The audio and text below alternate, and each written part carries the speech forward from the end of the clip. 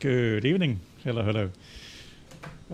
Let's see who's here. Ozzy, hello. Roosters, hello to you. And Luke, good evening. Alex, hello to you as well. And Ghost, hello.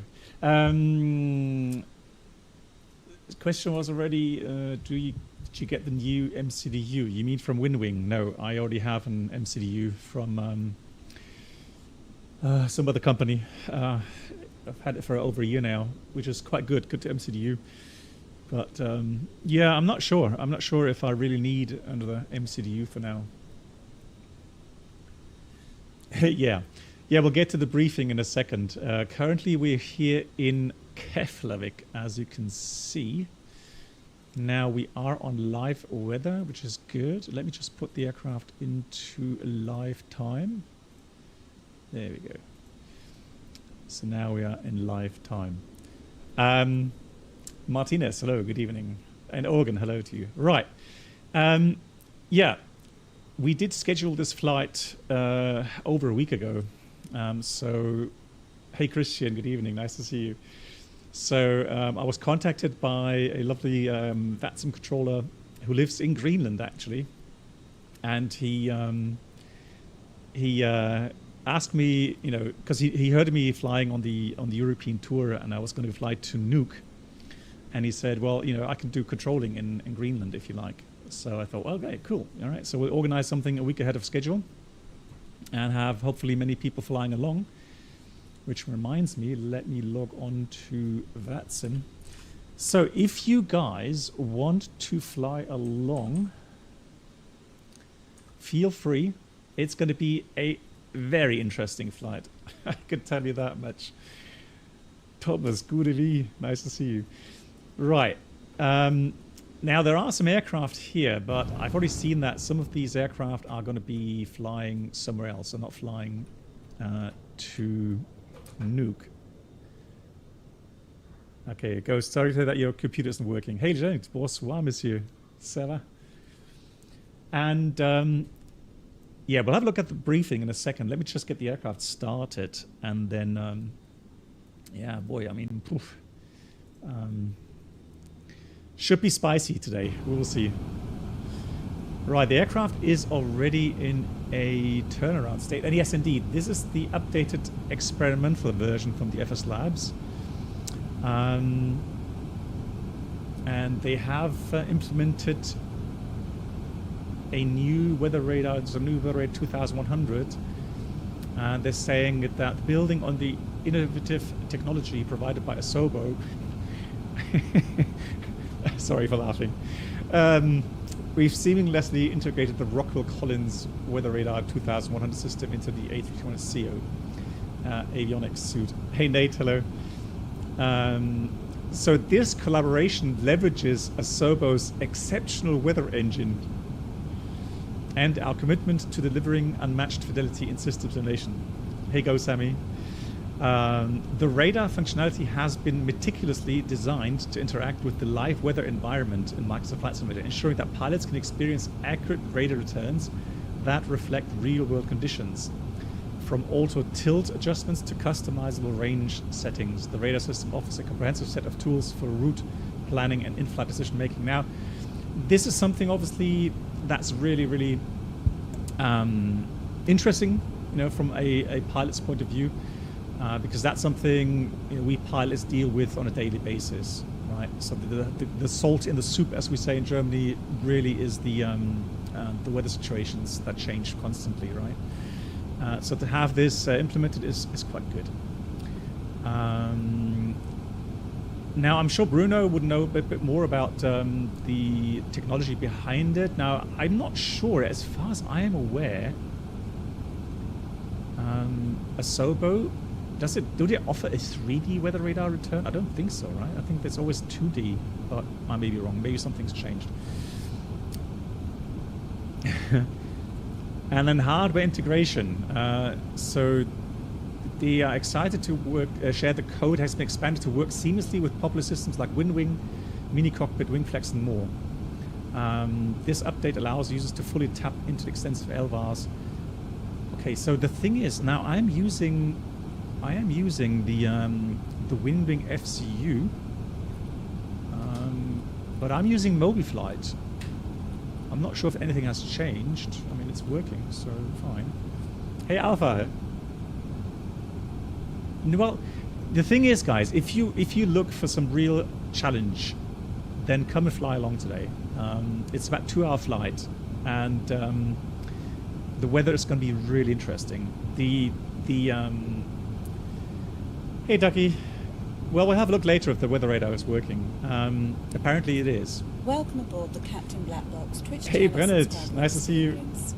Could new 19 months, subscribers crazy, please make their right? way to the first class cabin, where complimentary drinks, snacks, and premium flight entertainment will be served. Thank you. Brennan. Hey, Captain Black Box. I'm happy to celebrate 90 months with you. BB711 beloved. Thank you so much, Brennan. 19 months. That's a long time, isn't it? Brennan, I hope you're doing well. Right, so yeah, so hardware integrations, they had some SimConnect issues resolved, which is nice. And then, yeah, brighter cockpit displays, landing lights, brighter, lots of things that have been fixed, so that's good to see. So nice update there from FSLabs. Okay, right, let me have a look then into our tech logs. So currently, we are still using the same airframe that we started the whole tour. The only bummer is it failed to log one flight, but okay, that's just something.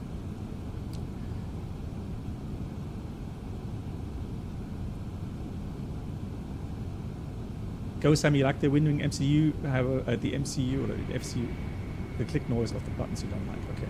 Hey, Andreas, moin. Manflex SRS, hello. Thank you much. Yeah, so you can see that the last flight we did was from Svalbard to Keflavik. It was a 3-hour 20 flight. Block time 3 hours 43.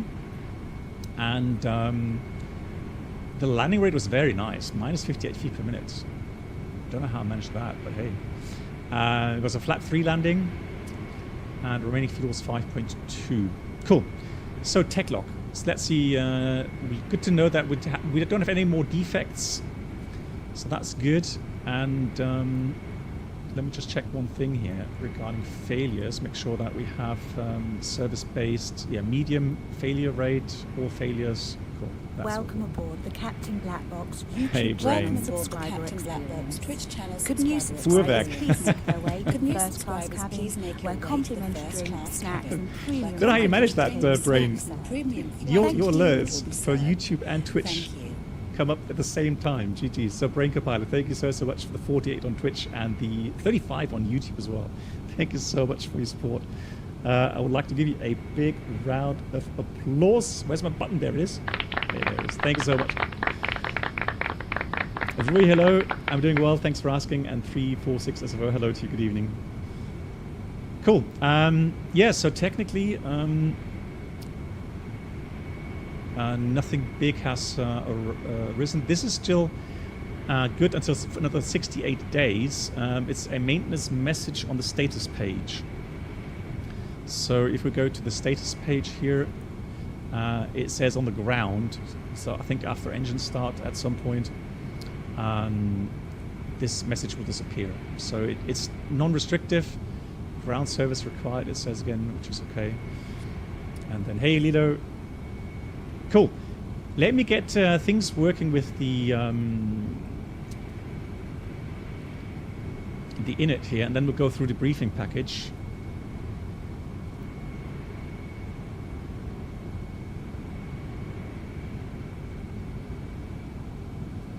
So there we go. We got Keflavik to Nuuk. Oh, and guys, if you want to know more about the whole flight, etc., some interesting infos are on my announcement channel on Discord. I do recommend, especially if you're flying along today, I do recommend you going through that. Because it does have some interesting differences in Greenland regarding VATSIM. So let me also do a big shout out first of all to the lovely controllers that came on today here in Keflavik, and also then later on in Greenland. So big shout out, big thank you to the wonderful people taking their time to do controlling for us. Well, I'll show you the airport in a minute regarding if it's doable with the 777.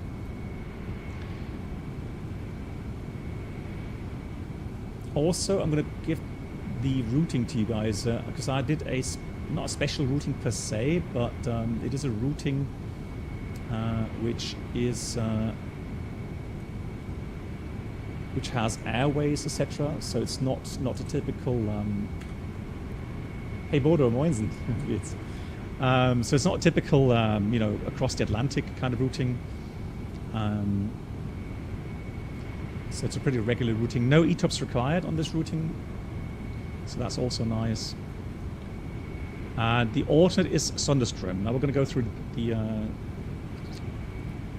documents in a minute. Let me go and get fueling going. 60.3. So we want 12.1. Trip fuel is 5.5, and we have a lot of extra fuel. And the reason for that I'll show you in a minute. I'm pretty sure IRL truck is on its way. IRL today. Please don't load aircraft until Flights to Nuuk have been cancelled. So and there's a good reason for that. So let's have a look here for the flight plan. So average wind component -4. It's not much really, but because usually would have more headwind component.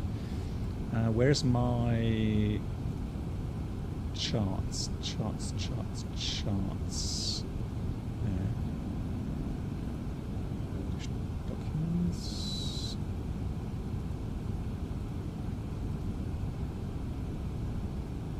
Doesn't have charts in here. Anyways, so weather. We've got a SIGMET. First SIGMET is Reykjavik CTA severe turbulence. We'll show that on the map in a minute. So the severe turbulence to expected between level 350390 in the Iceland area, Reykjavik CTA, and then Nuuk also has severe turbulence forecasted, surface to level 110, and there's a good reason for that. Position. So we have here in Keflavik, until the fuel truck arrives and 100 degrees, 4 knots, Cabo K -0, so not bad. Later on, they're going to get some snow showers. Significant meteorological information, SIGMET. So like significant weather. So the volcanic ash, for example, thunderstorms, turbulence, those will be, or fog, even foggy ground conditions, those will be mentioned in the briefing package as SIGMETs. So currently, they are saying 120-24 gust 54. We have runway 0422. Another problem is this, since it's not saying auto here, this is just a written wind, meaning that should be referenced to true north, and we have about 20-something, 24 degrees west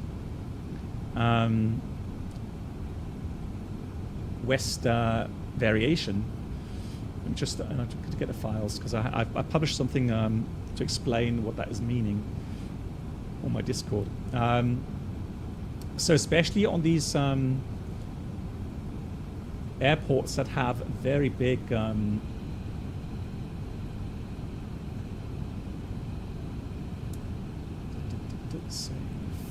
very big variations, you have to take that into account when you pre-plan regarding crosswind components. So there we go.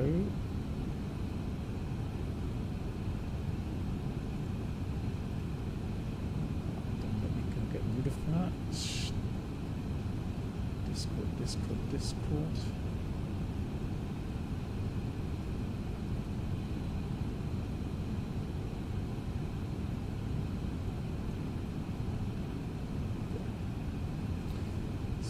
There we go. Okay.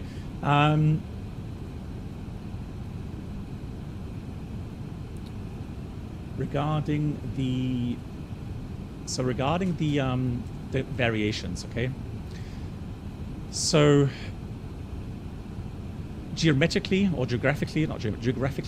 in aviation, we reference ourselves to true north. However, when you look at your compass, right, especially the magnetic compass, so we even have still that magnetic compass here in an Airbus. So this measures the magnetic field, and so it shows a magnetic north orientation, right? Magnetic. And the Earth's magnetic field isn't uniform, meaning it varies, right? So depending on your latitude, longitude, you will have a certain variation, so deviation from true north. If it's a west variation, right, you will have to add the amount of degrees to the true north value, right? If it's east magnetic variation, you would subtract that value. So today we have, for example, here in Keflavik, we have a variation of 12 degrees west, meaning our needle magnetic indicators or the compass will show towards north in that direction. However, the geographical north pole is 12 degrees further to the east. Okay. I know it's confusing, but that's just the way it is. So if we read weather, unless it says auto, so if it says METAR or TAF, so forecasted winds, it's true north reference. So for example, in Nuuk, we have to add 24 degrees to that value to get the magnetic wind. So it's about 145, and that is pretty much crosswind in Nuuk. So with this current value, it would be in limits for landing. But if you look at the forecast, right, 170, 55, gust 70. I mean, if we add 24 degrees, that's 194 magnetic. So that's about 30 degree off. That's about half the value. So strictly speaking, could be theoretically, if the wind is at, let's say, 55 knots from that direction, then maybe we are within crosswind limits. But we're going to have to work that out later as we get towards Nuuk. So that's something to take into account, like I said, on these kind of flights. Very far north. So the last weather that we received, currently they have 080, 22, gust 32. So that's about 60 degrees off. So that's almost full crosswind condition. So that's already getting close to max limit. Snow showers, but the visibility is good, and the temperature's plus 1 degrees. Right? It's not really cold, it's just very windy. And we can see now they have. Sorry, that's Sandestrom. That's the alternate airport. So currently here in Nuuk is definitely out of limits for now with that wind. Okay. So they're still saying they're going to get 70 knots wind in the forecast, and that's definitely going to be outside of our limitations, right? Also, they may have later on some snow showers, drifting snow, and then yeah, I'm going to have to just wait and see if we're lucky enough to maybe slip in with that kind of wind before it gets crazy windy. Nevertheless, a diversion today is very likely. And so for the airport for us, this should be governing 70 degrees to 20 knots. And that should be passed. So once we reach Sandestrom, that should be behind us. It should be more like this wind here. But we'll see. But again, we have to closely monitor the wind situation there.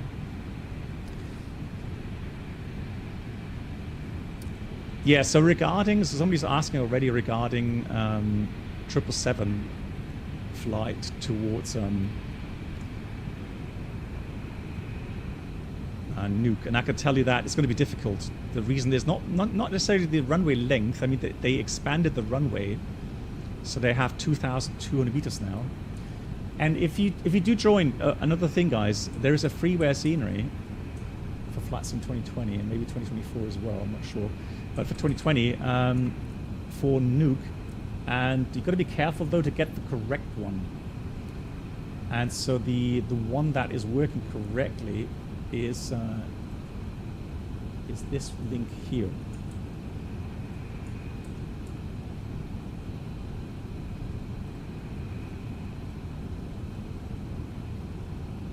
Hang on. What's happening? Where's my chat? It says this one here. That's the link. And I've already looked at it, and it's a fairly nice scenery for the fact that it's free. It's very nice. Good. So the thing is that apron C, I think, was closed. So apron A should be for us, if I'm not completely mistaken. So let's have a look again at the NOTAMs.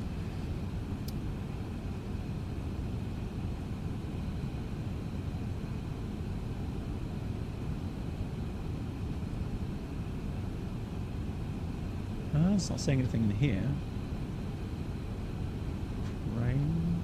Oh, it's just says stands. 4B, 5B, 6 closed. Oh, there it is. That's the one. Apron Charlie closed, you see? So that is closed. But yeah, once again, the 777 will be very challenging. I do suggest taking something smaller for the flight. Alright, so let's also get the boarding going, because fueling will take a bit more time.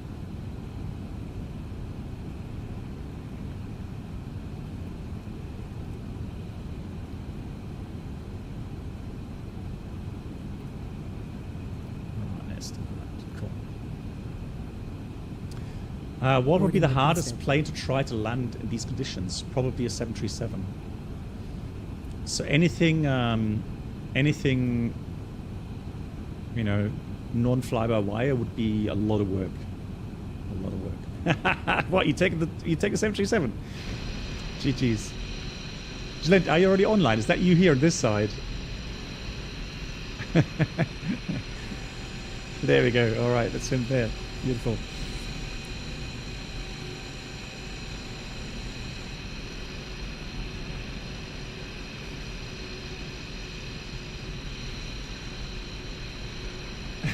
Cool thing is, somebody already filed to go directly from here to Thunderstrom. they said, I'm not even going to try Nuuk, I'm going to go straight to... Do you want a crew boarding starting? ATR 72, yeah, that's oof.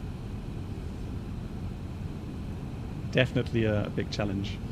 Right, here's the preliminary load sheet. So we're expecting 0 fuel 67.4, and takeoff weight is about 79.3. Fantastic. Cool. Alrighty. There's the crew coming in. Alrighty. And yeah, so initially we're going to climb 340 and 2 hours flight time roundabout. Right, let's see. Can we get the ATIS really quickly? So let's go departure ATIS. 8.7 tons of fuel.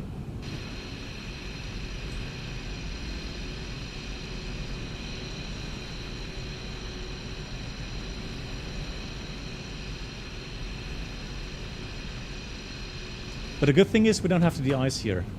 It's not frosty, so that's pretty good. Bodo, you wrote, you ordered the glare shield, so the left EFIS, FCU, and right EFIS from Windwing, paid for it.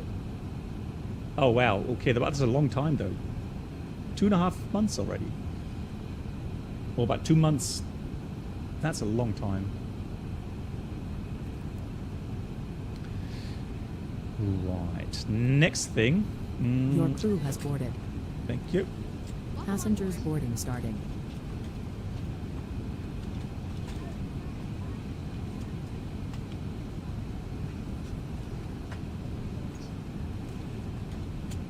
Oh yeah, and they have a new GSX feature, right, regarding pushback.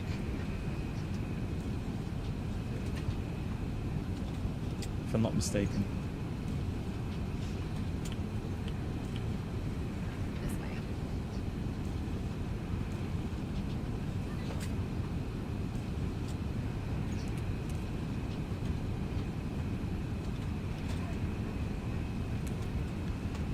Let's start the APU.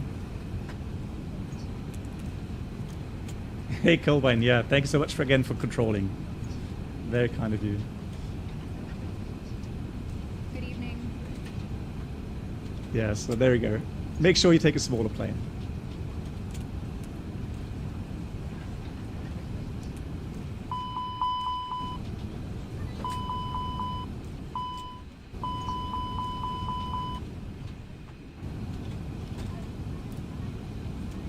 Welcome on board.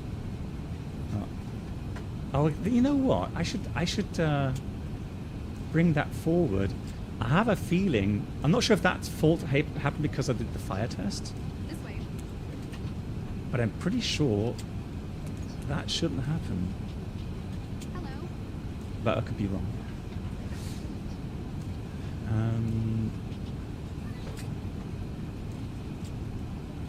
Right, let me go and fetch the clearance. So we got the ATIS, hopefully. ATIS Alpha. So currently they have 1.9 in use. This way.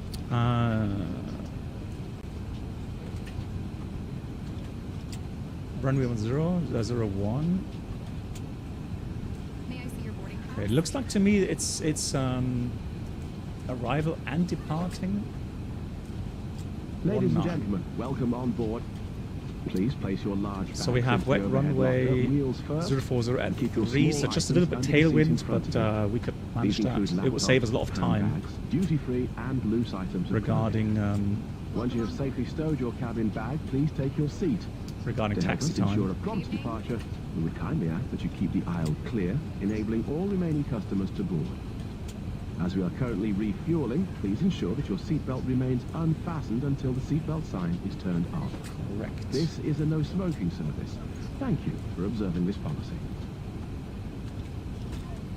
So let's get a. Hang on, where was that again? ATC menu, ATC request, pre-departure clearance.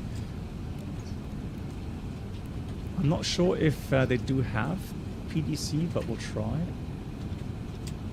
Boarding pass, please. 12. Welcome on board. Oh, hang on, one more thing. Control options. Just make sure I have the right controllers. Ah, there we go, you see. Good thing I checked. There we go. FSLabs and joystick FSLabs.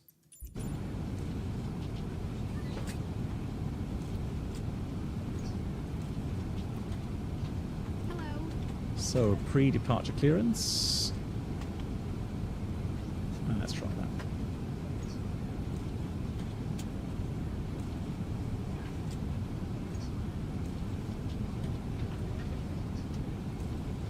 Hello. So also no PDC? Okay. Welcome on board. Roy, I'm gonna have to wait and see. I'm not sure how well Asobo simulates the cloud model, meaning not just 2D top down, but also vertically, or horizontally and also vertically, so in a kind of 3D fashion. If they do simulate that correctly, then I think FSLabs will have done, you know, the best they could. Hello. But the only way to find out is to see later on during the approach, see if we get some weather. Right, 1219 for the ground. Hello.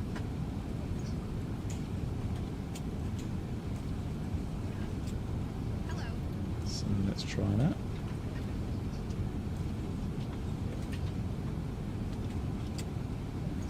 Keflavik ground. Good evening from Windmill 711. Information Alpha stand 12. Airbus 321 requesting clearance, please. This way. Oscar Echo 711 Keflavik Tower, hello. Stand by, give me 1 second, I'm setting up my system. No worries, stand by. Good evening.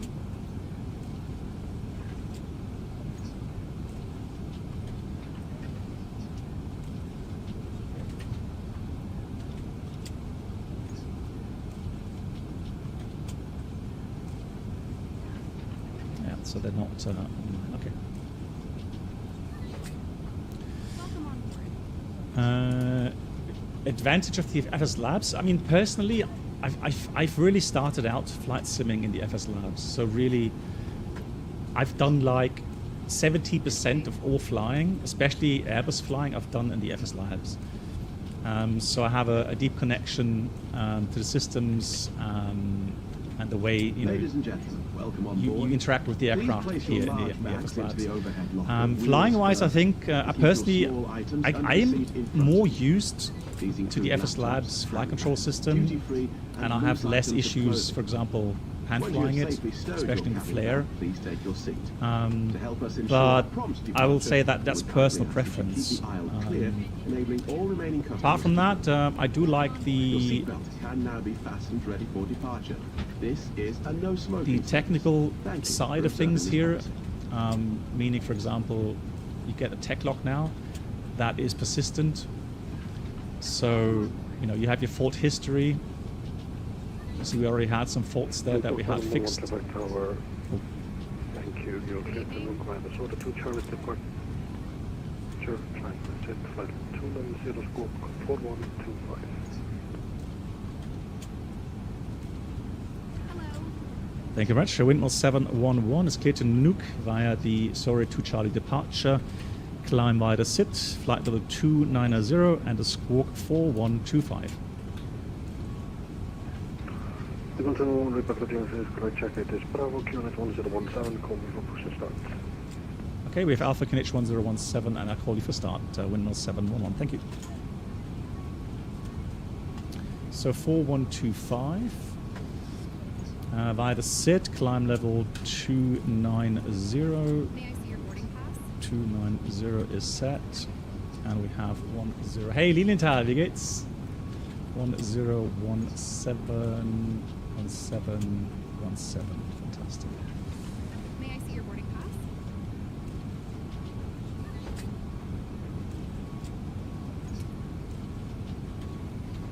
Hello. So it is going to be the Hello. runway 19, With the 1, 4, the Sorry 2 Charlie departure, and then for the arrival later on, it's going to be tough. But the way regarding the forecast, Definitely ground, good evening, this is for call for Echo. so the way the let's start down the volume a bit. With the 1, This way. It should change to runway 22, and it does have an ILS. Next step 28 via Echo across runway 28. Good evening. Next November, and for go. Just confirm it's So that's a Zulu ILS, and confirm start 10. inbound course is 222. May I see your boarding Yeah, pass? so it's a Good straight in, evening from no KLM 1 offset, for Tango. Request IFR clearance to Nuuk. We have information Bravo. and but there's no star. That's the thing. So there's no arrival routing. Sorry, your 2 Charlie departure. Initial climb flight level 290 and squawk 4136. KLM 1 for Tango. So the last waypoint is this one here on the routing. So Golf Hotel And of course 221, clear to destination. and then 2 to KLM 1 for Tango. Foxtrot. That's what we filed. So We'll go KLM 1 for Tango. no via in this case. So that means we've got a routing, and then we just close this,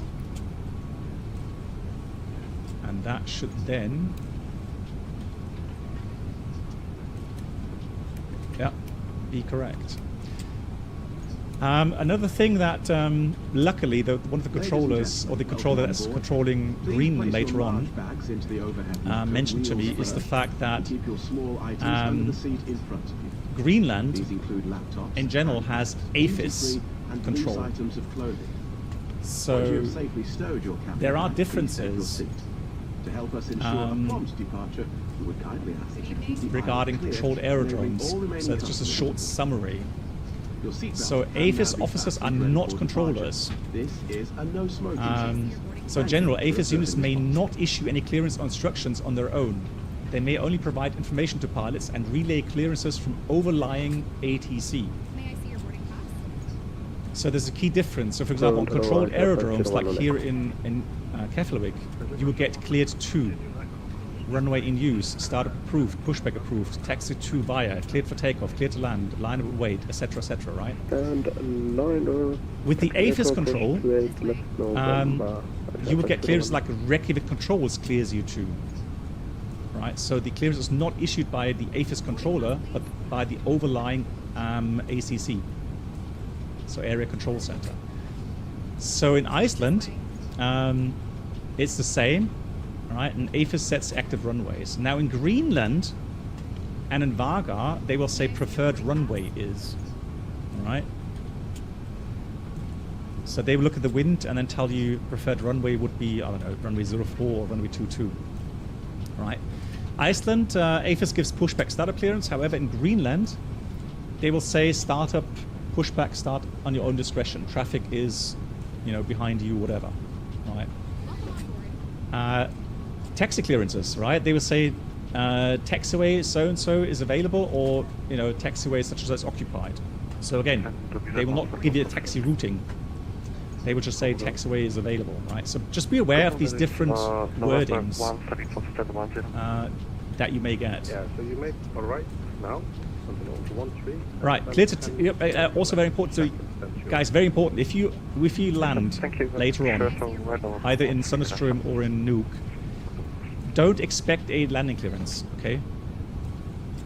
The AFIS controller will not give you landing clearance. They will only say no reported traffic, runway so and so. All right. Or otherwise, they will say runway is occupied. Right. Traffic is on the backtrack, whatever. Right. So. Yeah, just be aware of that.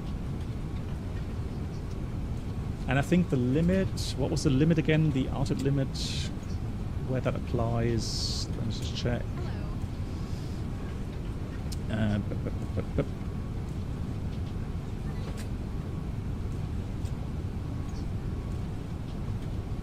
Yeah. Yeah, so below level 195. So level 200 is the lowest IFR controlled flight level, and then below that is class G airspace. So you won't get separation anymore from ATC, you'll just get information and the wording just like I mentioned, okay? So somebody is asking regarding 777 where they can park in Keflavik. I just got the reply from the controller. It's stand 72, 71, 70 or stand 11, 12, 14. Those do hold the 777s.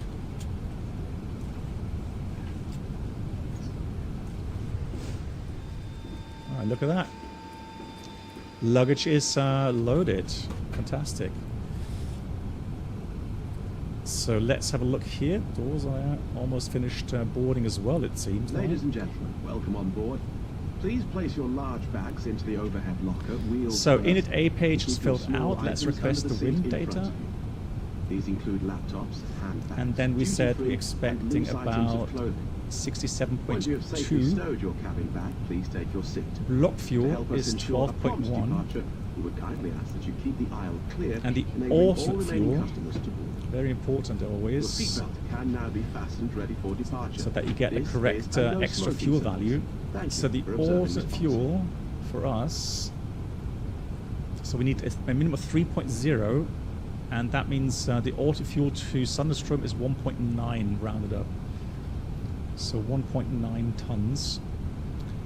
1.9. I'm going to put that in there.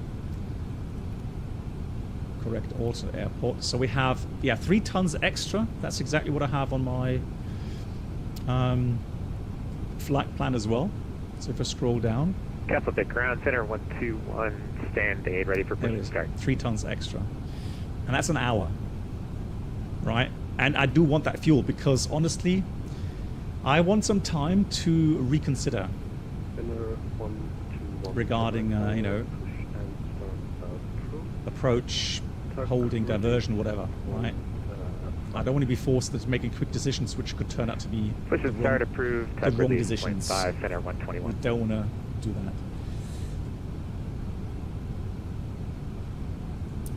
Do you have plans? Do you know plans regarding a shared copy? I have no ideas yet, or I haven't heard anything yet. I think they're focusing right now on the Neo, so I haven't heard anything in that regard. Good.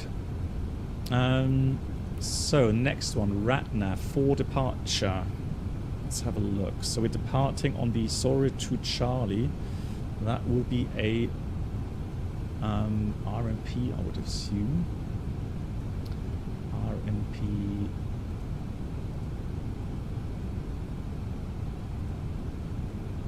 Yeah. So that is a RMP departure, GNSS required. And after takeoff, contact Keflavik approach, which we do have, 19.3. On VATSIM today, available as well. And then departure will take us straight out Kilo Foxtrot 285, max 220. Then we go right 289, and then to Soria. And it's a climb by a SID, so with the speed restriction, climb level 290. So 285, 289.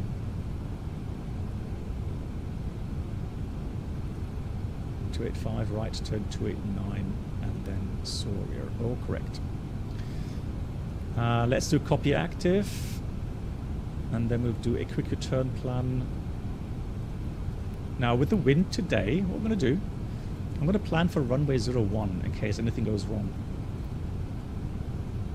So we'll kind of do a teardrop procedure, return runway 01.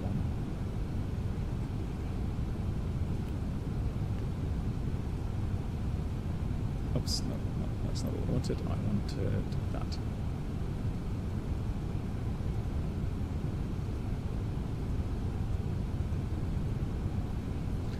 So here we have 19 should be NADP 2, and the engine out is going to be, so that's 1170 thrust reduction acceleration, and Ladies engine and out welcome on board. is 1700 Please place feet, your large bags into the overhead locker, wheels and procedure is first, just and straight keep out your small 25 items under the miles, seat in front of you. These include laptops, handbags, duty-free, which is and fine loose because items that of way clothing. we just continue straight out, Once you have safely stowed your cabin bag, please accelerate take in your seat. 1700, To help us ensure a clean up, prompt climb departure, 3000, we kindly radar ask vector that you keep approach, the then aisle onto runway clear, 01. enabling all remaining customers to board. That makes it very easy. Your seatbelt can now be fastened ready for departure. This is a no smoking service. Thank you for observing this policy.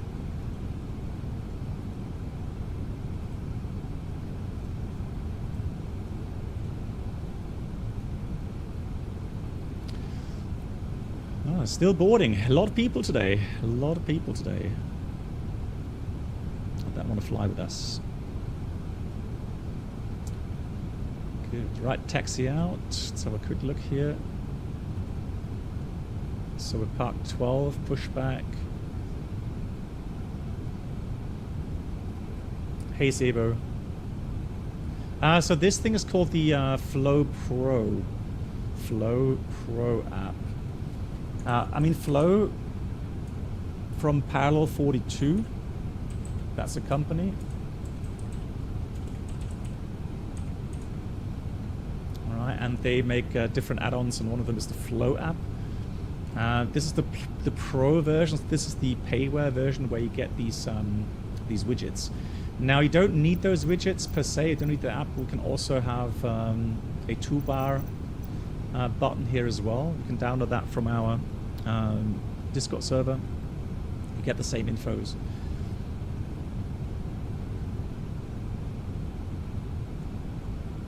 Right, taxi out November 19. There's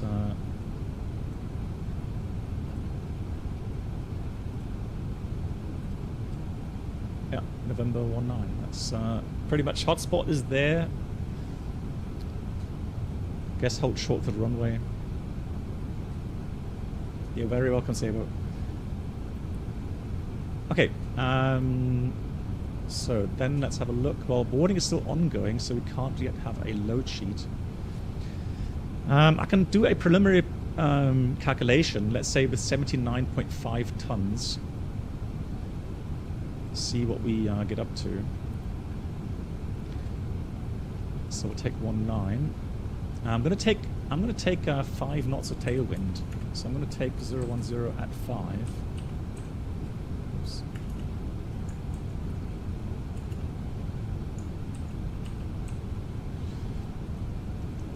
We'll take 1016 in case it drops. I'll take a runway wet. I think they said wet on the ATIS.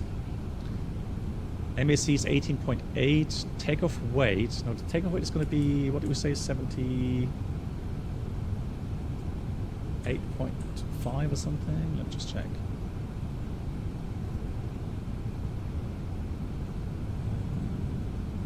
No, 79.3. Almost. 79.3. It always takes the current weight. So 19. We'll have anti-ice, engine anti-ice on, air conditioning on as well. Optimum config flex, let's calculate that. It should be a long runway, 3,000 meter takeoff run available. So it's giving us approximately flaps 1 plus F. And we have 59, 59, 62, flex 42. So that's what we can expect. Good. Quick briefing then. So A321. CO but sharklets. Technically, we only have in the cabin, door 1 right, unlocked decal. The indicator's in a poor condition, nothing major. And then we have the QAR maintenance message and status. Also, nothing that we have to consider procedural-wise. This is a no smoking service. Thank you for observing this policy. We ordered a total of 12.1 tons of fuel, 12,040 kilograms currently still available. APU is on, burning some fuel, that's fine. And we have about 3 tons extra, it's about 1 hour extra flight time. The reason being is that we are obviously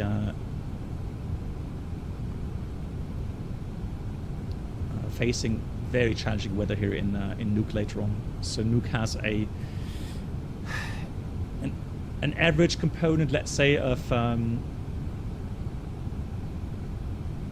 150-20 gust 35, and then no worries. Then we've got the forecast regarding the 70 knots wind. Now, it's only a forecast. You never know if that will be Keflavik, ground, that critical or not. Ready for taxi. And actually, that's the chart I wanted to show you guys as well. So there's a jet stream.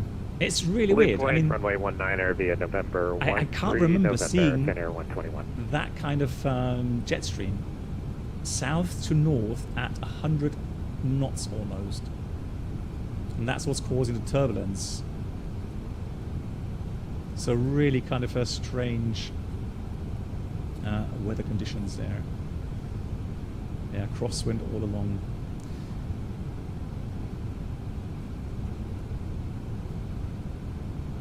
Alright, so that's well, we have extra fuel. Taxi out, we already talked about. Departure, we talked about climbing level 290. And then special threats. Here, nothing really. So later on, we've got lots of threats in Nuuk, but otherwise here, I don't see anything major. get the ground power off. Cool. That means we can read our first checklist. So the cockpit preparation checklist. Gear pins, covers removed. Fuel quantity 12,040 kilograms balanced.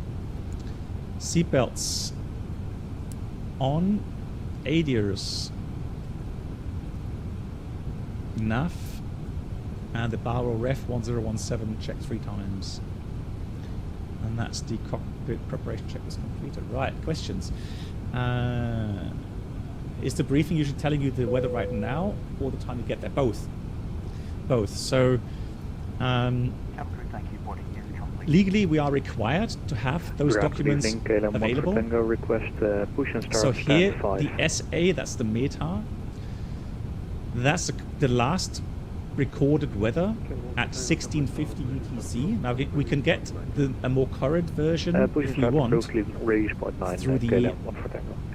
through the MCDU.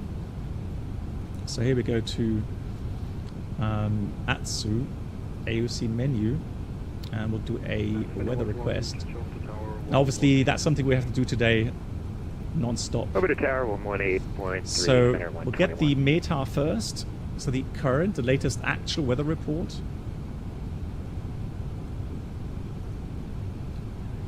So there it is. So from Nuuk we have currently variable 21. Now that's, so variable direction doesn't really help us, does it? But that's an automatic observation, right? But normally automatic reports will have a magnetic indication. So, but it's not recording any direction, which is kind of weird. But okay, 21 gust 46. Few clouds 4,800 feet, broken cloud cover at 7,000 feet, and overcast cloud cover at 8,200 feet. 5 degrees, very warm right now. But look at the QNH, very low pressure, 969. Thunderstorm currently is having 090 16 knots, that's fine. And more than 10 kilometers. Then we have few 14,000, 2 degrees, and -7 dew point, quite dry air, and 981.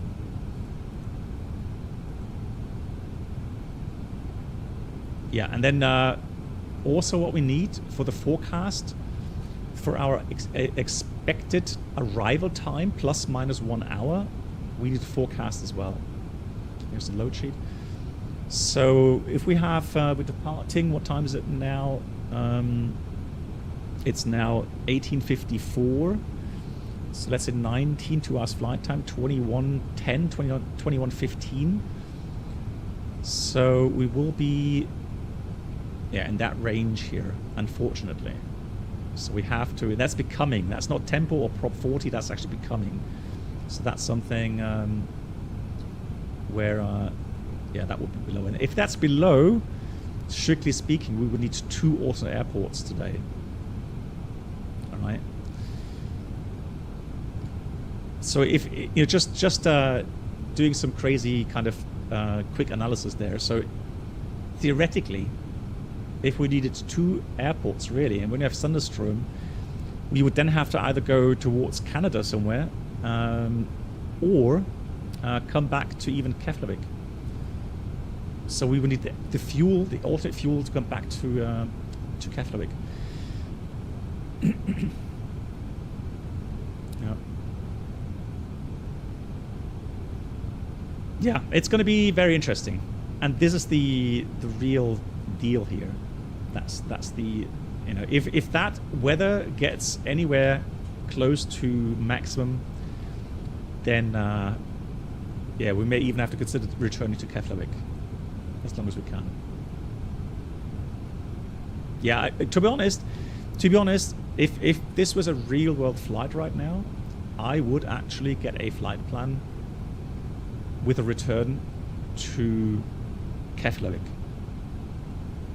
Right, so what that would mean is that we would need the trip fuel back again, so it's about -4 +4 on the way back, so we need pretty much the same, although a bit lighter on the way back. So the fuel back would be about 5 tons from the missed approach point, I would say. We already have 3 tons extra fuel here, so that would be literally only 2 tons more than what we have now. So capacity wise, weight wise, not an issue at all. So really, I would have a plan to return to Keflavik. And that way, I would have Thunderstorm covered with good extra fuel, but also I would have Keflavik included.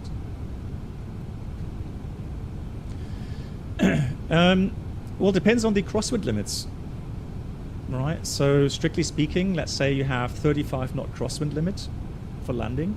That's your limit. Hey, LR Aviation, good evening. Right, so it's not. I mean, yes, of course, I can get more restrictive if I wanted to. I could say, you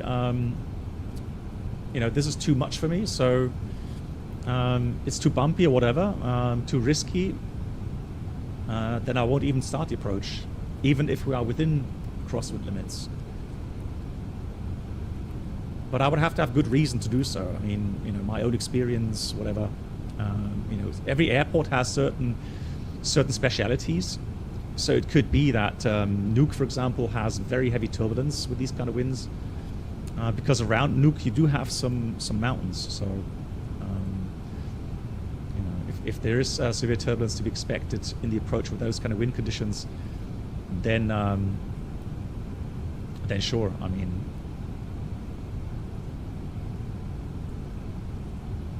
so let me just have a look here. Look at this.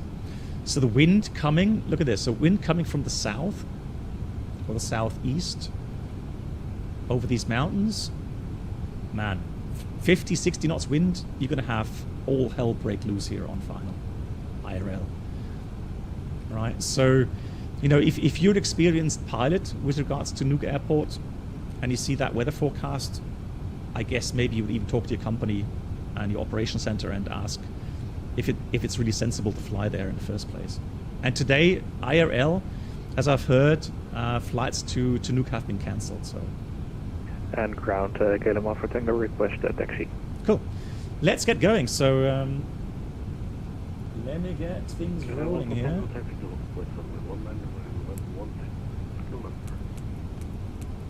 Taxi to holding point, runway 19er via November and November. Caleb 1 for Tango. So all doors in flight, please.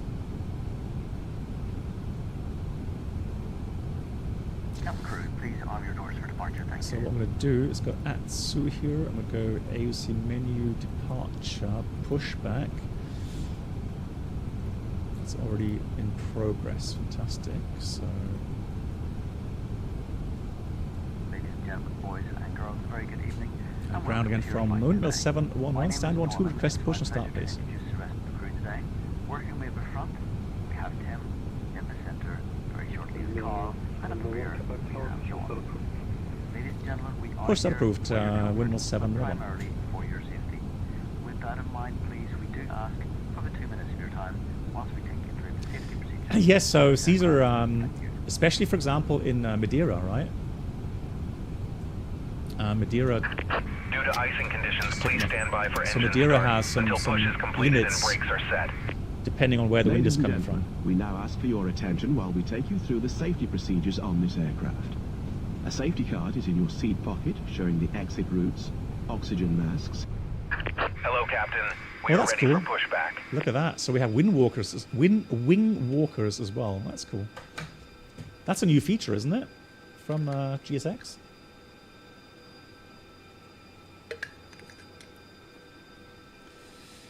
Yeah, Patrick, but that may change. The wind is going to change dramatically, apparently, later on. So, Departure checks completed.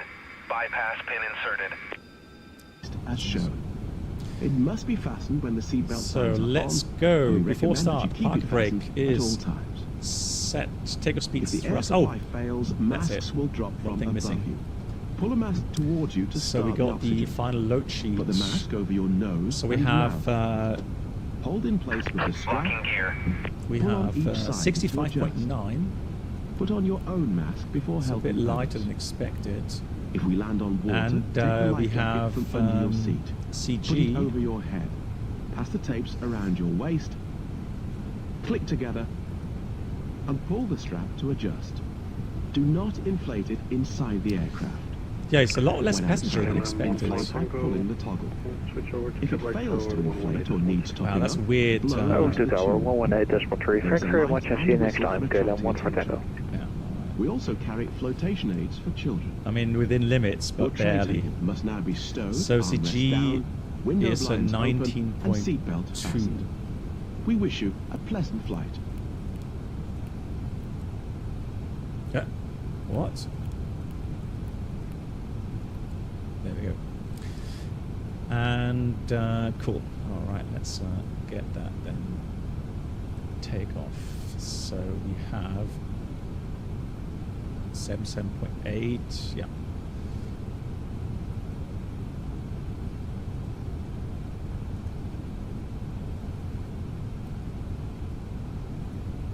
But again, I want to have 5 knot tailwind in here, so we want 010 at 5.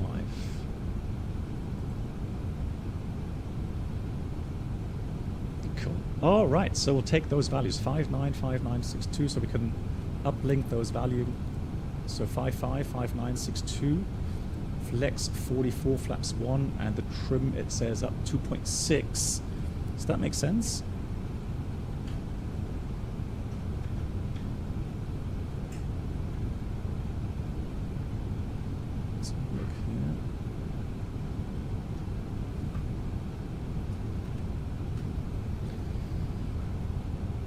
So 19 is here, yeah, that's pretty much up 2.6. That's correct, fantastic. All right, so take a speed thrust 155, 159, 162, flex 44, windows, doors, make sure that's locked.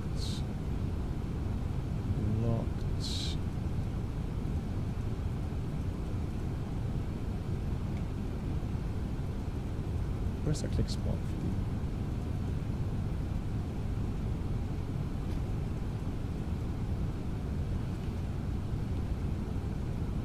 I guess you can't move that anymore. And close here as well. Then we have a beacon on, and that's before start check is completed. Right, so let's have a look here. Services.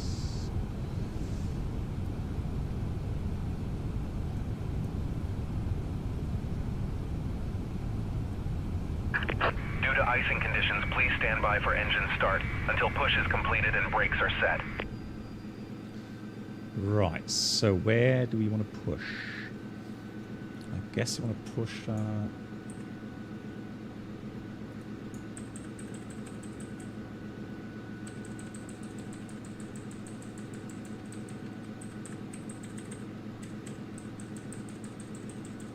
really see much, but we'll push that way.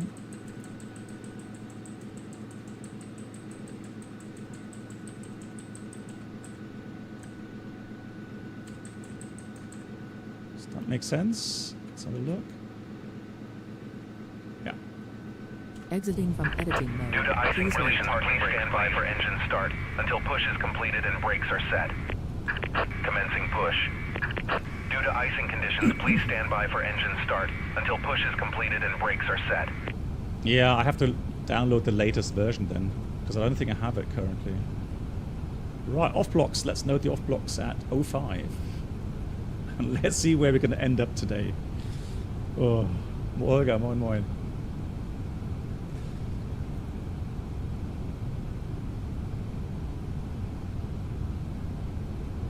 Yeah, weird that it loaded the aircraft that way. I mean, yeah, I guess the cargo is mostly in the front then. Because passenger seating is pretty normal. It's just the cargo itself, it seems.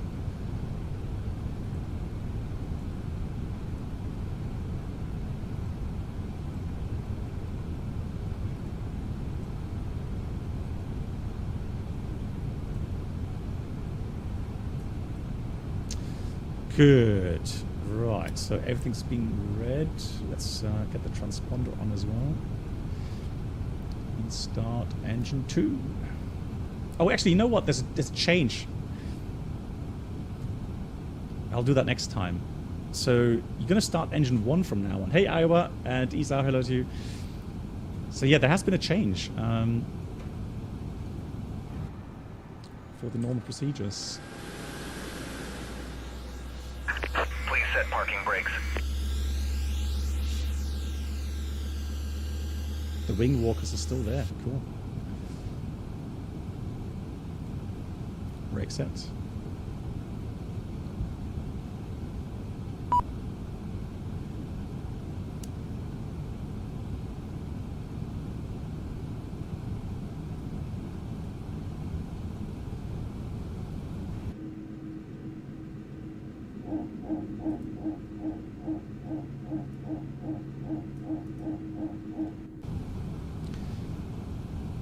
Engine 1 start.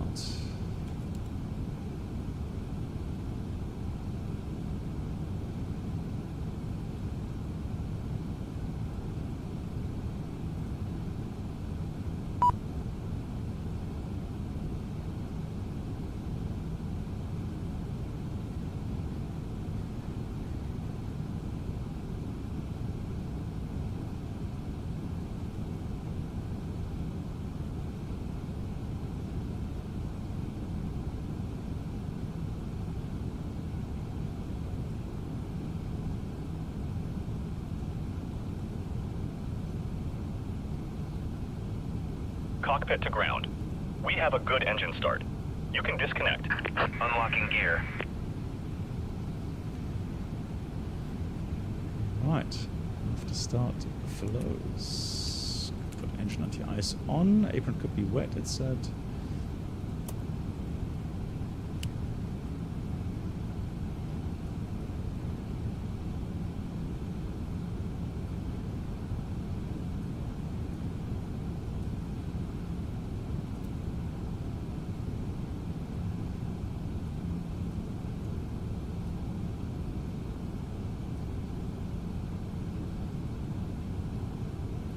Fly controls, full up, full down, neutral. Tow truck disconnected. Bypass pin removed. Neutral, rudder, full left, full right. Left is clear. Neutral. Right is clear. So let's wait for the all clear signal. Are dogs allowed in the cabin? Dogs and cats are allowed up to a certain size. We call them pet in cabin. So every airline may have a different regulation towards that, but usually, yes, usually you would be allowed to take some certain pets into the cockpit and in the not cockpit, the flight, the cabin, not the cockpit, cabin. Imagine having dogs or cats in the flight deck. Good God. So also in the US, you have things like emotional animals. Ladies and gentlemen, as normal procedures in the hours of darkness to dim the cabin lights, you'll find a reading light in the panel above your head, should you wish. Right, let's do the after start checklist. Anti-ice, engine anti-ice is on. We have ecam status checked, pitch trim 2.6 up and rudder trim neutral, and that's the after start checklist completed. Windmill 711 request taxi. Windmill 711, get back tower, taxi to correction, Keflavik ground, taxi to hold point runway 19 via November. Via November, holding point 19, Windmill 711, thank you. Cool, so left side clear, right side clear. Let's go.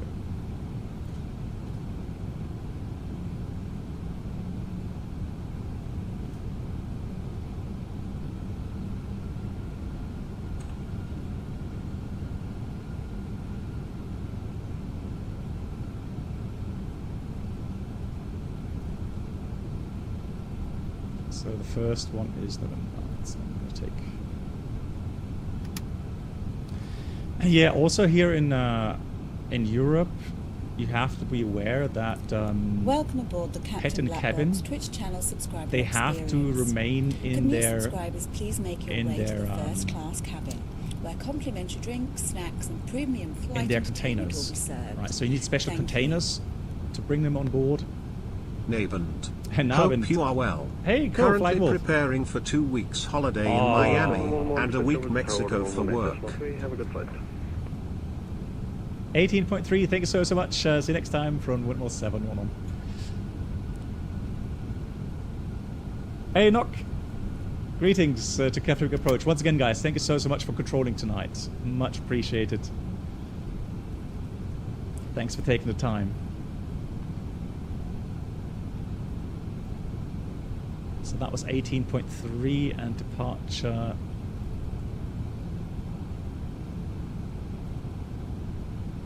It's heavy aircraft is 19.3.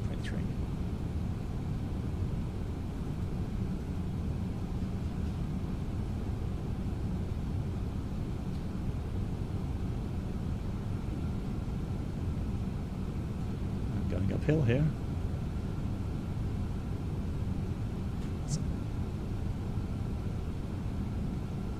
Yeah, I think it's scenery here that has some really weird kind of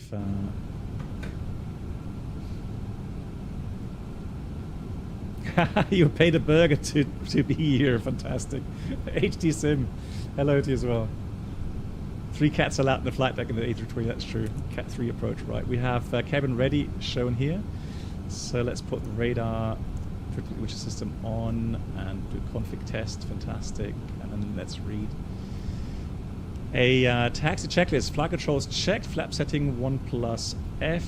We have radar predictor which system on and auto. Engine mode selector is normal. ECA mode takeoff no blue. And that is the taxi checklist completed. Keflavik Tower, very good evening to you from Windmill 711 approaching 19, ready for departure. Windmill 711, Keflavik Tower, hello. Wind 702 knots, runway 19, clear for takeoff, and after departure contact Keflavik, departure 193, report call sign and passing altitude. That's copied. When airborne 19.3 departure, and we'll do so. Thank you very much. Have a great evening, Windmill 711. Good. Liner, cabin crew, prepare for departure. Then we have liner checklist. Takeoff runway is 19, full length, TCAS, TARA, and pack 1 and 2 remain on. And this time, I'm going to switch off nose wheel steering. Otherwise, we're going to go off the runway again. Right, cool. Let's start the chrono. Let's do this. Ha, fantastic. And let's go. Let's see where we end up today. Takeoff.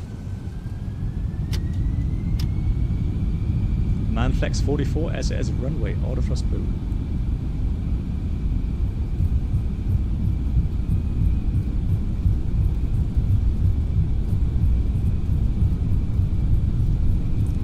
Welcome aboard the Captain Black Box Twitch channel subscriber experience.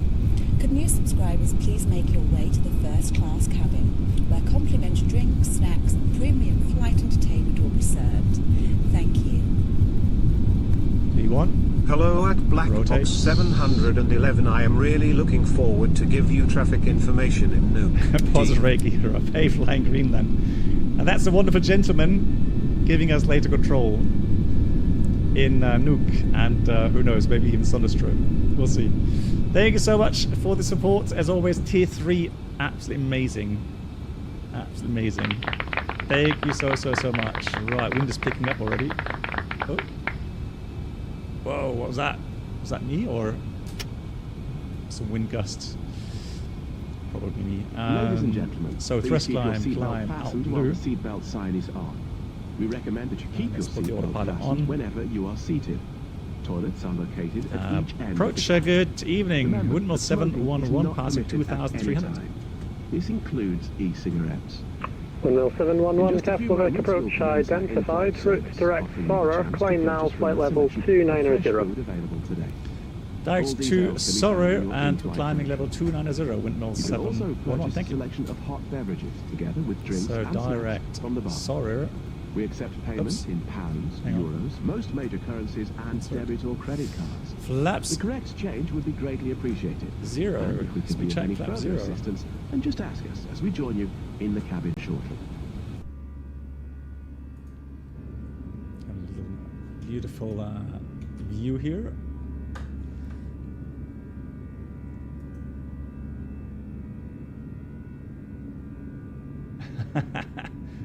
Fantastic. Alrighty.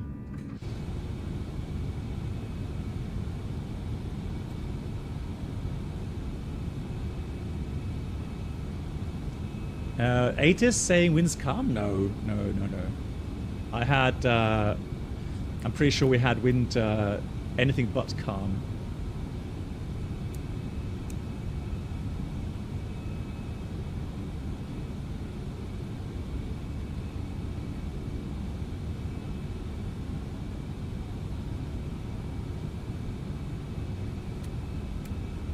Oh yeah, maybe I need to do that. That during takeoff and landing we have the alerts muted. Yeah. Yeah, you know, sorry for that. Yeah, I'll have to do that.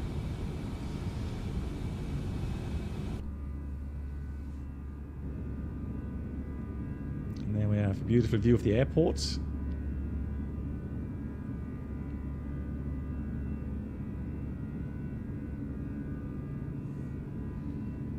And Jesse, hello to you. And Adrian, hello, good evening.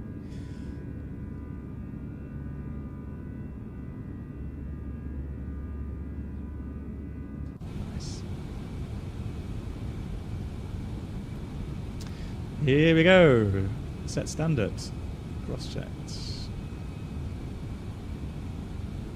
Right, let's get the lights dimmed down just a tad. Make it a little bit more relaxing here.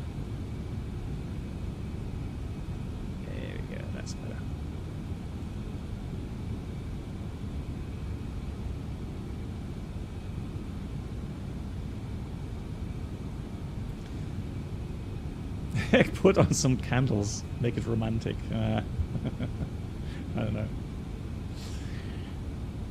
I don't know.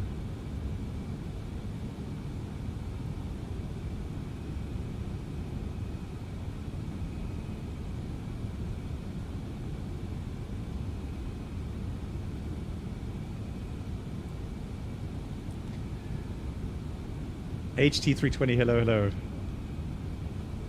Passing, I guess outside it's pretty much dark anyways, isn't it?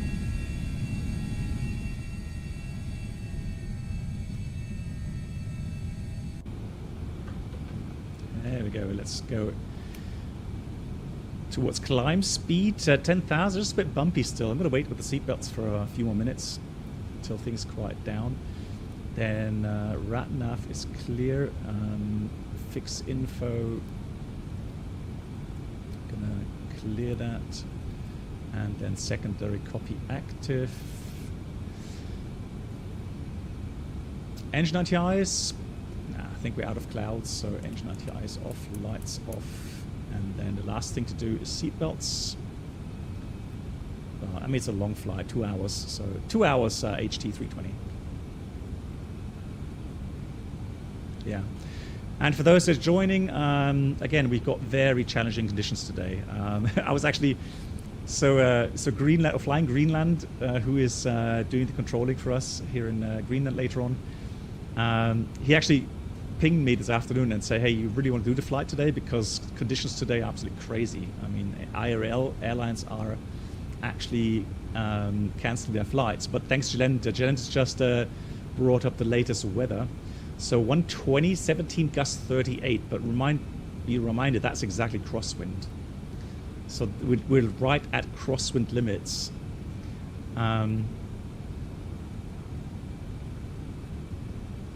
So that's a challenge, right? So if it gets even windier, then we may not be able to land in Nuuk, and that's why we got a good 1 hour extra fuel today, to have some time for decision making. And then obviously we have to strictly monitor our alternate airport today, so Bravo Golf Sierra Foxtrot, which means we're going to get frequent updates, weather updates, just to make sure that these airports remain open.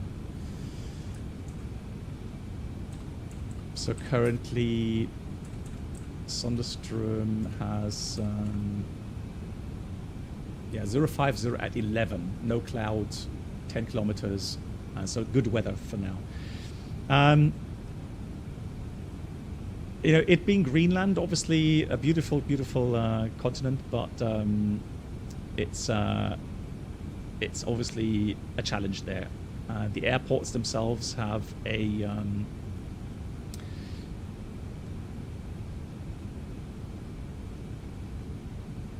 airports which are within valleys, and then obviously because they have a offset the approach path. Here, for example, Sunderstrom, you have a localizer. Yeah, 969, very low QNH. Yeah, absolutely. So even though the airport runway length is fine, so 2,800 meters, you can land with a 787 A330 here perfectly fine. And most of the time you have easterly winds, which is good because otherwise you're going to have a problem with the other runway. So I think there's probably just a visual approach for runway 9. Well, they have an RMP approach, RMP Bravo, 3.3 degrees, but that's a challenge in its own right. So, yeah. But anyways, if anything, we have to go to Sunderstrom, then it's going to be the localizer 09.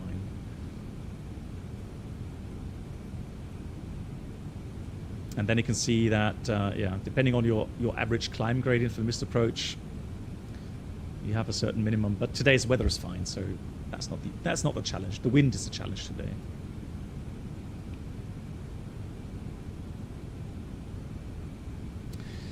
Indeed, yes. So I can read again the official message from FSLabs regarding the weather radar. So they're saying, building on the technology provided by Asobo, they have integrated the Rockwell Collins Weather Radar 2100 system into the A321 NCOs. And so, yeah, you should be able to get proper weather returns now, which, like I've always said, is something which I've been really, really missing in the Microsoft Flight Sim.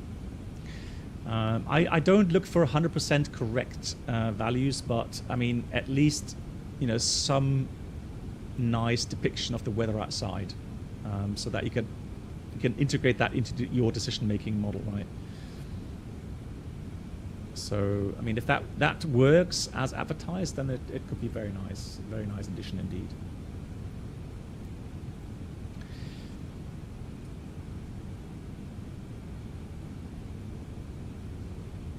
Yeah, later on, maybe we do see the seatbelts off. So maybe later we see some weather in over Greenland. Yeah, you know, I totally agree. It's something I've been complaining about for a very long time. So flight model and weather radar, missing weather radar in Microsoft Flight Sim. So definitely. But what we could do, if we don't get weather, here's my promise, guys. So wherever we land, be it in Nuuk or in Sunderstrom, and we don't have a weather radar return, I'm going to switch the weather after landing. We'll switch the weather to... No, this is 2020, Mike's 2020. We're going to switch the weather to thunderstorms, and then we try it out again, see how that translates. Yeah, Adrian, yeah, same for me, yeah.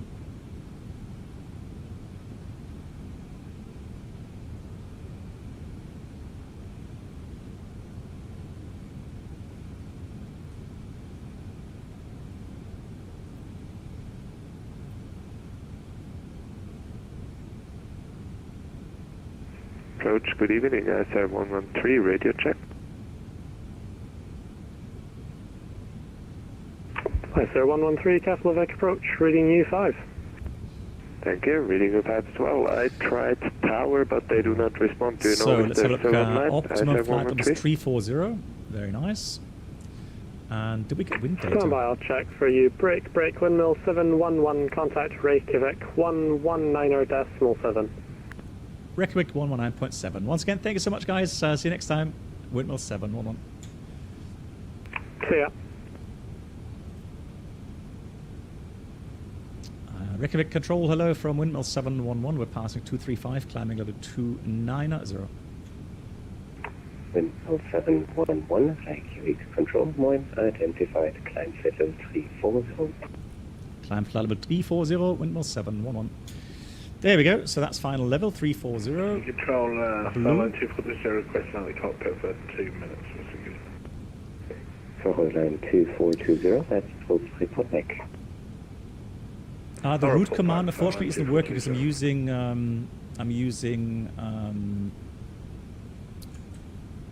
Volanta, and but this is the routing if you want to fly that routing. I'm using the Bravo throttle quadrant, and I've been in contact again with the what was it again, that company Flight, and they will send me the latest version 3 of the A320 levers. So those were the Flight Sim Factory, that's the one. So Flight Sim Factory, the A320 Pro version 3, and they look very nice. So looking forward to that.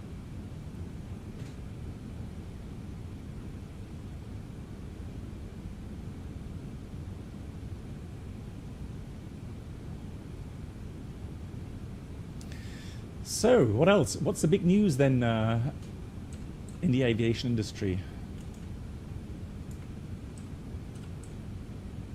Let's have a look at Aviation Herald. Anything new there?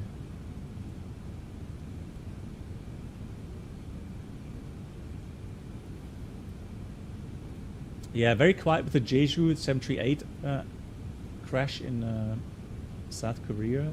So nothing really. Are you excited for A350? Yes, yes. I mean, looks like a very nice add-on as well. 211, you are leaving my space. Monitor advisory 122.8. Goodbye. 6 uniform, Ocean 11, take it for yourself, so have a good one, bye-bye. Ocean 11 Alpha, same for you. Monitor advisory 122.8. Bye-bye.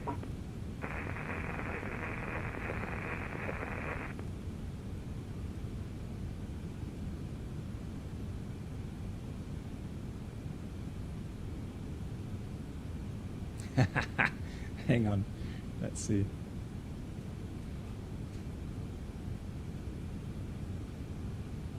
So flying along, Phoenix 5 Tango Lima, Corsair black box. Okay, interesting.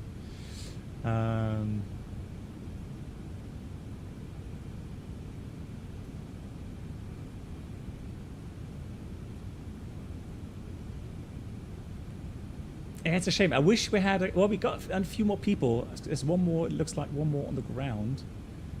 Gonna fly to Nuuk as well. So we've got 4 or 5 people joining, which is nice. Yeah, I was hoping for a few more people because again, it's not very often that we get nice control in Greenland, and also have these really challenging conditions in Greenland. Yeah, so the weather radar, I mean, it should be working. The weather radar is on, but right now we don't have any weather. So there's no big clouds around us at the moment. It may change later on. I can check the real world weather here. But let me do this first of all. Let me go switch.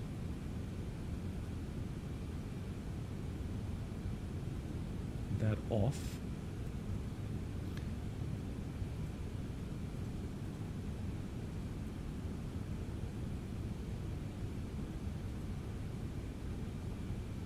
I think I have to restart that. All right.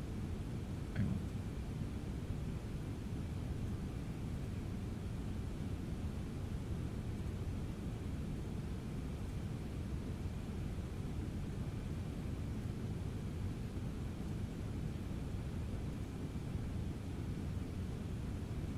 All right, a new SIGMET message.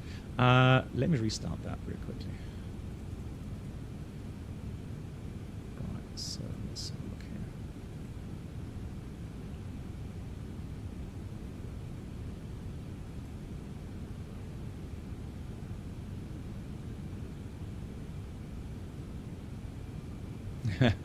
Well, I hope you have enough fuel. That's the important thing. So here we are. Scandinavian 42 Romeo, when ready, descend flight level 100 IFR. Descend flight level 100, Scandinavian 42 Romeo. Please confirm when ready. When the SMC tells you it's time to start descending. When ready, descend flight level 100, Scandinavian 42 Romeo. Yeah, so here we got weather there over Scotland, but right now, like I said, we'll check the weather radar afterwards.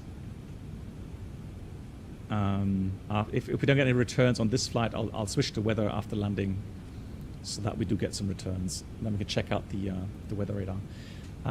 So information 8 is Bravo, runway 04, well in brackets, so suggested 04 in use. Yeah, 120 gust 38, so 70 gust 38. Variable between 70 degrees and 210 degrees, so that means very bumpy kind of wind. I mean, overcast 6,800 is fine, so visibility is good. Temperature plus 6 degrees, it's really, really warm.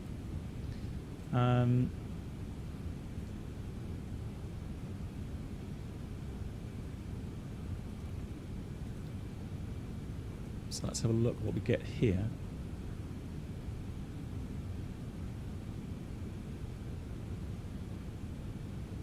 Now here we got information Charlie, actually interesting. So here we got Charlie 04, yeah, 19 gust 33, so that will be within limits. Line 2420, welcome back.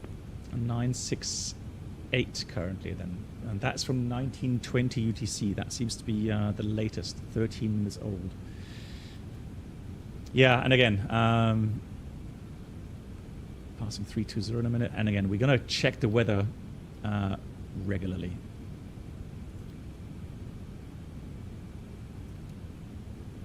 Just to make sure that we have a valid plan B.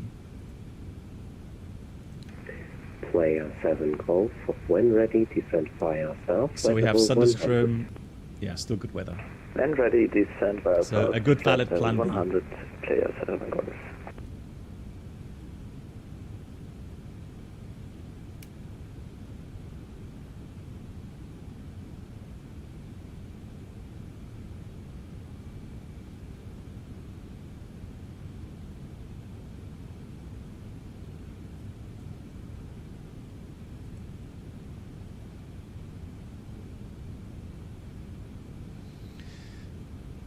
Good, alrighty.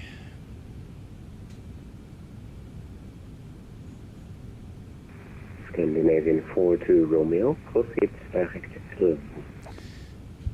So we have enough viewers here on Twitch and YouTube, guys. So if you say again, can you do me a favor? If you've ordered Scandinavian 42 Romeo, the Wing FCU, any kind of MCDU or FMS.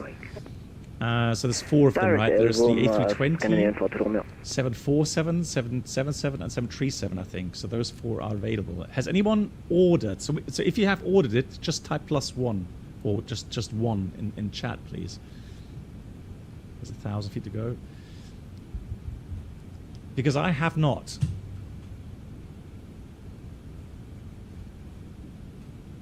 Yeah, we're already seeing lots of people coming in there. Oh, okay, wow. So the truth is, of course, that we have a huge backlog, right? So their website was kind of down here in Europe. What if you got 2? Then 2's fine, mate. And Cryread also. Okay, there we go. So yeah, you see a lot of people have ordered it. Yeah, I have not. I mean, I still have. And the global store has it back in stock again. Okay, so I still have a good A320 MCU, which I need to find a place to put it on my rig somewhere. What I will say though is that here goes Mac Alt Cruise. I'm going to put TCAS to below. What I have to say is that I like the WinWing compatibility. You know, with certain other add-ons, or here, for example, I have the Monster Tech cockpit setup, if you like. So the wind wing MCUs, I could really easily mount that to the rig. So that would be a nice thing to do, really. Captain Black Box Twitch channel subscriber experience. Could new subscribers please make your way to the first class cabin, where complimentary drinks, snacks and premium flight entertainment will be served. Thank you. Thank you so much to Ben. Ben, thank you so much. 27 months in total, Ben. Thank you for your support. And also Flying Wolf, once again, thanks for the support. And Flying Wolf, yeah, wishing you a wonderful holiday. 2 weeks in Miami and then another week in Mexico. Well deserved. Enjoy. Absolutely. I really admire the people that make profiles, be it GSX profiles, be it MobiFlight profiles, or be it even the profiles here for DCS, because these are nightmare otherwise to set up. Who bought the FSLabs 321 and is straight happy with the current state? I am. I'm fairly happy with it. I'm not sure, Robert, if you're running into issues. Or if there's anything that you're not happy with, let me know.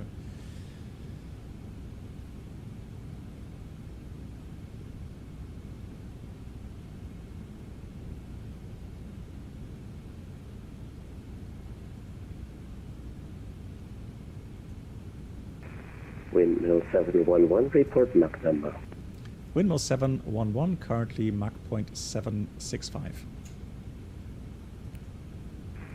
Windmill 711, roger, maintain decimal 765. Maintain Mach 0.765, Windmill 711. Right, there we go, we'll maintain 765 then.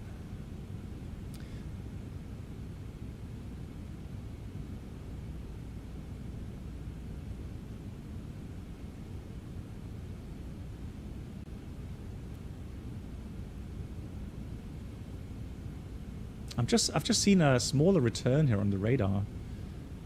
So there's some. I mean, it's very far out,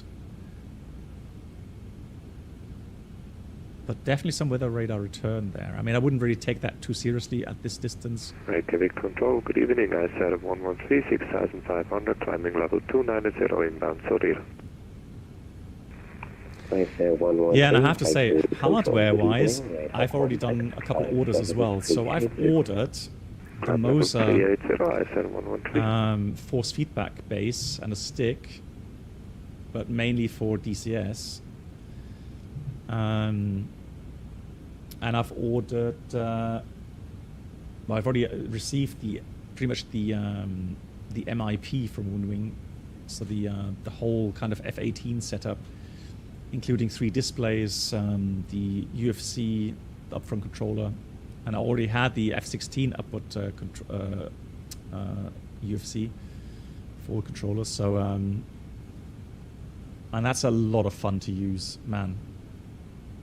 I have to say. A blip is a blip. Yeah, well, I mean, it's yeah, interesting.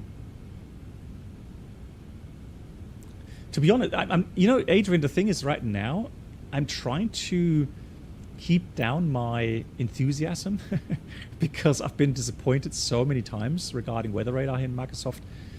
So honestly, if we get, you know, a weather radar depiction which is, you know, somewhat correct according to the clouds being, you know, simulated here in Microsoft, wow, that would be crazy.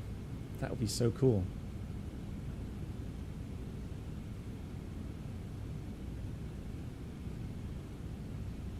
Sammy says somebody's trying to build a GSX hub to share profiles. Nice. Nice. That's something worth supporting for sure.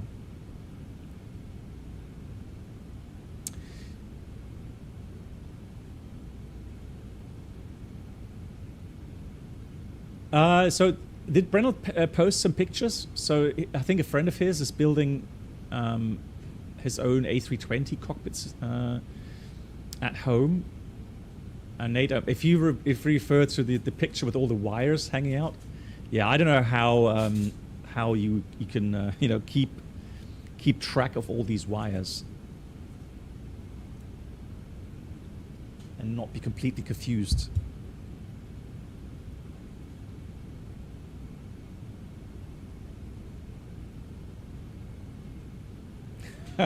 Skizzy, let's not get into politics, okay? As far as I'm concerned, Greenland is still part of Denmark, so anything else is politics, which I'm not a channel here for politics, just strictly flight simming. Oh, Nate, I fully agree. But to be, you know, one thing though is looking at how many USB ports I need for the F-18 setup. I'm amazed it actually works that well. Have you been in an E&E? Yes, I have been in the electronic compartments.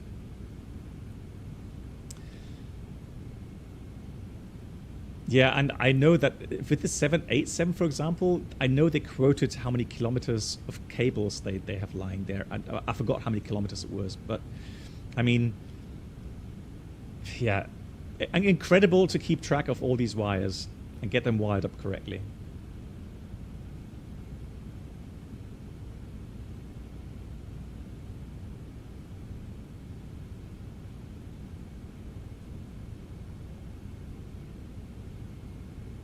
Yeah, Adrian, I'm totally intrigued now to try it out after landing, to do some tests regarding, I mean, what we could do, we saw that we've got some weather in Scotland, it seems.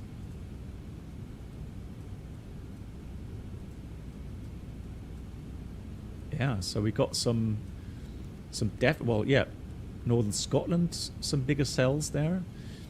We've got some weather. 2420, you're leaving Westbay, monitor advisory 122. Yeah, that seems more like. Monitor advisory 122.8. Again, thanks very much for your service. And, thunderstorms there.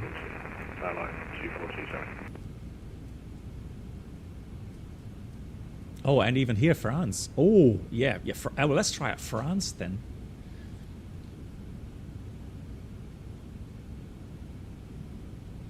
So we could depart Toulouse or something, go westbound. Yeah, let's try that later on, shall we? Yeah, we'll depart Toulouse and then go towards the west. And see how it replicates. 7 Golf, reduce speed to 257 knots. 257 knots, LS, please, Uncles. Scandinavian 42 Romeo, report indicate airspeed. Indicated airspeed 230 knots, Scandinavian 42 Romeo. Scandinavian 42 Romeo, roger, speed 250 knots or greater. Speed 250 or greater, Scandinavian 42 Romeo.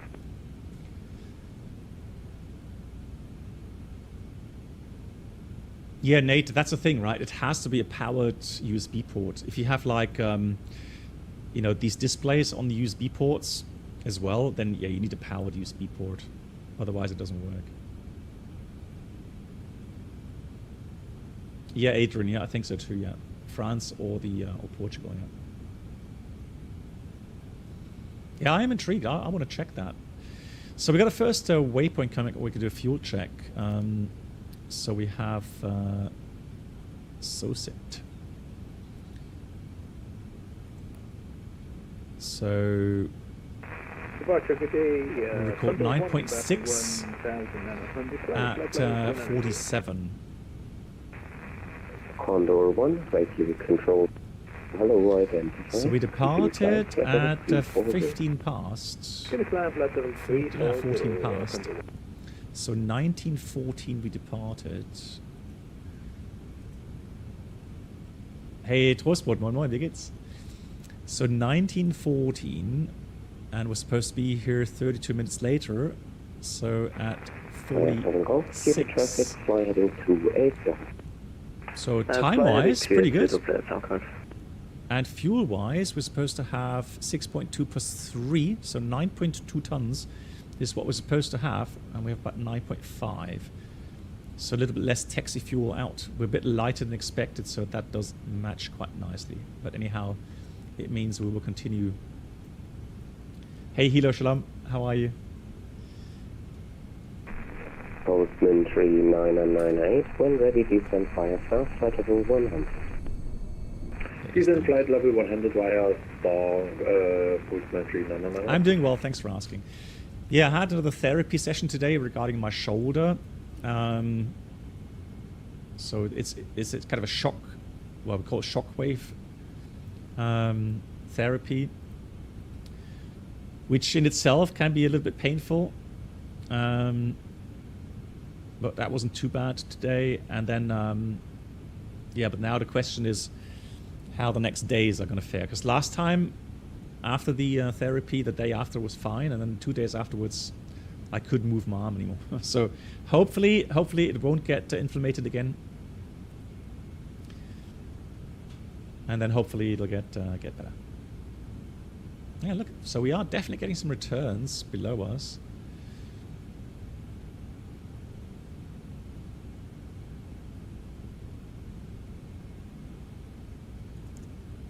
Let's go to manual. Let's see, does that really work? Manual 1.2 down. Let's see if we can get some ground echoes. But there's ground clutter suppression in here, GCS.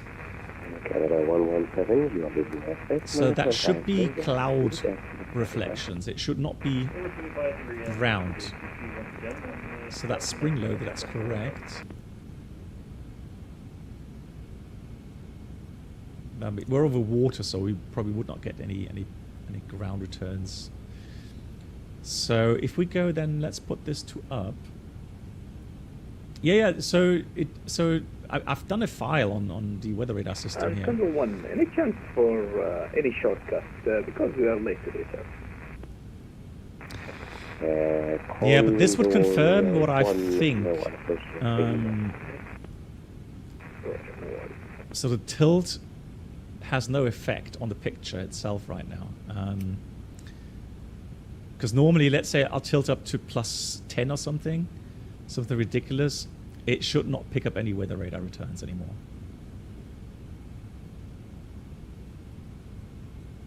Oh, they said manuals in-up. Okay. I mean, in-up in the sense that, okay, all right, so we'll go back to automatic then.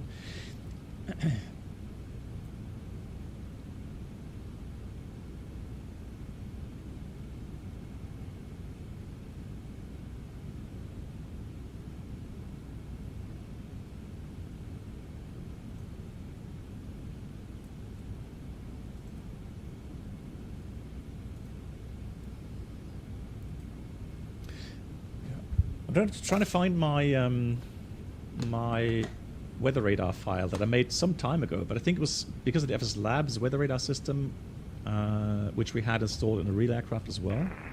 Scandinavian 42 Romeo. So let me have a look. That should be on our Discord server. Keflavik In the member section. Continue to use 5000 feet, Canadian Keflavik 1016, Scandinavian 42 Romeo.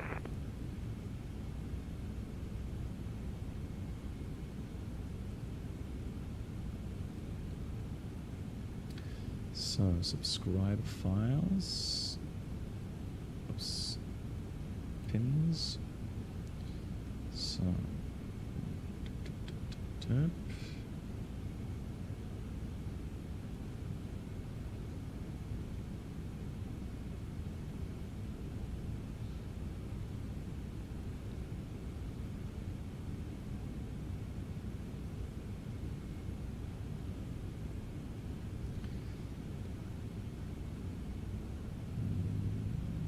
Weather. Where's my weather radar file?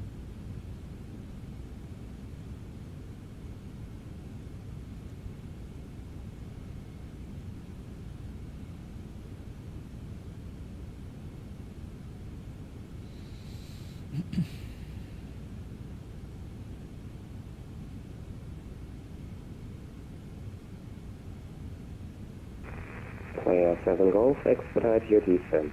Descent to flight level 70. Expedite descent at descent flight level 70, player 7 Golf.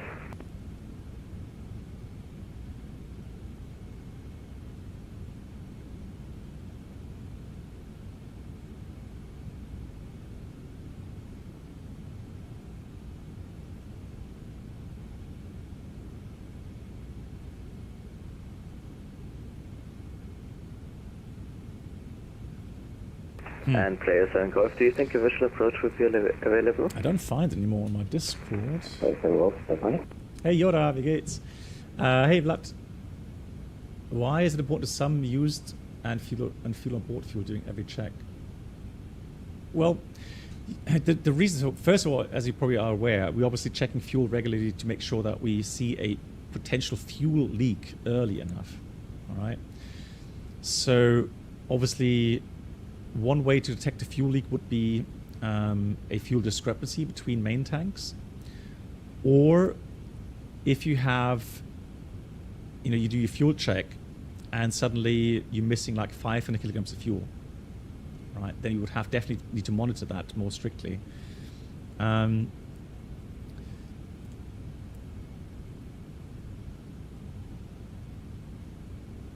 so here on the flight plan, it starts out with the block fuel or takeoff fuel, and then that's the nice thing about this OFP layout. Scandinavian 42 Romeo. Each of these waypoints will show you the absolute minimum fuel you need. But that value does not include extra fuel. So if you take on extra fuel, and today because of the weather in Greenland, I've taken on 3,000 kilograms extra fuel, you have to add that, right? So that's why I added the 3 tons to the 6.2 here. 1017, fly, correction, turn right, heading 350, and you can expect a visual approach. Descent 5,000 feet, Canadian 1017. So as always, I mean, fuel is just so important in your aircraft, right? And especially if you're flying over, long stretches of water, like we do today. Continue descent flight level 70, post 93998. Right. So this portion here, Romeo can reduce our speed. we definitely want to monitor the fuel situation. Just about to call you, Scandinavian 42 Romeo, free speed. Free speed, Scandinavian 42 Romeo, thanks.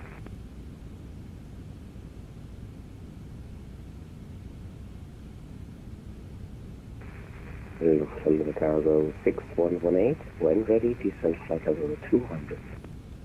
Then ready, descent flight level 200. Right, let's get another round of weather checks, 54, so they should have new weather now. Let's go ATSU, AOC menu, weather. Let's try to see if we get new METAR.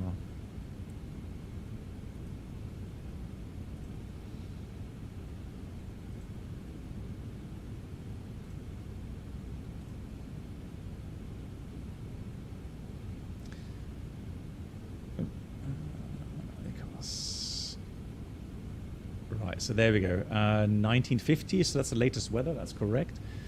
Currently 130.24, gust 52. Ouch. Okay, that's definitely outside of our limitations. I say 113. I say 113, pass the message. I say 113, recycle squawk 4101. Hey Alex. 4101, I say 113. Right, so if it stays that way,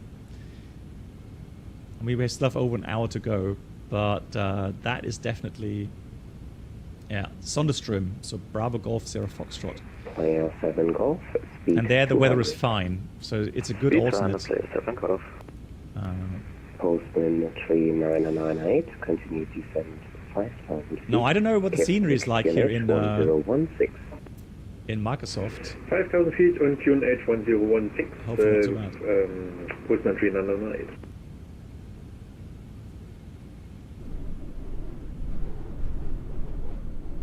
I have a feeling that my FPS have really dropped. What's going on here? What's going on with my FPS? Is it the radar?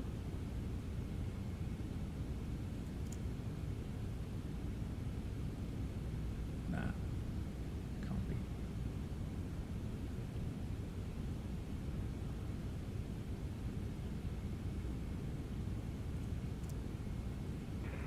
Player 7 Golf, reduce speed further, speed 180 knots. Speed 180 knots, player 7 Golf.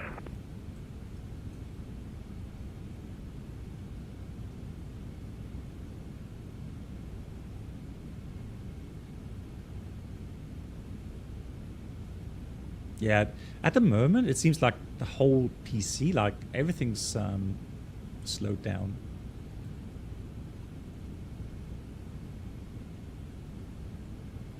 Scandinavian 42 Romeo, establish the localizer ladder 19. Scandinavian 42 Romeo, contact Keflavik. So it's not just a sim, it's the whole PC's somehow. Contact tower 118.3, Scandinavian 42 Romeo back. Fire 7 Golf, continue descent to 3,000 feet. The Keflavik QNH 1016. Continue descent 3,000 feet, QNH 1016, players, that's our Golf. Fire 7 Golf, turn left heading 2208. Left 220, players, our Golf.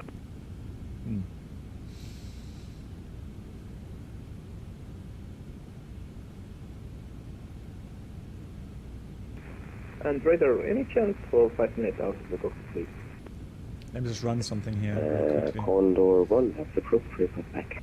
Roger, sorry about Condor 1. It's a 113, thank you. Identified, report really mark number. Mark .78, I said 113. Well, I know people jumping regarding memory leaks. 113, thank you, maintain decimal 78. But I have a feeling it's something else. .78, I said 113. Because I have that from time to time.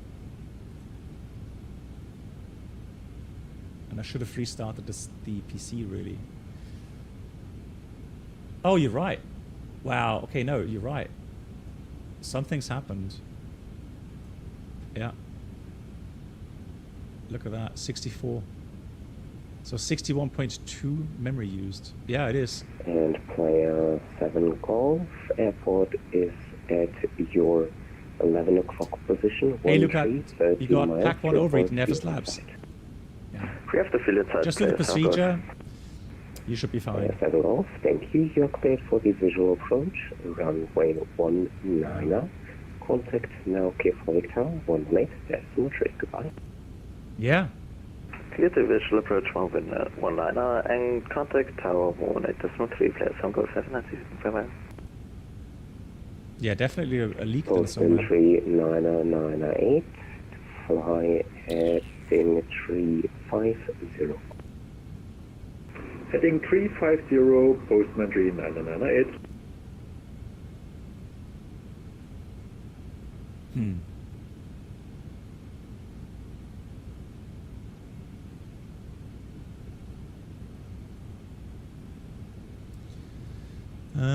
Let's have a look. Processes. Let's check processes. Yeah. Yeah, it's definitely, yeah, flight simulator without 46.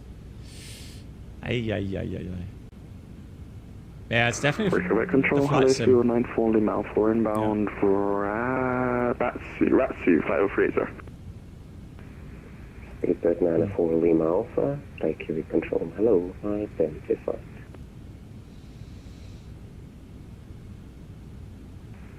Lufthansa Cargo 6118, you have to shut down the browser and Navigraph. On 126.2, goodbye. You mean here in the EFB? Operation 126.2, Lufthansa Cargo 618, goodbye, good night.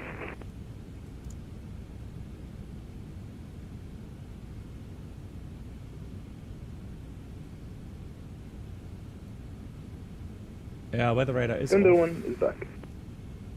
Condor 1, welcome back.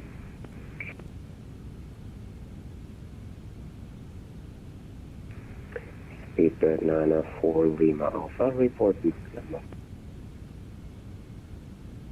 094 Lima Alpha is marked decimal 77. Speedbird 94 Lima Alpha, thank you. Maintain mark decimal 77. Maintain 77 mark crash and 94 Lima Alpha. Postman 3998, descent to altitude 3,000 feet. The QNH 1016. 3,000 feet, QNH. Yeah, that's really weird. Okay, so Postman 3998. yeah, so what do you mean with shut the browser? I only have Navigraph running here in the EFB. Reykjavik control, good evening. Fatal line 401 X-ray, stance 3 Vega, request clearance to Keflavik. First, postman 3998. In the task Turn left heading 220 degrees. Left 220 knots, 220 degree, postman 3998.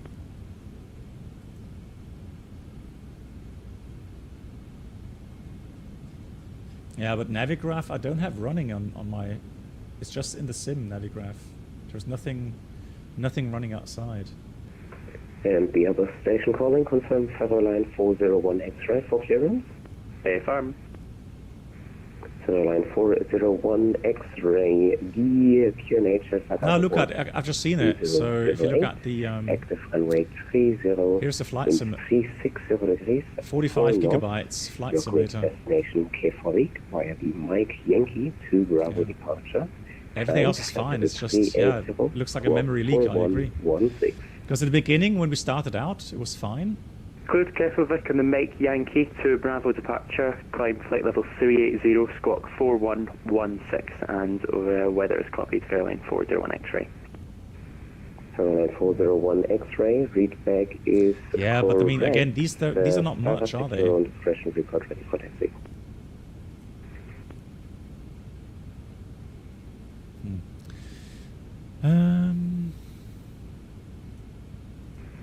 Postman 3998, continue the left turn, heading 210. You are cleared for the Isla Zulu approach, runway 19er. Report local level established. Just wondering if there's any way that I could save... 210 and established ILS 19er, and we go Postman 3998. Yeah, pilot, was that with the latest update? Yeah, okay, so... Yeah, then let me write that to... Let me ask the devs.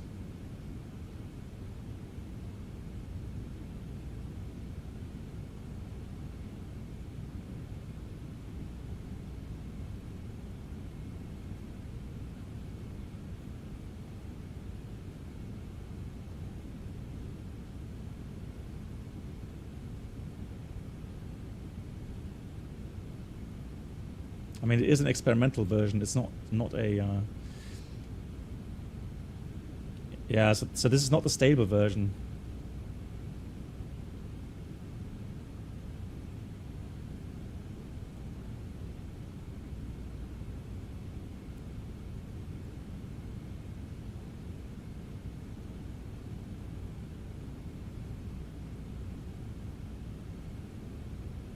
Yeah, I'm just going to check with the devs here.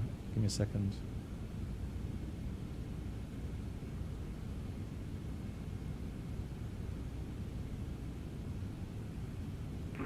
Postman 3998, so the localizer was missed, so my plane was not able to catch it. Can you give me another... I mean, the sim is still running. The only thing I'm worried about is... I was just about to call you. Is the FPS. 170 to intercept.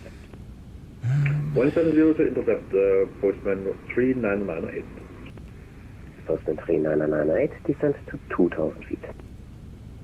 And descent 2,000 feet, Postman 3998.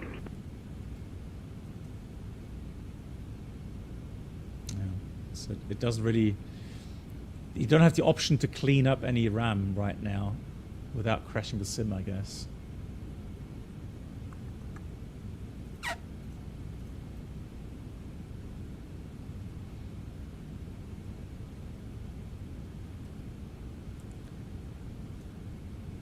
Now I can show the in-game FPS.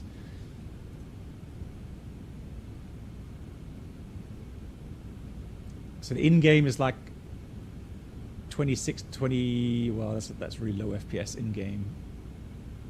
I mean, it's running, and I guess with DLSS or frame gen, we get about 50, maybe 45, 50 FPS.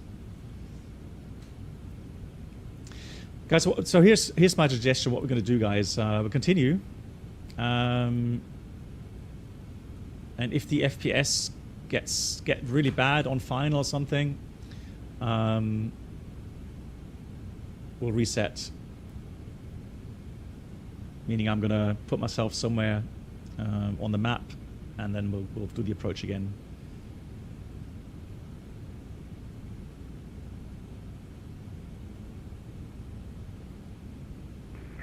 Postman 3998, please confirm you are above flight, correct?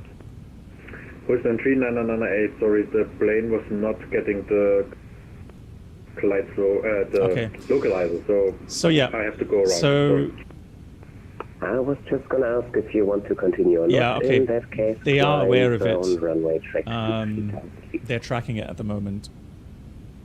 So guys, I would suggest.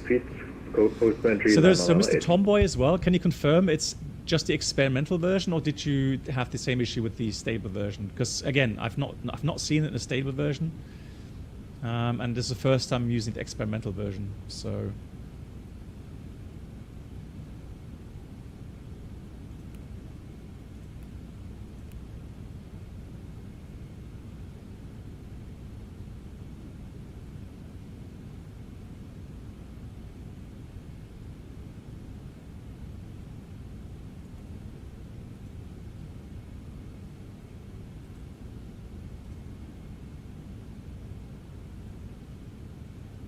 Yeah, so there's nothing else here in the flight simulator. It's just the flight sim itself.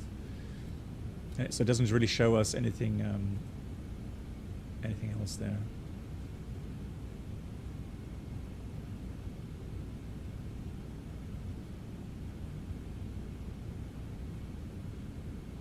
Yeah, 46.7 gigabyte.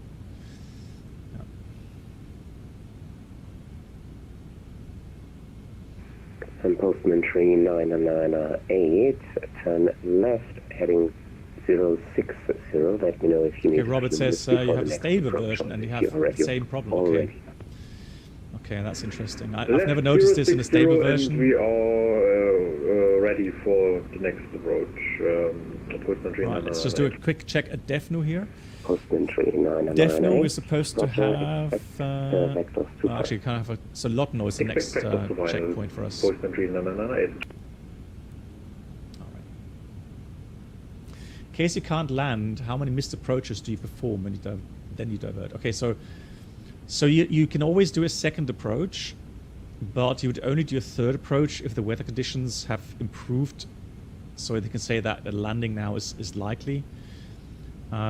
So if we go missed twice and the weather hasn't changed, then at least to our company procedures, we would not be allowed to do a third approach unless you have an emergency or something. So for us, definitely, if we go around because of wind, then obviously we do a second approach if it's sensible enough to do so, and then if that doesn't work out, then we would divert.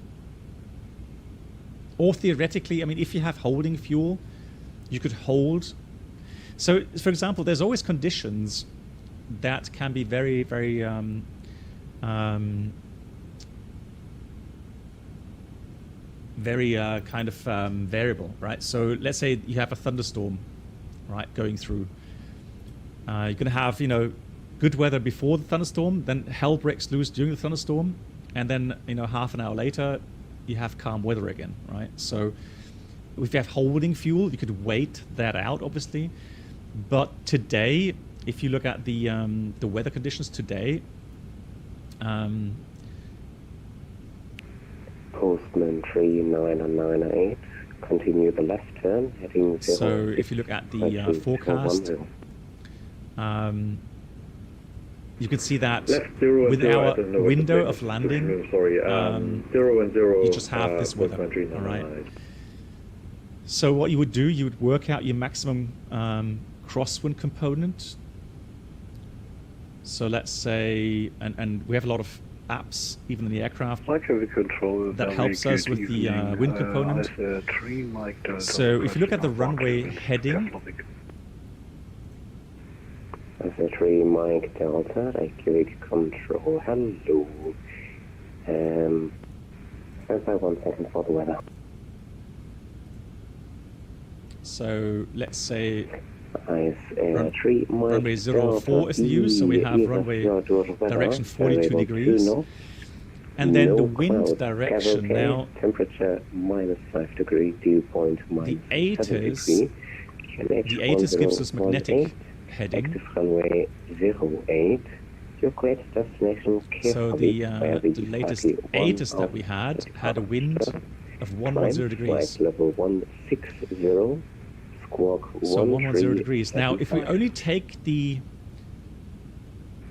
Clear to Keflavik. Well, let's take the gust factor. So 33 knots, obviously. Departure, climb to flight level 1. So this wind has a crosswind component of 31 knots. QNH 1016. Right, so with this wind, we could be landing, right? So if the tower, however, reports, and we had a report of 50 knots, then it's obviously outside of the max crosswind component. QNH 1018, runway 08. So what we could do with that direction, I can work out the absolute limit is gust 37. Right, so from that direction, 37 knots is the maximum we can do. Wilco, I said 3 Mike Delta.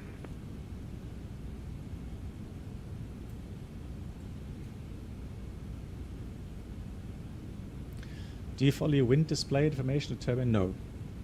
No. The reason being is that the wind indication here, first of all, that arrow there is actually true north reference, okay? That's not magnetic north. Actually, hang on, let me try to figure that out. So the wind arrow is magnetic because you're on a magnetic scale right now, but the text, I think, is reference true north. So also, if the aircraft is side slipping a little bit, then this indication, because it comes from the INS, from the inertial reference system. All right, so if the aircraft is slipping a little bit, that's wrong as well. So, yeah, you wouldn't take that indication. You would always reference a tower wind, reported tower wind.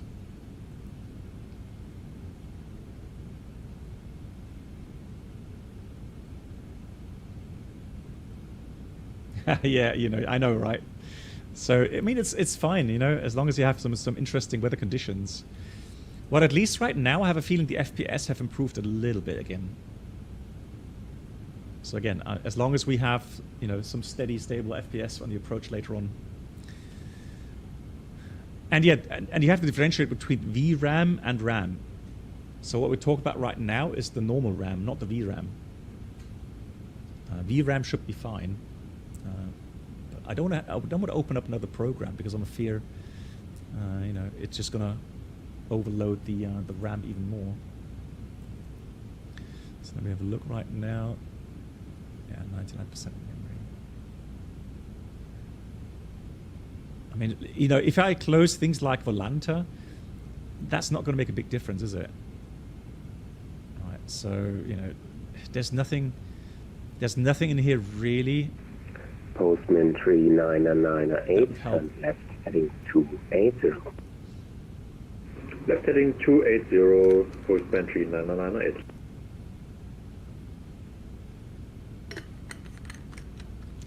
So the thing is, if it's not related to the weather radar, then obviously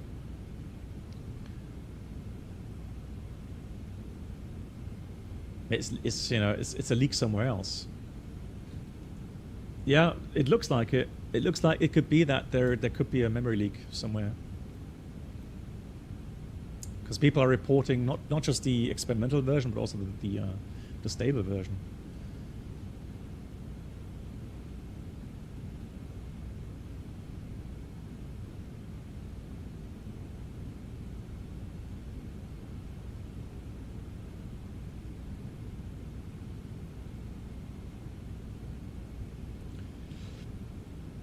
Yeah, strange.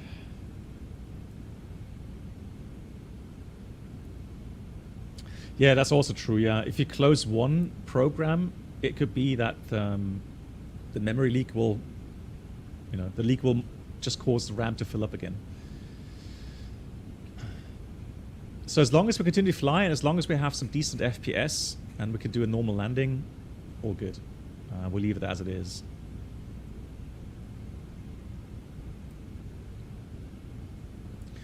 So we fly in 1 hour, so we have 1 hour to go. 3998, continue descent to altitude 2000 feet. Exactly an hour flight time remaining. Continue to altitude 2000 feet, Postman 3998.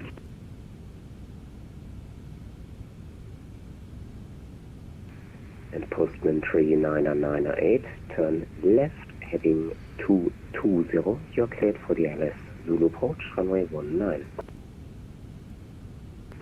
Left heading 220 knots, cleared ILS Zulu, runway 19, Postman 3998. Und ich So weiß jetzt, right was das now, Problem war. so let's Die say for Frequenz von der example, 01 drin. let's say we just check the weather and we're seeing that Thunderstorm is also getting worse weather. So, you know, then obviously we would now have to check whether or not, you know, it would be a good idea to return to Keflavik, right? So Keflavik is about 1 hour flight time. We would burn about 3 tons of fuel. So currently, absolutely no problem whatsoever. We could return easily. All right. Now, when we arrive at Nuuk with 6.4 tons, then we will not have enough fuel to return to Keflavik. All right. So somewhere within the next 30 minutes, we would get to the point where we're committed to Greenland. And so again, we would have to make sure right now and just keep monitoring the weather. Although it's still probably the old weather, so I should wait another 10 minutes. Postman 3998, localizer captured. Postman 3998. Yeah, so that's still from 1950, so I should wait until 2020 UTC to get the latest weather. Tower 118, decimal 3, danke für den Service und sorry nochmal, Postman 3998. Kein Problem. Speedbird 94 Lima Alpha, you're cleared for the Aspen 3 Kilo arrival. As far as I'm aware, no, there is no equitime point here. Is there? for Kilo, No, it's not implemented yet, no. Airline 410 X-ray, request taxi.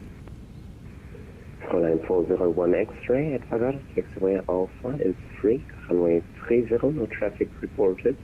Taxi, line up and backtrack at your own discretion, report ready for departure. Taxi via Alpha, backtrack, line up and wait runway 30, Fairline 401 Yeah, X-ray. but I have, you know, with the 4090, I have, I'm sure, lots of VRAM headroom. So I don't know why that should be leaking into the main RAM. So currently, Requesting taxi, ISA3 Mike Delta. ISA3 Mike Delta, taxi and line up at your own discretion. That's also peculiar. It says GPU memory 21. That's something's really bugged. 2 knots. Report when airborne. Yeah, something's really bugged. Taxi and line up 1 by 08. GPU memory should not be and reporting 21. airborne. Yeah, something's. Mike Delta.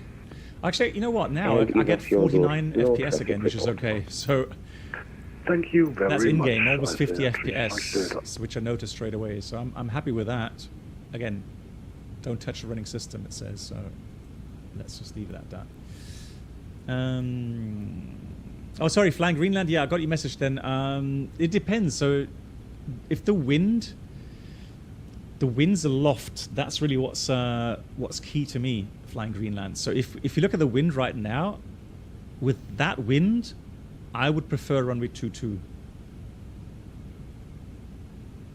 All right, so let's have a look for the forecast, descent forecast. So yeah, so have a look here at the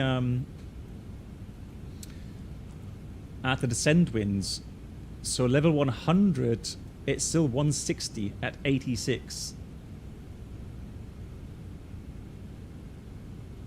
All right, so I think really it would probably make more sense for runway 22, looking at the wind there. Although that's true, isn't it? I have to add. Yeah, but well, hang on. If I have to add, that's true wind. So if I have to add another 24 degrees, we're talking about 190 degrees. wind direction. So that's definitely runway 22 in this case.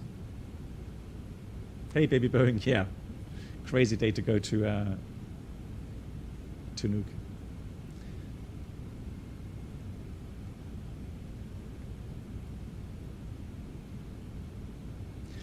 Yeah, I mean, 130 is exactly cross. That's exactly 90-degree crosswind.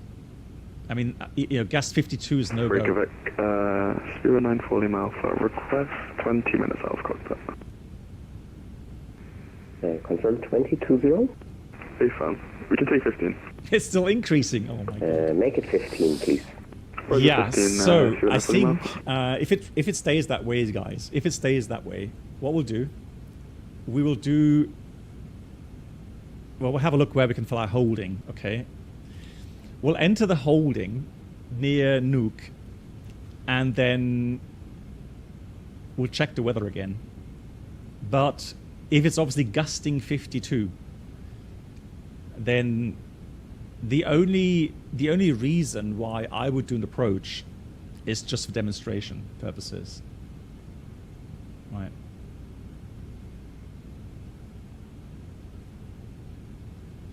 Alex, I've just talked to one of the developers, and he said, yeah, they're aware of it. They're looking into it. I mean, it is. I can get them the numbers, right? So they will not ignore, you know, the feedback. And like I said, I'm hearing people here tell me that they have the same issue. I mean, I can prove it, right? Right. Oh, interesting. It's gone down a bit now. It's gone down to 40. That's why the FPS have increased. Line 401 X-ray ready for departure. Yeah, it's now 40 gigabytes. But definitely that's, you know... Line 401 X-ray. The winds at Vada. Yeah, Alex, definitely. 4 knots, QNH 1008. Runway 30. No good point there, baby Boeing. So, passing flight level 70. It's something we pilots look into as well. So... let's say, for example, 70 line 401 X-ray. So let's say you have wind 45, gust 52, right? It means you already have a steady wind component of 40-something knots, and then just 7 knots on top of that. So the gusts aren't really that bad.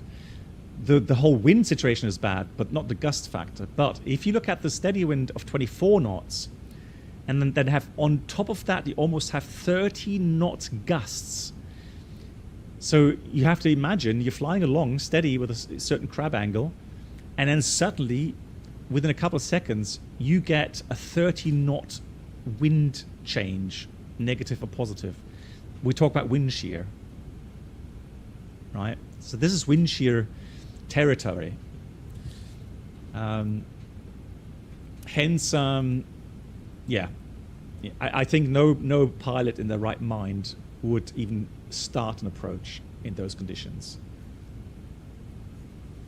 All right, so that's why it is definitely interesting today.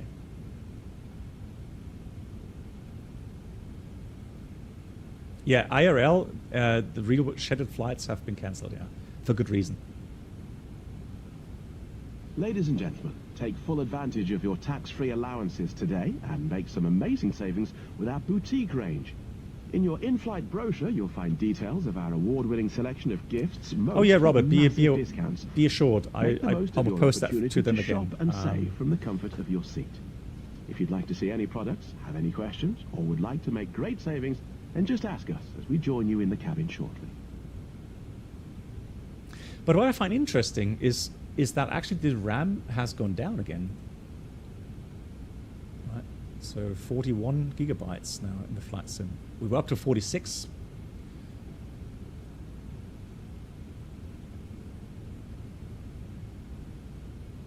The operating system is fighting back. Are you sure we talk about Windows here? Crying out loud.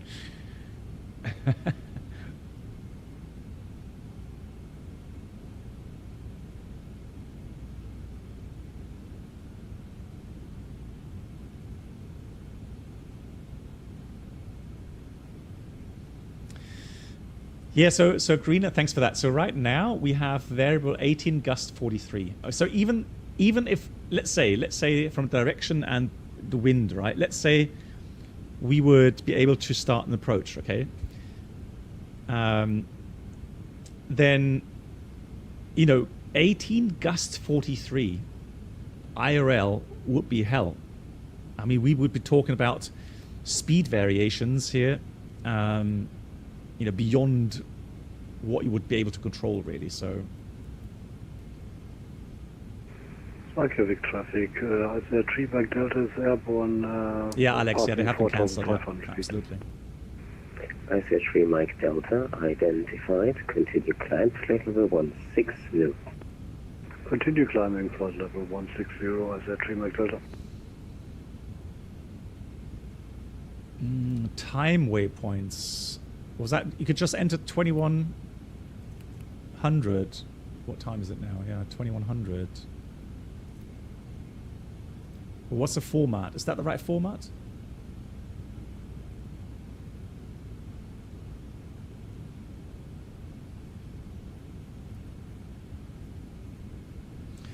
No, Vlad. It's always the tower reported wind, always.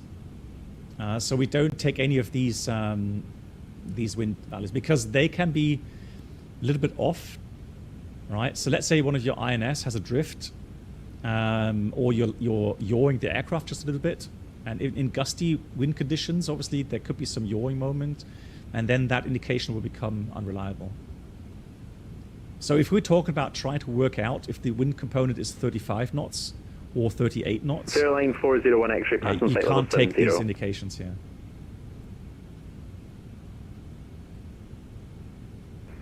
Airline 401 X-ray identified. Okay, Tony, flight level I can post that as well to the developers. Continue climb flight level 380 for airline 401 X-ray. See if they can change that. Right, Lotno, we were 23 at 8 tons. So 23 at 8 tons. Let me check really quickly here. So we have flight plan. No, so Lotno. We're supposed to have 7.7. So plus 3 tons. 7.7. We had 8. So we have 300 kilograms more than required. Stable fuel flow. And 1 hour 8 after departure, which would have been 22, and we were there at 23. Yeah, so good on time, just 1 minute behind, and good on fuel. So that's fine. We can continue. Look at that wind, southerly wind, 112 knots. Pwah.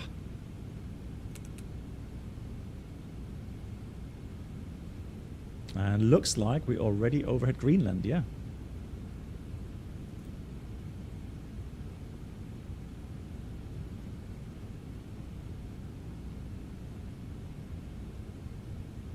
That's crazy. You have a MSA of 10,000 feet here.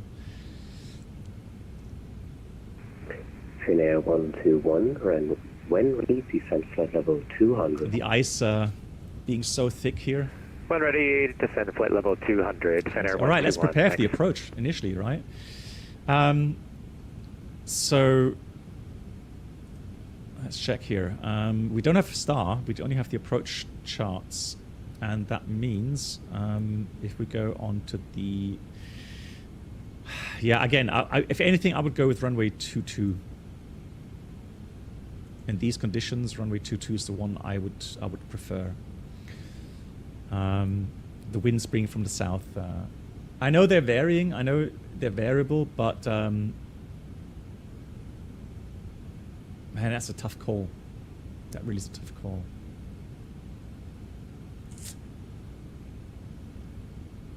It doesn't really help if they report variable winds, right? So,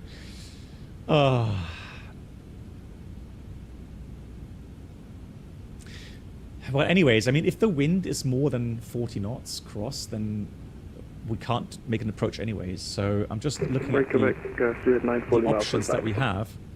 So if we take 04... 94 Lima Alpha, Roger, welcome back. Thank you. So if we look at the Zulu 04, we got a holding at Nunba. Minimum holding is 5,900 feet. So if we go level, let's say we go level 100. Which is well above the highest sector. So level 100, Nunba holding. And speed bird 94 Lima Alpha, when ready, descend via south, flight level 100. And then we'll monitor the wind situation, When ready, okay? flight 100, that's right, my And we'll decide whether or not it's safe enough to start the approach. Delta, expect ILS Zulu approach, runway 19er. Proceed direct Merkur, November, Echo, Romeo, Kilo. But let's check the wind again, the weather again. Expecting ILS Zulu, runway 19er and At the alternate airport as well. So let's get the METARs in here.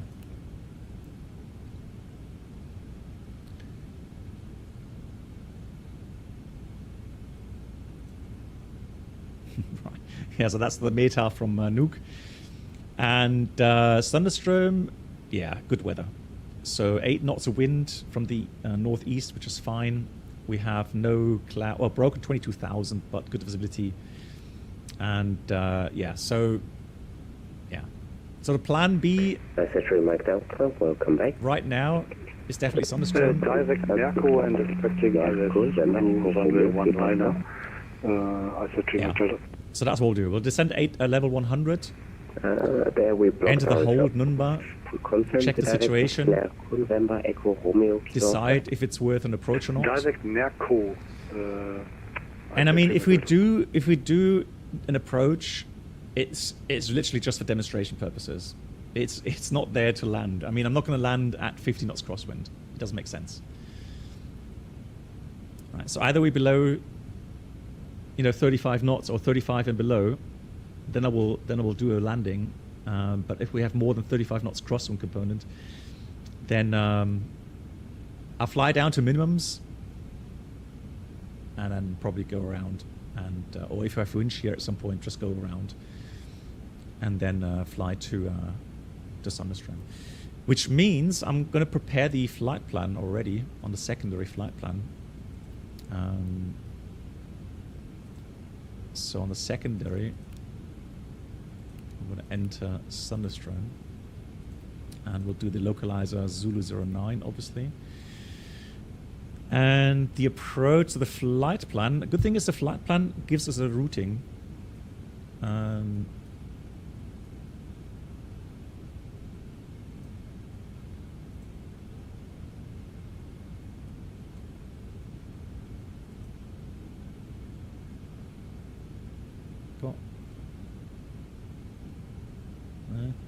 Let's slow down. Maybe the memory leak is back again. Hang on. Looks like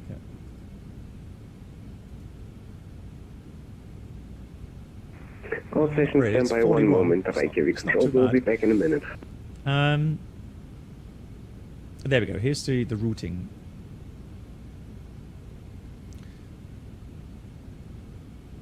So probably I would request direct Nuuk, direct Dordip, and then it says Keflavik. Okay. Let's check the. Yeah, no star there either. They just have on the localizer approach. Yeah, so we request Nuuk and then direct Dordip, and then we go towards the approach. So it's going to be via Dordip, return. So let's scroll down. And all sessions, flight TV control is back. Thank you. So literally,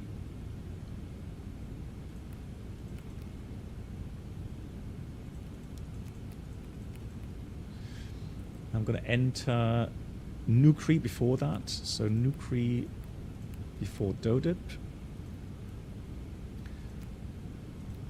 And there we go. So all I'm going to request then later on is direct to radar vectors or direct Nuuk. And then all we have to do later on is just activate the secondary flight plan. L121, descend. So that means I already have a little bit less workload. Descend now, flight level 200, descend air 121. Which is good for the diversion later on.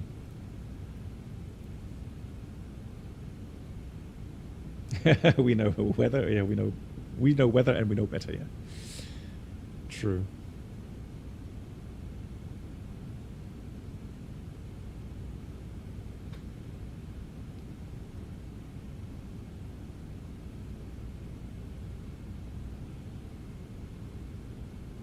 That's exciting. Cool.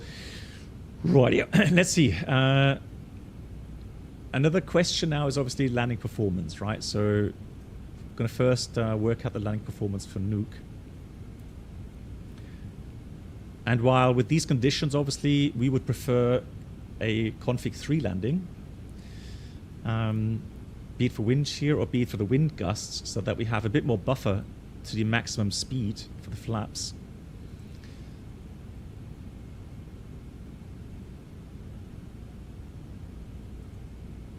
Interesting wind there. So the wind, let's say, was what, 130, and we'll just put the maximum Condor 1 component 35. We had 6 degrees. Calling Condor 1, go ahead. 989. Condor 1, report Mach number. We can have engine items Condor on. 1 indicated Mach number. And we'll do config 3. Thank you. Maintain. And the landing weight, we're currently weighing 73.3. Burning 1 more ton, so that looks good. 72.2, well below max landing weight. We can do runway wet. And then calculate that. Just confirm there was 50190 for 094 Light Lima. Yeah, so orbit medium 100, would work for us. Ah, sorry, 100. Config 3 as well. That gives a not much. I say 3 Mike Delta when 100 meter buffer. Level 100. And factored and 300 meters, 400 meters buffer to in-flight. So definitely an orbit medium setting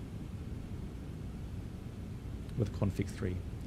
So I'm going to go with performance next phase, config 3. I'm going to put the weather in here already. And again, 130 at 35. And again, if it's more than that, we're not going to land, all right? Simple as that. Regarding minimums, climb gradient, we can do 6.6 go around gradients. So we can do more than 5. So we could take the lower minimums.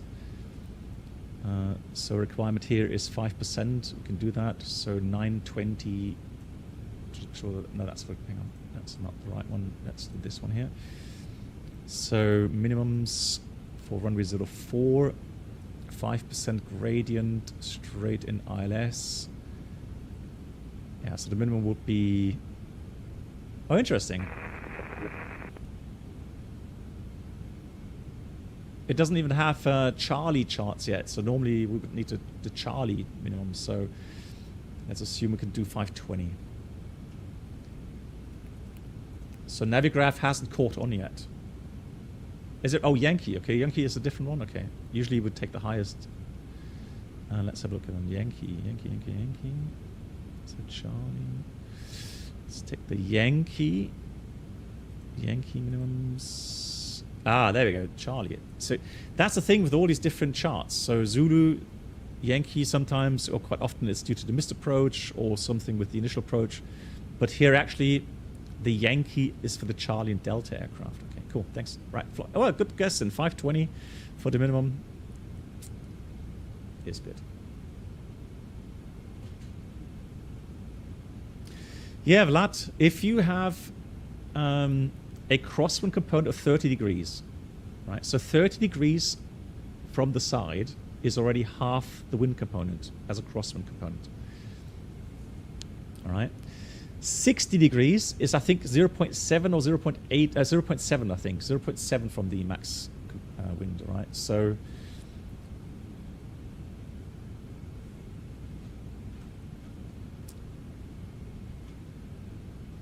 But I mean, if we really seriously want to, you know, prepare such an approach, you already work out now your limits, right? And if you always don't always go to the absolute extreme, especially if the wind is very, very volatile in its direction. But if I go, 130 is exactly crosswind, meaning any gusts more than 35 knots from 130 degrees. And that you have to assume worst case anyways with those conditions today, right? So 35 knots is the absolute maximum gust that you would, or at least I would accept here.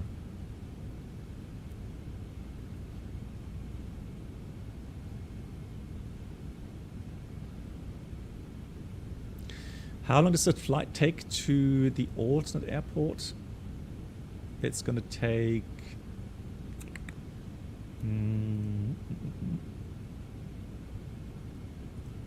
It's going to take... There it is. It's going to take about 40 minutes. BIKF controller, I apologize. Die Schwellenwagen machten jetzt geschaffen, aber jetzt ist der da identified with 100. Kein Problem. You can continue descent to flight level 70. Continue descending to flight level 70. I can shoot my target.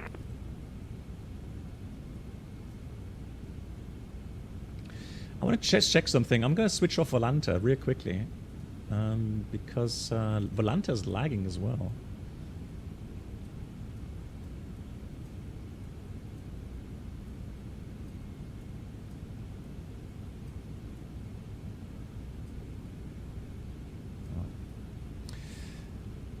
So currently we have an aircraft ahead of me, KLM, and ahead of that is the KLM 14 Tango. When ready, descend Phoenix flight 5 level Tango Lima. 200. When ready, descend flight level 200, KLM 14 Tango. Right. Oh man, this is getting exciting now. I mean, what time is it? About 10 more minutes, we get the latest weather update. And Finnair 121, please expedite your descent. Expedite descent, Finnair 121.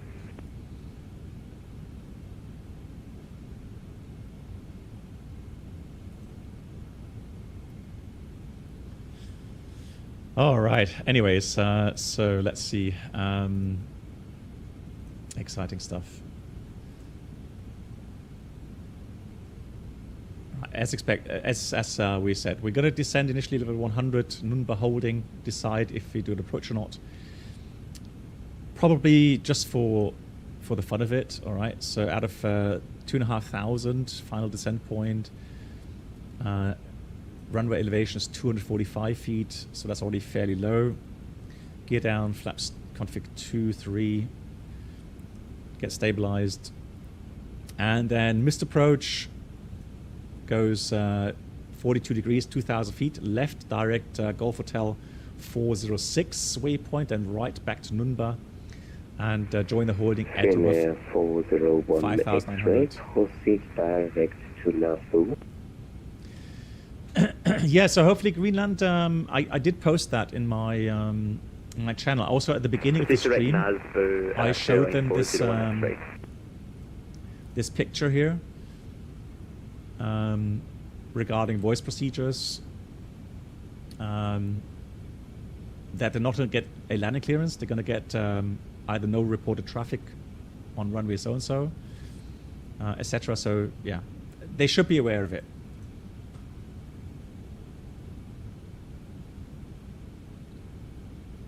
Hey, Mighty Morph. Okay, yeah, sure. Okay, so we'll do the approach, right? So let me just enter the hold then. We'll do one approach, go missed, standard, go back to 60 or 70, whatever other traffic we have. Air 121, descend out of control. And contact Nuuk yeah, then if we divert, 121, we request, as mentioned, airspace. diversion 2 Thunderstorm. Hi, Specials, threats, so with the wind shear potential is huge today. 1.3 before entering. So if we get a wind shear warning, a hard warning from the aircraft, or if we decide it's a wind shear, it's going to be wind shear toga. So toga power, going to take about 15 degrees pitch up and then follow flight directors, and there will be no configuration change until we're out of the wind shear. All right. And once we're out of the wind shear, we're going to say go around flaps, and then we do the normal go around procedure.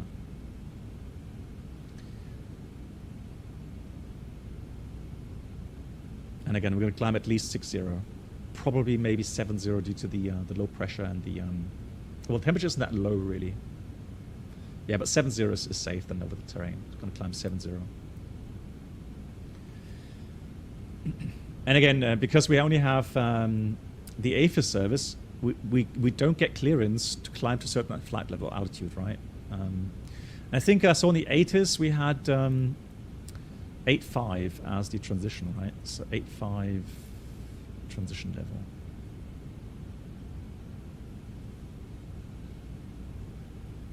So that way we'll be climbing 7,000 feet altimeter.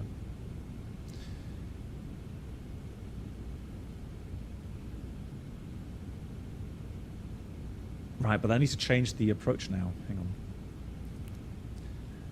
Oh, the thing is this, so this is the problem I have. Right? I mean, look at the wind direction. I mean, that clearly speaks for runway 22.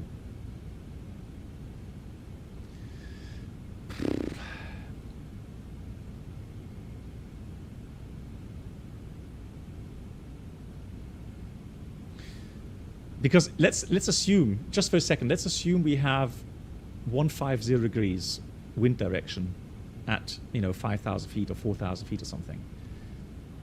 At this speed, at let's say 60, 70 knots, that's just way too much tailwind to start the approach to runway 04. So I'm right now considering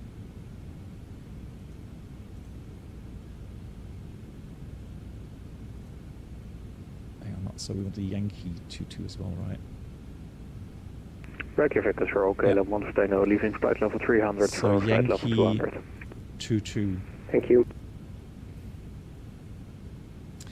So in this case, I'll join the holding at Erala.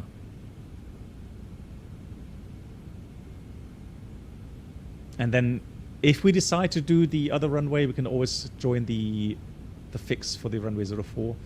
But honestly, right now, looking at the wind, it does not make sense to go for runway 04.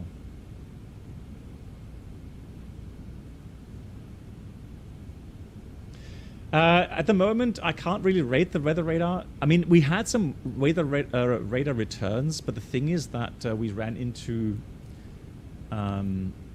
memory issues. Speedbird 94 Lima Alpha. Now, I'm not sure if it's related to the weather radar system. So right now, we did get some echoes, but right now, what I would like to do is just finish the flight today, restart my PC, and then come back online again. And we'll go to France, because west of Toulouse, there's some thunderstorms. So I would then test the weather radar there. But outside of the weather radar, there seems to be an issue with a memory leak, it seems. And other people have been reporting it as well.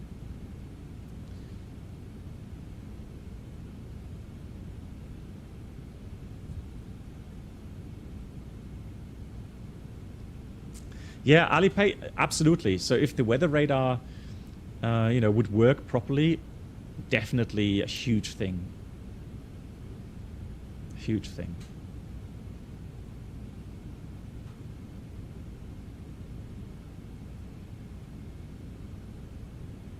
All right, coming up to top descent here.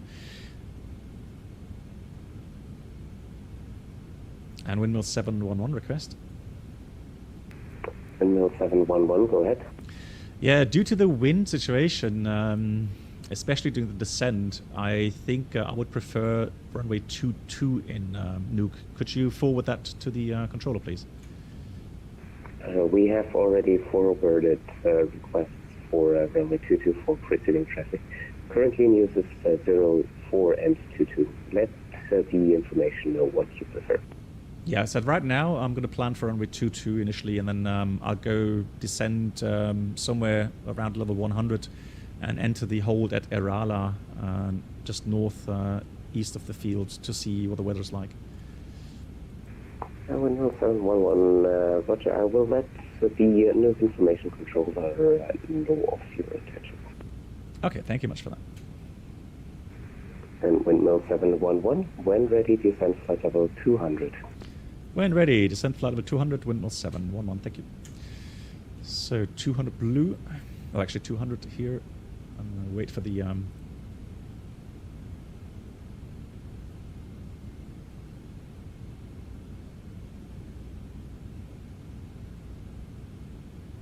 Wow, look at the wind here.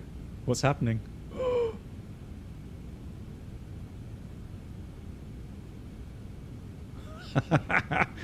What?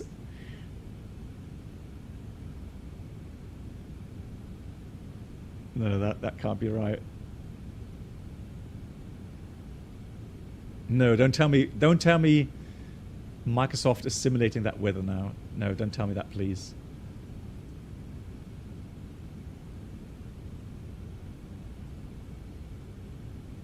It is, isn't it?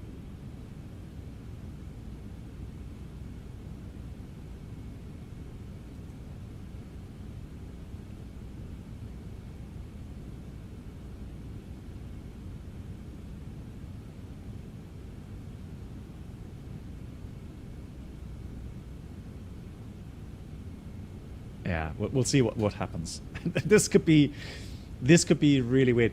I've never done a flight. You know, they had some of these hurricane flights, some of the streamers. I've never done that because I knew that it just ends in chaos with Microsoft Flight Sim. And that was just a demonstration of you know, now it's calmed down again. But that was a good demonstration of how silly it gets here in the Flight Sim. Right, I'm going to start my descent here. So descent alt blue 200. This is the area close to where the SA330 had the severe turbulence. Yeah. I mean, this will be interesting. Good. Okay, so since we do plan to enter holding at Irala, let me have a look here. Then Irala hold will be inbound 312 degrees, right turns. Yeah, 312 right turns. Insert.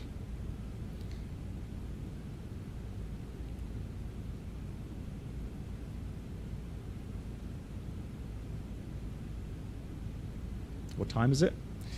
53. So we're going to wait 2 more minutes and I get the latest ATIS.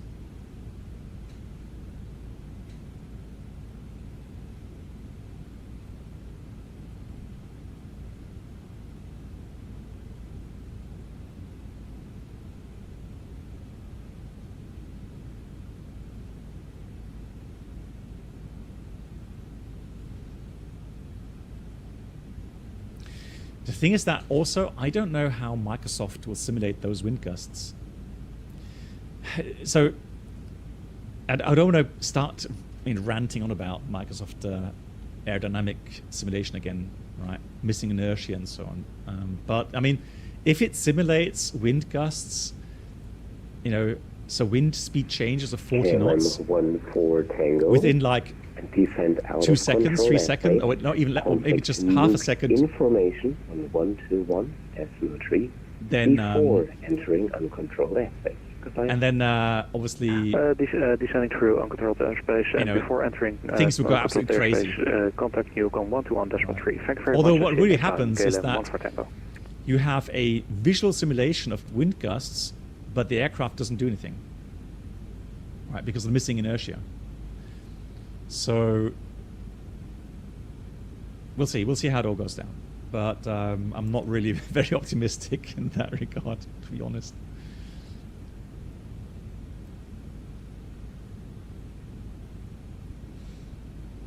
But it's good for fun anyways. All right, let's get the cabin prepared.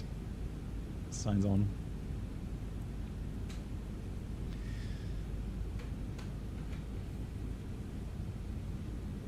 Ladies and gentlemen, we will shortly be landing. Please ensure your cabin bag is safely stowed. Yeah, you better hand out some sick bags as well. Your tray table must be stowed, armrest down, and window blind open. You now need to be seated with your seatbelt fastened, ready for landing. Please help us by handing in any rubbish, newspapers, or magazines that you do not want to take with you. The toilets are no longer regarding sounds, yeah, I wish they would listen to the consumer a bit more in that regard. Performance-wise, though, yeah, no cabin. I agree. No cabin is also something I'm missing. But performance for me hasn't been an issue. So I have no performance differences between Phoenix and the FSLabs. The only thing now that has come up, and I've not seen that before, but I haven't flown the FSLabs for like 3-4 weeks now. The only thing that I've not seen yet was that memory leak. But that was definitely documented today. So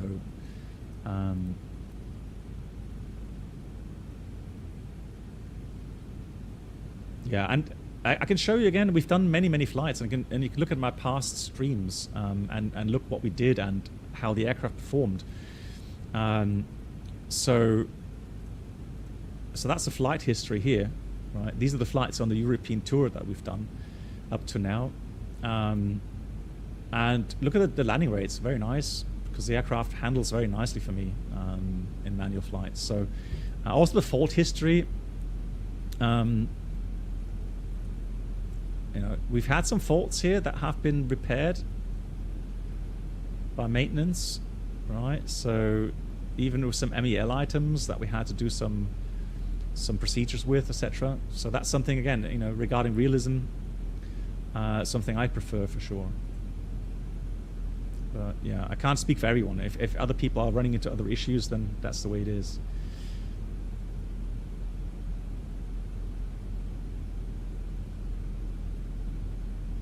Yeah, Robert, so I really hope that things get then improved for you as well, so that you can enjoy the FSLabs. Because of course, yes, you want to use the systems, right? You want to just fly the aircraft. You don't want to have, you know, the problems with memory leak or, you know, performance issues and so on. I say 113, go ahead. I said 113, any chance direct Nuuk for the... Most interesting fuel system. I said 113, make the snow direct. So that you mean like manual? Into Nuuk. Uncontrolled, and I cannot give direct into uncontrolled. You know, control, well, 747-200. And I think the MD-11 is also quite interesting, right? So yeah, we're picking up a little bit of turbulence right now. The wind has died down a little bit, but direction again, this clearly speaks for runway 22. And then let's have a look here for the arrival ATIS, and also let's get the METAR for the alternate airport as well. So we have information Echo 2050 UTC, and that's the latest version. That's 10 minutes old. So it's 130, 27 Gus 42. Hey Ted, greetings. 904 Lima Alpha, continue descent to altitude 3,000 feet. Keflavik QNH. That is pretty close to the maximum. VIL transition, cleared LS pseudo approach. So, but now they have some rain and snow. Elvum, question for transition Elvum, cleared LS pseudo 19. It's so typical. This is so typical. This is like so close to the maximum wind component, right? So we're definitely going to try one approach.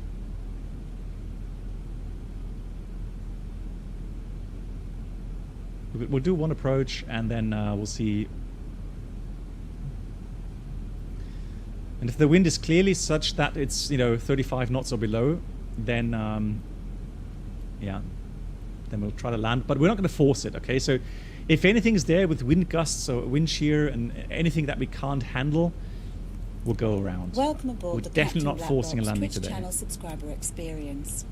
Could new subscribers please make Hey your Dennis, way you to got the your cabin, EFIS next to you, nice. And you're very happy with it. That's good to hear. Yeah, I've ordered the EFIS selector as well for the wind wing, but I have not received any confirmation yet. Ted, thank you much, Ted, for the 67 months. Big round of applause, Ted. Hope you're doing well.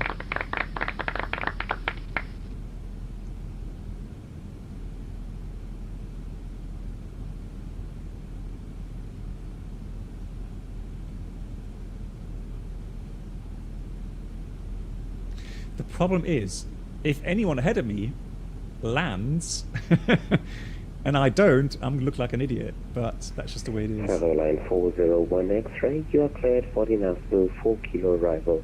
Expect LS Zulu approach, runway 19. Gilend.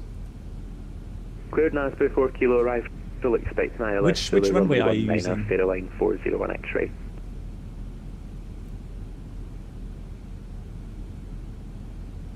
The Finnair just landed. Are you going for 04? Okay. Right, doesn't matter. I'm gonna enter the hold. Windmill 711. Descend out of controlled airspace.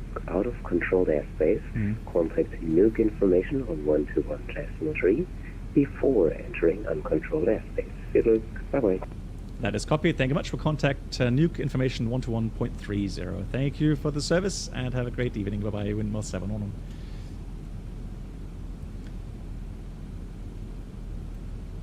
So 195 was the lowest level that we can go to. And also let me just go selected speed here. And so now I'm going to start descending level 100.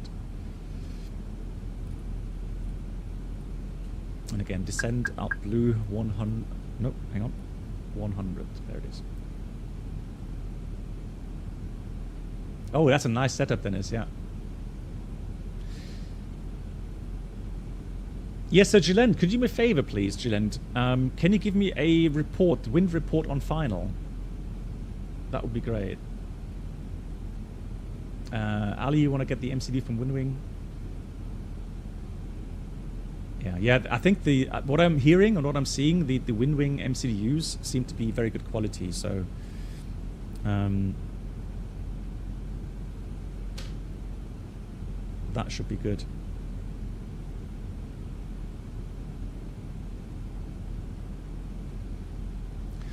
Yeah, Airbus broker. The only thing you have to do here is literally just go and select system 1 or system 2. Usually would go system 1. And then make sure you have terrain off. So terrain on nav display has to be off. Switch that to 1, and then also the windshield should be on auto anyways during the flight. And then you should be able to see weather returns. It's not that complex here. Nuuk information. Hello to you. Good evening from Windmill 711, passing 180, descending level 100, inbound to Irala to join the hold there. Windmill 711, Nuuk information. Good evening. Good evening. The wind in Nuuk right now 130 degrees, 27 knots, gusting for 2 knots. QNH 968, and the transition level is flight level 85. What time do you expect, Irala? Okay, that's all copied. Thank you much. QNH 968. Yeah, I'm waiting for the other traffic ahead of me to give a report, a wind report on final, because I was planning for runway 22 initially. Right now, I'm just going to enter the hold overhead Irala to wait the aircraft landing in Nuuk right now. Windmill 711, that is noted, thank you. So, the only thing I'm... KLM 14 Tango, traffic information for you is a A321 just entering the hold at Irala, expected flight level 100. Yeah, copy, thanks very much, KLM 14 Tango. I'm just wondering why it's drawing in something weird there. Because I have 2 waypoints in there. Ah, okay, that's why it has 2 waypoints. Okay, I'm going to take this one out. There we go.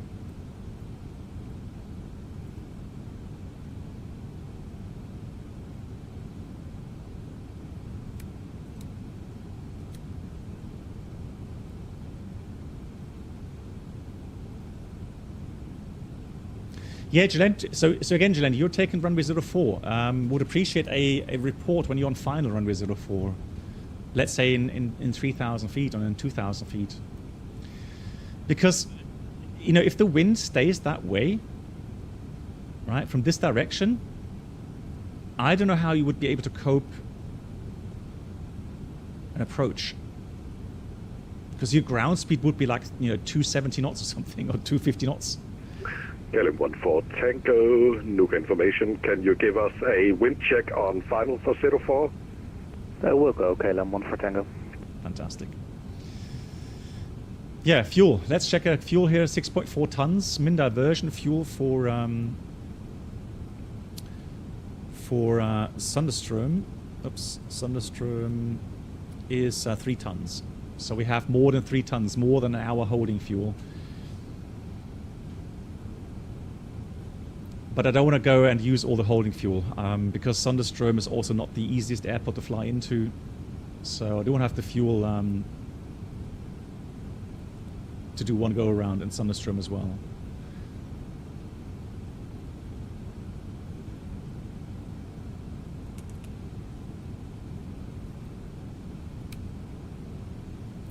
So let's slow down to holding speed here. Entering the hold. Yeah, look at the wind. I mean, it's just...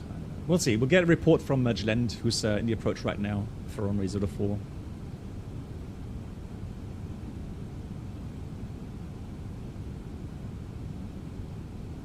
I wouldn't be surprised with this ground speed if we drift a little bit outside of the holding pattern. Because that's crazy wind situation, so speed. Look at that wind correction angle. Absolutely crazy. Oh, why am I getting myself into this? It's all for the entertainment, I guess. Yeah, 30-degree bank. Something you would expect, of course.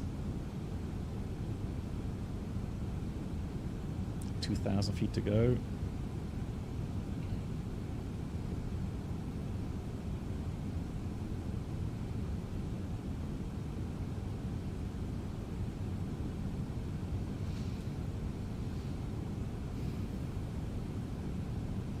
Yes, exactly, Captain HMW. So the link for that is this one here. Right, that's the airport I'm using, and I checked the scenery today. The only thing I have not checked is the scenery for Sunderstrom, and I would assume, I can only hope that the standard scenery is good enough to land on.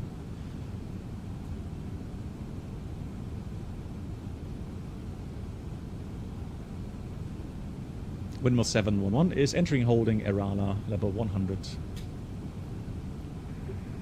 Windmill 711, roger. Artstar. So yeah, it's doing that quite nicely. And it's not drifting too much. And again, look at the wind, 150, 77 knots. Crazy. Yes, Robert, sorry for that. Robert, sure. Yeah, there you go. And it's a nice scenery.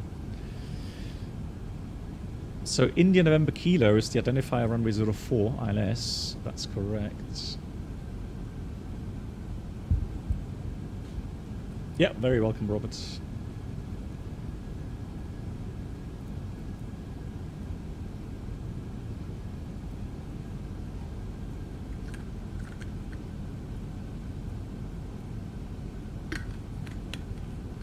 I'm not sure. Did the KLM go around? Did you see that already? No, the KLM is in the approach. I think it's in the procedure right now.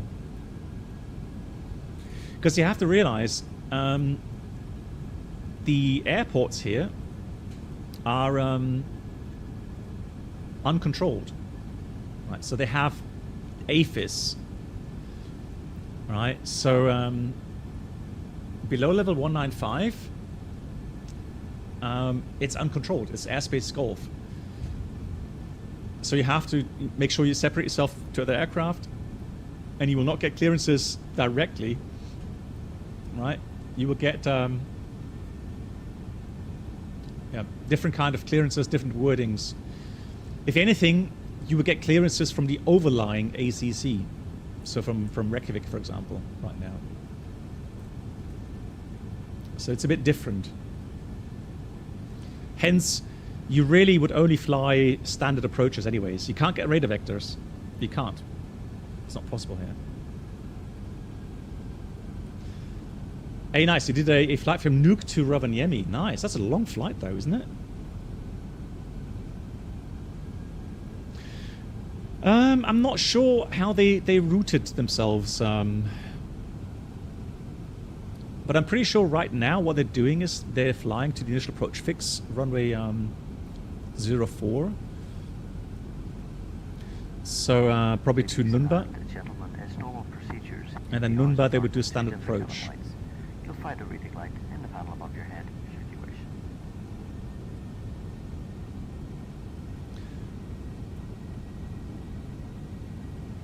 Alright, check the wind again. So, yeah, 160 degrees. Again, you know, if that doesn't change more to crosswind, then I don't know how you would fly the 04 approach. But who knows? Maybe the wind lower down is from 120 or 110. But that's why I wanted to have a wind report from Gilend. Uh-oh. I'm getting really bad FPS again. Oh no. Huh? But look, the memory has gone down to 45%. KLM 14 Tango. That's okay again. Traffic It's just report on the runway. Copy to KLM 14 Tango.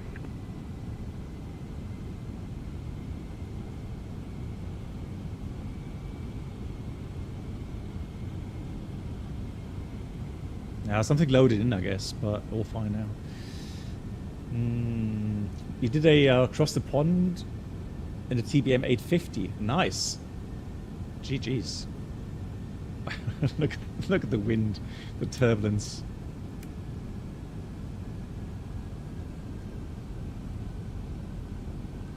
What did the KLM report? Gillian, what did you report just now? Didn't listen, sorry, I was talking. It looks like he's in the holding right now. I'm gonna have a TCAS here, 5,000. No, hang on. Yeah, so he's in 5,000 feet right now.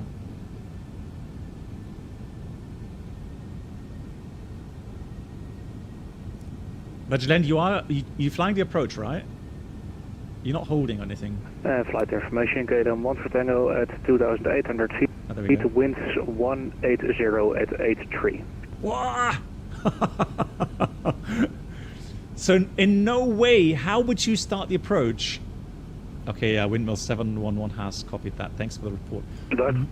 180 at 80 knots. You can't start the approach runway 04. No way.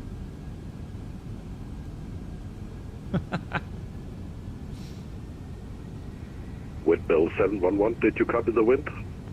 Yeah, windmill 711 definitely copied 180 at 80 knots. I copied, so that way we definitely would do an approach runway 22. But you said the last wind for the runway was, could you repeat the wind, please? Yeah, current wind, surface wind is 130 degrees, 27 knots, gusting 42 knots. Okay, so yeah, if anything, we would do the approach runway 22, but I'm gonna wait and see what the KLM does.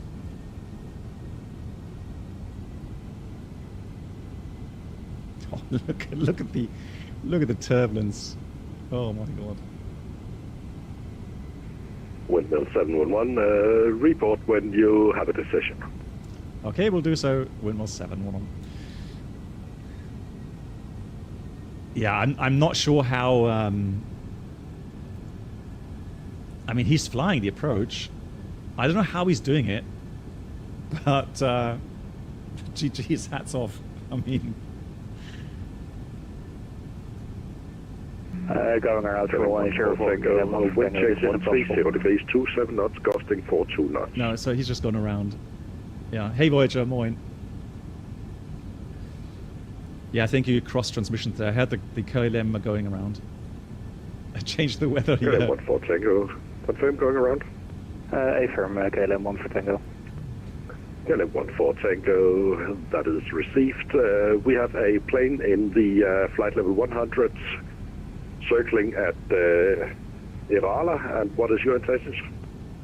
Yeah, I'm thinking going to the hold as well. Just flying standard mist at the moment, and then I'll go for approaching runway 22, KLM 1 for Tango. KLM 1 for Tango, roger that. Confirm, Irala for holding? No, currently at Golf Hotel, and then I'll set up for another approach and go from there, KLM 1 for Tango. KLM 1 for Tango, roger. Report established again. Okay. We'll go KLM 1 for Tango. Yeah, okay, so we'll hold for now. You'll find a reading light. I'll descend down to 8,000 feet though. And Windmill 711 has copied. We'll stay in the holding until the KM is in the approach. Wow, it kicked out the autopilot.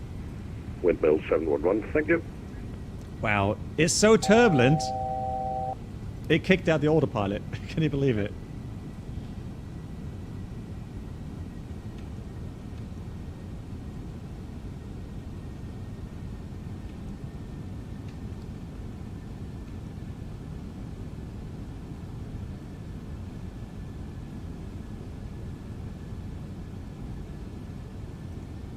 Wow, can't re-engage it.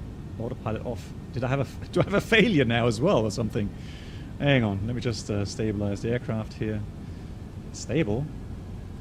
Oh, there we go. Autopilot 1 is active again. Jeez, I thought I had an autopilot failure now. That wouldn't be good.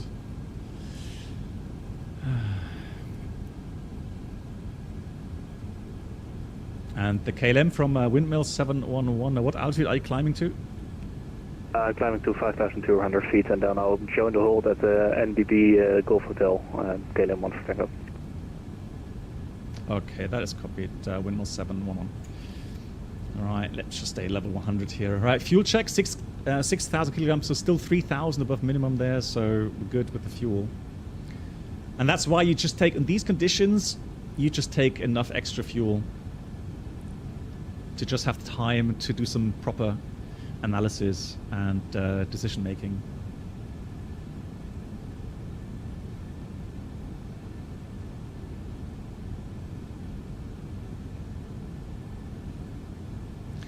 Alright, what I'll do though is I'm going to put going to get myself a fix info for a thunderstorm 09. Nuuk information, good evening. I said 113. So we'll take, descending 200. I'm going to take 100 miles I said 113, Nuuk information, hello. For your information, wind to 130 degrees, 27 knots, gusting for 2 knots. Units 9068, transition level 85. Copied all. Transition level 85, and we'll be continuing descent to level 100. I said 113. I say 113 for your information. What is your intended approach? Do we have any traffic information or any traffic that has made a successful approach into Nuuk? I said 113. We have had one arrival on runway 04, and then we have just had a go around on runway 04. That traffic is a 737 currently holding at Golf Hotel in 5,500 feet. Then we have a A321 holding at Irala, flight level 100. Copied all, stand by for no, I don't have enough fuel to go back to Keflavik. Proceeding direct gate. I talked about this at the beginning. So IRL, I would have taken enough fuel. Direct gets her for to have the second option to go back to you'll report your intentions later. Because I would never put myself in the position where I have to stay now in Greenland in these conditions. But the weather in Thunderstorm was so good that and stable that you know there's no need to go to Keflavik. But IRL, I would have done a bit different decision making. So I'm planning to do one half lap of the hold at Golf Hotel. Exit the hold, try VTOX, go to VTOX for ILS Zulu runway 22, KLM 1 for Tango. KLM 1 for Tango. So that is you'll do a half turn and then to VTOX to do ILS Yankee for runway 22. I was actually flying ILS Zulu if that's possible, but ILS Yankee should also be fine. ILS Zulu is only for Class A and B. Yankee is for Charlie and Delta. Roger, then of course ILS Yankee runway 22, KLM 1 for Tango.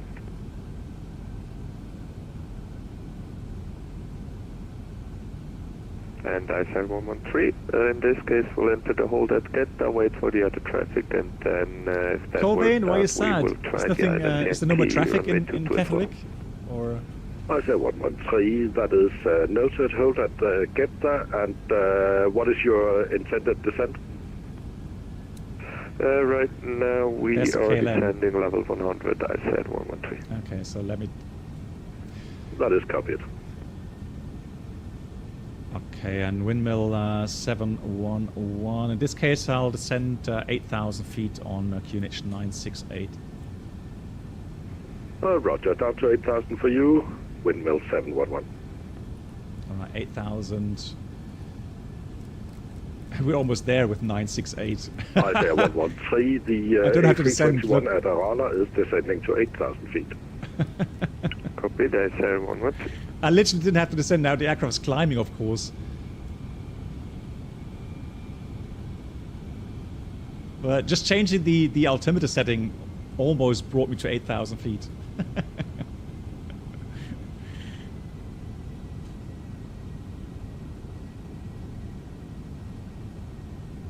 Oh, no, one aircraft coming from KLM 1 for Tango, report final. Will go KLM 1 for Tango. I'm sorry, Colvin. Fuel saving like a pro here. Oh dear, right. 1,000 to go. So we've got 8,000 blue. So the KLM, now I'm just I'm not tight for fuel or anything.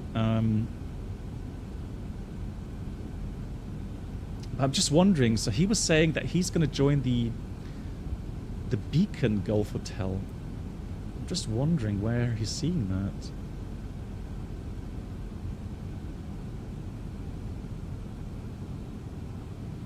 I only have I only see a fixed Gulf Hotel.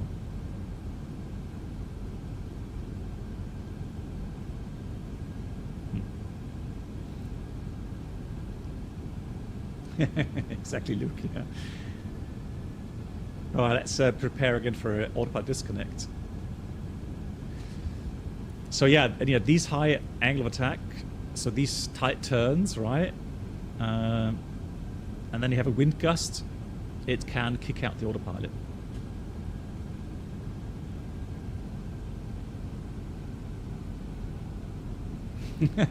Just land and then fuel up. Oh. Oh, there we go, look at that. I knew it. I knew it. Manual flight. I have control. I knew it. It's just too much for the autopilot today. I mean, I could fly a little bit faster, but I'm not sure if that would really help.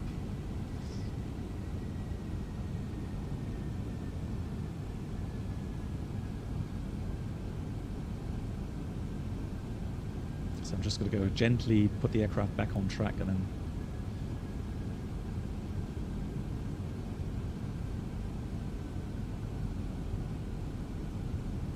There we go, autopilot one. Yeah, go Sammy, right? Oh, cool. Right. And we're North 711 is maintaining 8,000. Windmill 711, roger. And the KLM, do you have an estimate when you start the approach from Windmill 711? Yeah, stand by a few minutes, KLM 1 stand up. Copy.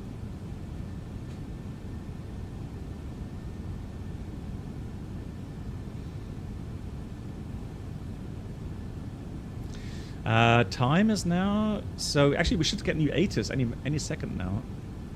Let me have a look.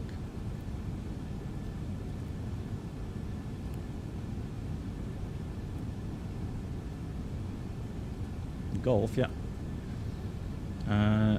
Oh, look at that. Oh my god. 170, 34, gusting 69. You've got to be joking. Oh, no way. I mean, again, we'll do one approach. Window 711, KLM 1 for Tango. Go ahead. I expect to be at Golf Hotel 22 India at 2133 Zulu. Okay, that is copied. Be aware, we've just received a new ATIS. It says wind is 170 degrees, 34, gusting 69. Yeah, I'm fully preparing for diversion. Thank you, KLM 1 for Tango. That's copied. Yeah, so it really looks like we're going to have to divert. So all I wanted to do is actually just do one approach to see how crazy it gets. See how Microsoft simulates these conditions.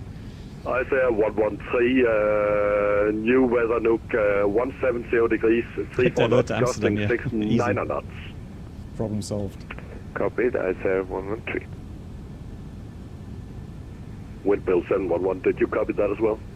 Yes, thank you. We received the latest ATIS. Yeah, currently just waiting for the KLM to decide if they approach or divert. And then we probably just do one low approach, really, to see how the weather is like down there. But yeah, I will keep you posted. Windmill 711. Roger. So that's 968 is still active. We've got broken rain now, rate broken 6,500, temperature 4.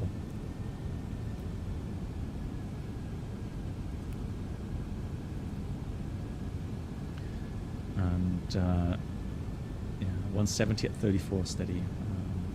But those wind gusts are crazy. Can you just imagine down there what it's like? So to give you an idea, so 69 knots. Hey, Mark. So 69 knots is, let's say, about 130, 125 kilometers an hour. So we're talking about at least wind factor 10, right? On the Buford scale. So now we'll divert to Thunderstruck. Hey, Pilot Nerd. Thank you much for the 19 months. Greetings to you. How are you? That was 34.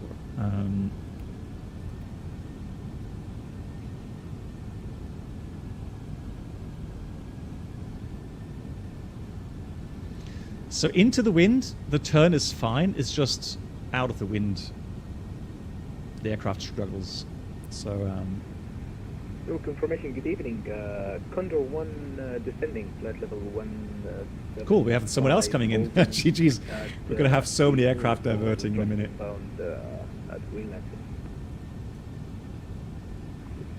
Condor 1, Nuuk information. Hello. Wind currently 170 degrees, 34 knots, gusting 69 knots. Units 9068. Welcome to transition Nuuk. level, flight level 85. Thank you much, Pilot Nerd.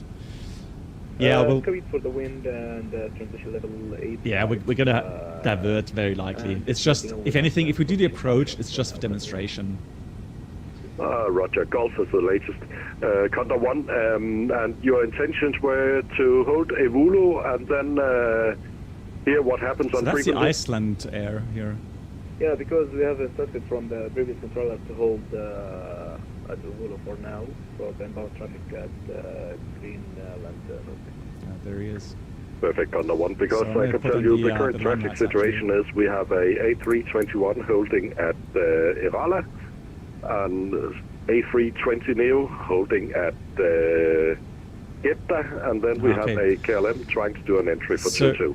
So he's Roger, if you can just he's holding it. inform us if we can Getka, that's the KLM. when the inbound traffic try to approach. So I hope that the KLM is making a decision. There he is soon. Another one that is noted at Windmill 711. Can you confirm your altitude? Windmill 711 is maintaining 8,000 feet on the QNH 968 hectopascal. Roger. And Condor 1, the A321 at Irala is holding at 8,000 feet.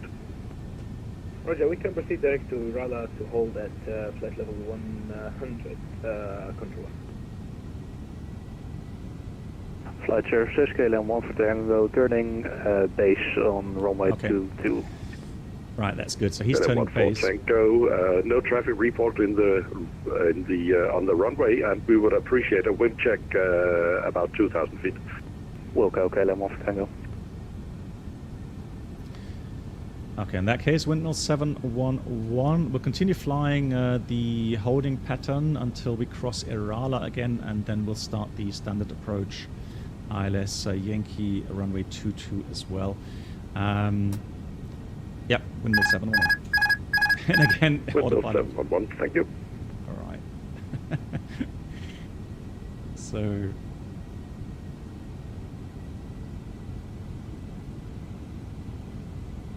Good, that means after Irala, we can descend down to 4,000. And I-713, in this case, the windmill traffic has started the approach. Will continue after them and turn behind.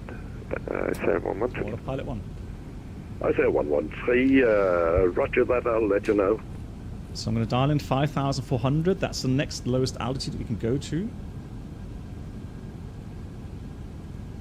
I'll show you that on the chart here. Windmill 711, when you are, let me know when you are leaving the hold and then report your expected time at Gulf Hotel 221. Okay, we'll do so. Windmill 711. Oh, hang on. There we go, speed. Yeah, we're doing a Microsoft weather test. No, seriously, like, I honestly have no experience in Microsoft Flight Sim with a wind report, 34 gusting 69. I don't know how Microsoft will simulate that.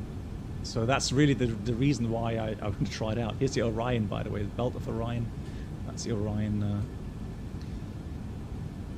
constellation there.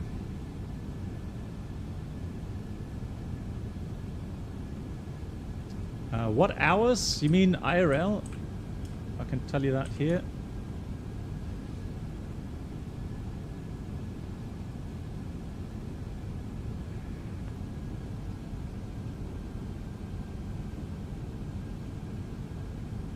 Oh, ATC, I'm sorry. Did it? Oh, yeah, I had the wrong overlay. The base overlay. Sorry. Yeah, I'll try to change that again. I'm sorry. I hope it doesn't upset you too much.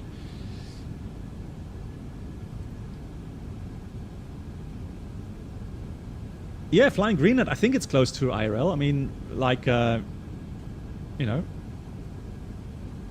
it's uncontrolled airspace here, so.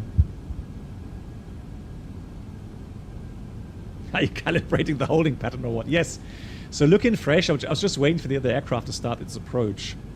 And again, we have a controller, but he's only giving information, right? So there's no normal air traffic control here at this airport and over at Greenland, really. So it's airspace Gulf, uncontrolled airspace. So we have to make sure that we look outside, we don't hit anyone else. Coordinate our approaches with other traffic, that sort of stuff.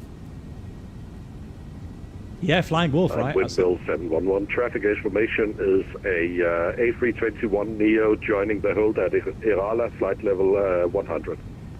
Okay, we have him on TCAS, Windmill 711, thank you. All right, got him here. Yeah, Jalend, right? But again, my initial thought... All stations, KLM 1 for Tango, wind check at 3,000 feet, 184 at 52 knots. 184 at 52 knots, the wind seems stable for me, KLM 1 for Tango. Okay, cool. So, I tell you what, if the wind stays that way... And Windmill 711, did you copy that? Indeed I have. Thank you much for the report, Windmill 711. But knowing Microsoft, the wind will probably change like in 300 feet. It'll then snap to crosswind 69 knots. But again, I think it's at least interesting to try out. Why not? So we're going to do the following. I'm going to press exit hold now. KLM 14 Tango, surface wind 170 degrees, 34 knots, gusting 6 niner knots. There we go. And then we Copy, start thank approach. you, KLM 14 Tango. So, Erala, and then outbound towards Golf 221, or 22 India, is going to be, that's 7.5 miles. And then we'll send down to 4,400, and then from Golf Hotel 22 India to Golf Hotel 22 Foxtrot, we'll descend down to 3,000 feet. And with that headwind, that should be not an issue. Good. Should we actually land, we'll take in the taxiway Alpha Control 1, actually to the holding left. now at Urala flight level 100, and we have information. We did check information go. Well, Condor 1 Golf is current. And Condor 1 traffic information is a A321 at Irala, continuing now for the approach 22 left. Right there, and he is at 8,000 feet. Hey Hayden, you know, you've come at the right time.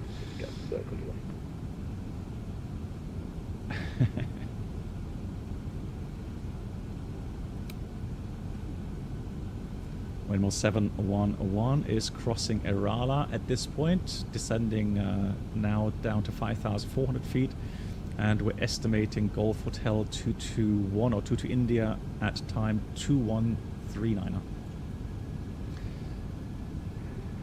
Right, thrust idle up descend. Golf Hotel 221 at 2139. Copy. Isaiah 113, traffic information is the windmill A321. He is now choosing the approach for runway 22, expected at Golf Hotel 1 at so we have to maintain 5,400 until Copy that, 713, 3 miles descending from that now waypoint. 8,000 That's because of that terrain there. We'll finish back this holding, and after crossing it, we'll join the ILS Yankee approach runway 22 as well. So let's read the approach checklist. Bar ref 968 set 3 times checked. Seatbelts on. Under 1 for your information, we have the KLM on final, and then we have the windmill just about to shoot the approach. Normal. And next one is Isaiah 113, and then you. Really appreciate it for the information. Okay, 3 miles, so we can go down now to 4,400 feet. So 4,400 blue. I'm going to start a bit of speed brakes here. Flaps 2. And all stations, remember, in Nuuk there is a backtrack, so leave plenty of space. Windmill 711, copy. Ooh, got to descend. Come on. So we have a lot of headwind. That's and for sure. windmill 711 from ISL 113. What is your expected indicated airspeed during the approach? Indicated, well, I would say ground speed will be about 120 knots, or well, maybe even 100 knots only. Indicated about 160. Copy it, 160 indicated. ISL 113 will reduce the speed, just give you enough space. That is copy, thank you. Right, there's the airport ahead of us. So we're going down 3,000 feet for the ILS. Here comes the localizer, Lockstar. We have autopilot 1+2, Cat 3 single, Cat 3 dual.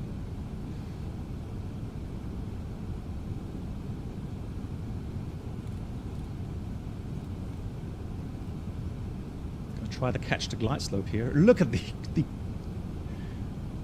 crab angle, crazy. So there we go. Capturing the glide slope here, glide slope star. And for the missed approach, we'll dial in 8,000 feet here. So 8,000 missed approach is set. Flight services KLM 1 Tango, planning to exit runway 22 at Bravo. The wind is so strong you don't need any any runway at all. KLM 14 Tango, that is noted. I advise you to taxi via Charlie to stand 5. Charlie, stand 5. Thank you, KLM 1 for Tango. Windmill 711. You can continue. The traffic is short indicating. Okay, that's fantastic. Thank you. Currently on a 9-mile final, and ground speed is at the moment 120 knots. And a KLM from Windmill 711. Do you know the wind at about 500 feet? Roughly 31 A3 at 34, I believe, KLM 1 for Tango. Okay, fantastic. Thank you much, Windmill 711. Well, maybe we are able to land after all. Windmill 711, no traffic on the runway. That is copied, Windmill 711. So, actually, I'm just going to increase the speed again a little bit. Because we're very slow.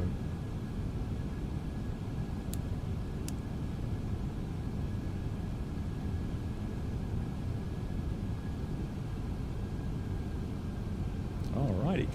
And for the one descend to flight level 80 and continue to hold so I'm just wondering, is this going to be a big kind of anticlimax? Right. We expected, you know, the absolute worst. Gust 69 and Microsoft Isaiah 113 report time is saying, Hotel 221. Nah, we're not doing gust today, we're just doing steady wind. Estimate Golf Hotel standby short, Isaiah 113.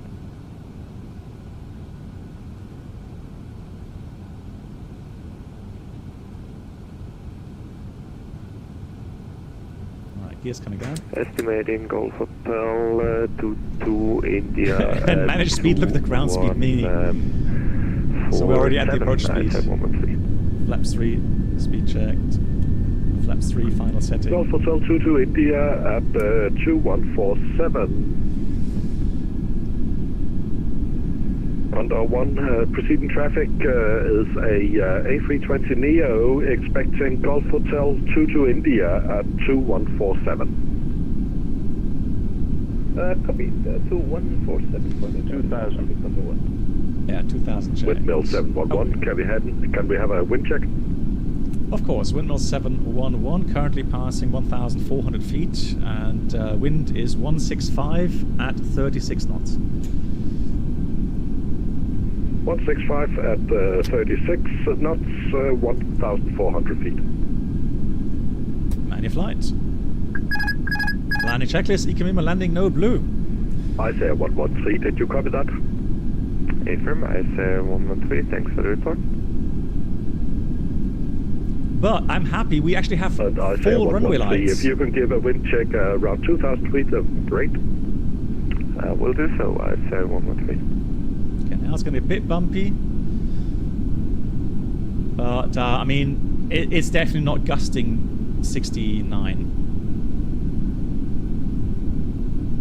So we may get that typical Microsoft dip at around 300 feet.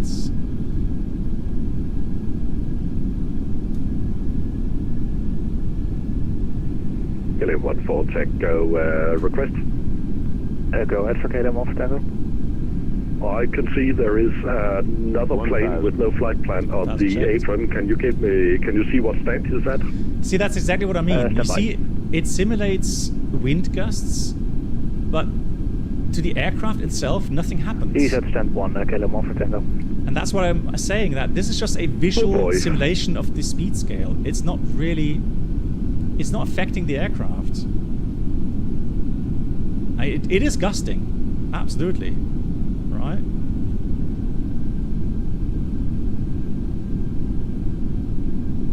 But it's not really doing anything. And Windmill 711, with that view, if it was daytime, you could see where I live. Fantastic, Windmill 711. Right, just getting a bit high here in the approach, so 500 minimum. Continue. Well, no, that's going to be a go around, I guess. Yeah, look at 300. There's a wrap. Go around. Oh, that was a wind shear. Wind shear, Toga, 15 degrees pitch. That was a typical 300, 400 feet wind gust. Wow. Okay, I'll take it all back. Windmill 711, wind shear at about 400 feet going around. With 711, that is received, follow standard missed, and then report intentions. That is copied, wind 711.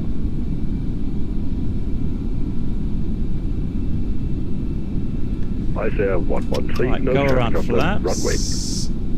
I say 113, approaching flaps 2, Golf father rate, gear up. And I say 113 for your information. The windmill A321 went around you, wind shear on short final.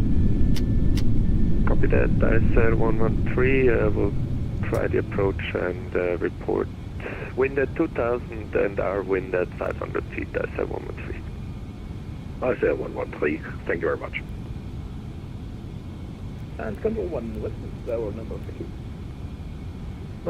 Condor 1, you are the next one. The ICAIR 113 is planning Gulf Hotel. So flaps 1, speed checked, flaps 1. To India at 2147. Right, we have nav.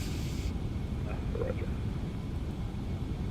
And windmill 711 is climbing to 8,000 feet for information. Okay, Voyager, good night. 8,000 feet is noted.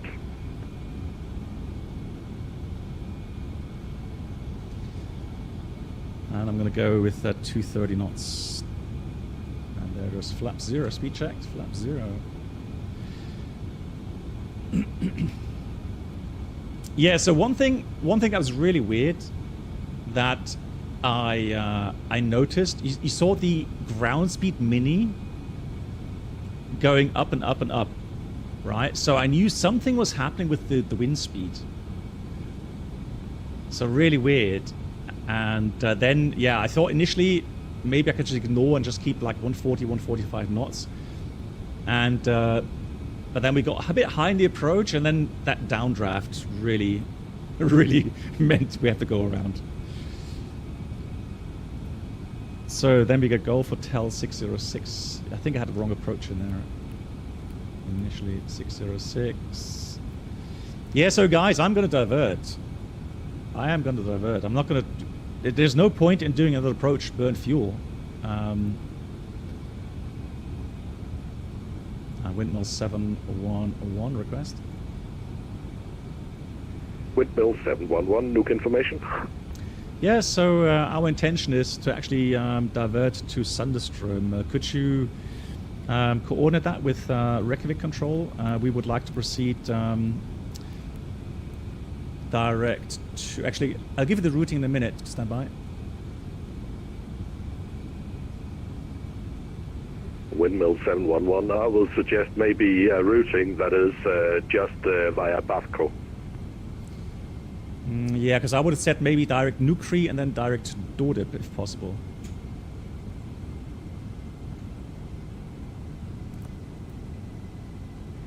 Yeah, AFM, that is possible. Can you please, the first waypoint in writing? Yes, the first waypoint would be November Uniform Kilo Romeo India. So Nuuk, then Dodip, at what is your intended altitude or flight level? Yeah, we'll be requesting flight level 290. Roger. I'll just get back to you. Stand by. Standing by. Windmill 711.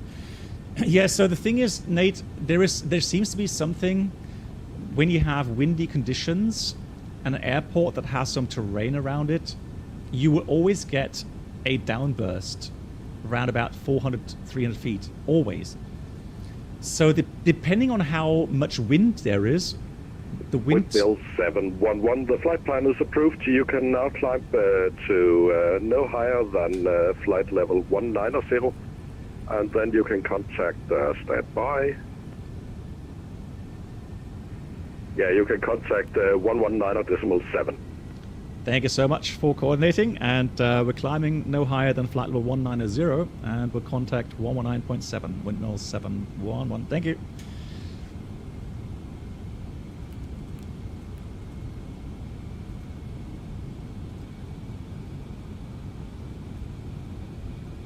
So now we go flight level, meaning set standard.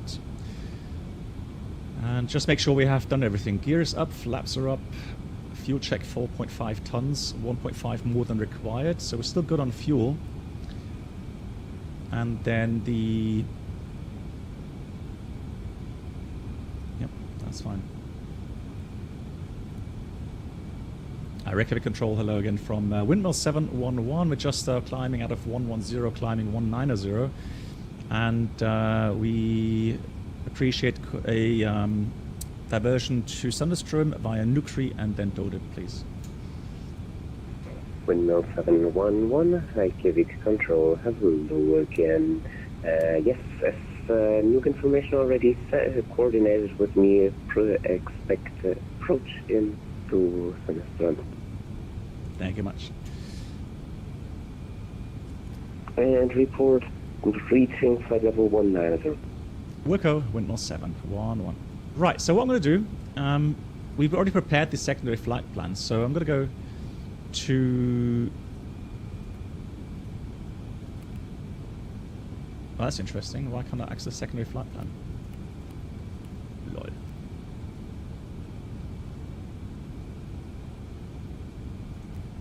Oh, let me enter 190 initially. Maybe then I can. Hang on, secondary flight plan. No, hang on. What? Is there another? Right. Let's enable alternate then.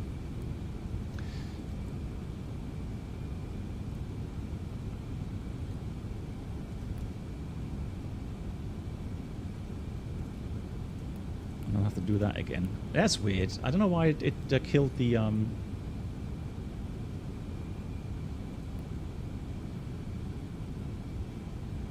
secondary flight function there. So Nuuk.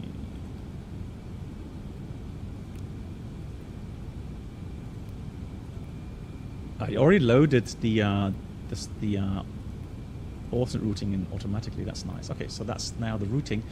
So already earlier I entered the range ring, 100 miles around Sandström, and 180. Or there was a 215 track. So just to kind of help me orientate myself, where is Sandström? All right, so now I can see that, and we're going to reach Sandström approximately with 3.4 tons. Well, then let me put in a 290. So we're going to have enough fuel. That's more than our remaining flight time, which is nice and comfortable. Yeah, so the reason why there was no predictive wind shear alert is because in order to have predictive wind shear alert, you need precipitation. Because the predictive wind shear works with combination of the weather radar system. So the weather radar system will pick up water droplet movements, and if they have a certain pattern, then that would show potential wind shear. Then you would get a predicted wind shear warning.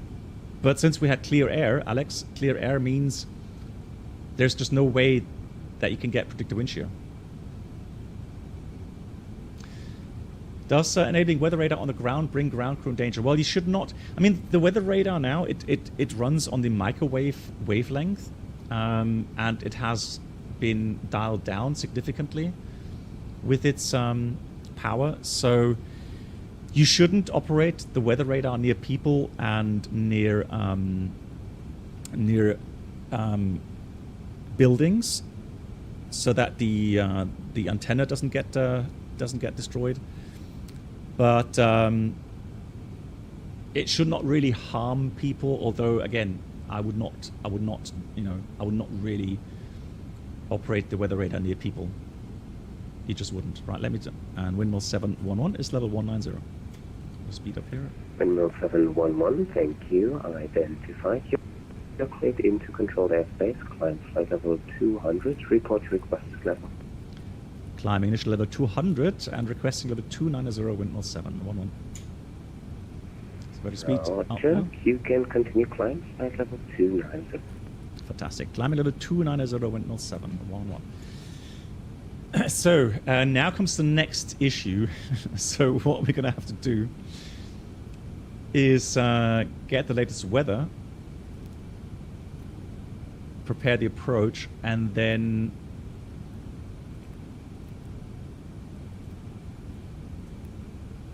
calculate the landing performance. So we have 15014 and 981, 3 degrees.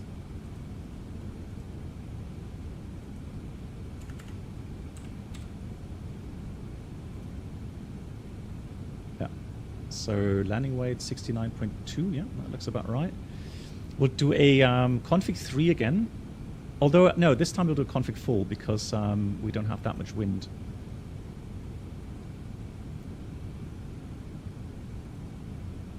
What was the wind again? What? No, hang on, that wasn't that.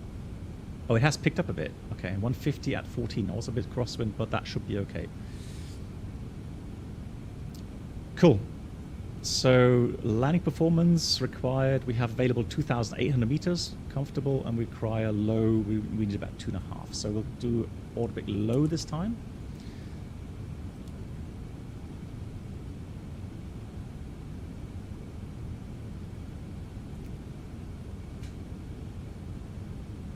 Thrust climb, open climb, 290.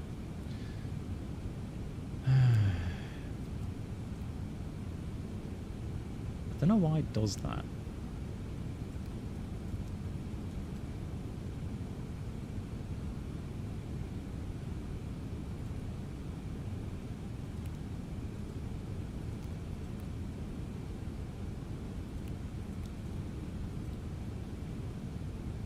Yeah, I need to forward that as well. That's not correct. Anyways, so 981. Temperature was 4. And it's 150 at 14. Cool. And the minimums for Thunderstorm.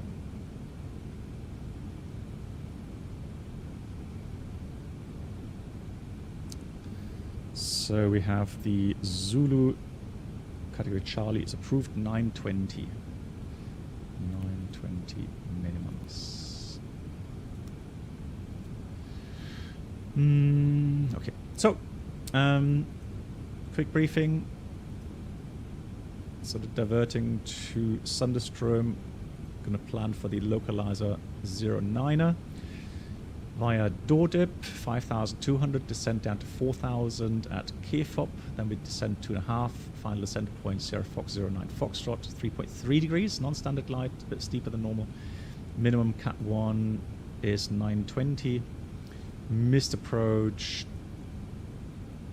We'll go straight ahead 88 degrees, passing 2,900, turn left, back to Keflavik, climb 4,000, join the holding there.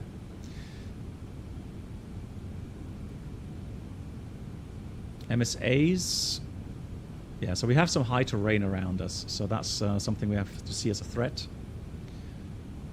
It's dark, unusual airport, not very familiar with it. And then let's hope that we actually do have approach light system there and runway system, and we have a runway there. I don't even know if Microsoft has a runway there, but let's stay optimistic. Because I don't have scenery. I don't have any freeware scenery or add-on scenery for that.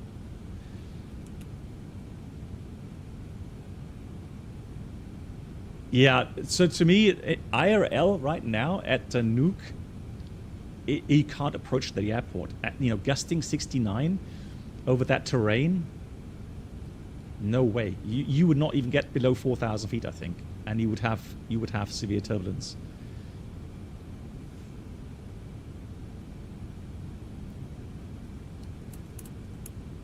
So now, yeah, we would have to inform the cabin, we would inform the company, inform the passengers, etc., etc. So there will be a lot of work to do.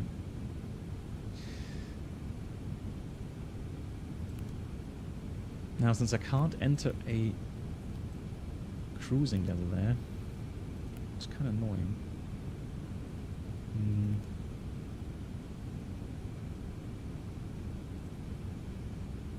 Let's try that again.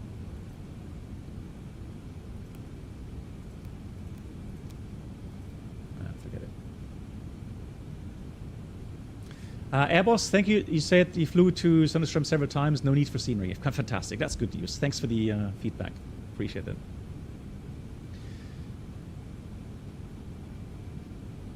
Okay, so let's see. Let's do some normal mathematics then. So Dordip, let's say 6,000 at Dordip. Okay, transition isn't 7,000, so we leave that to 8.5.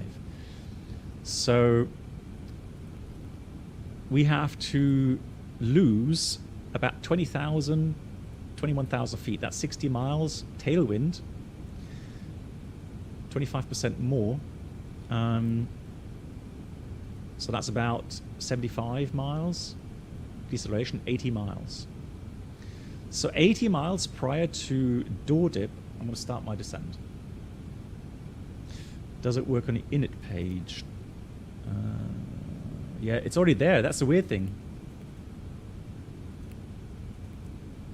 So it's done that, but it's just not doing it here, which it should do. It doesn't.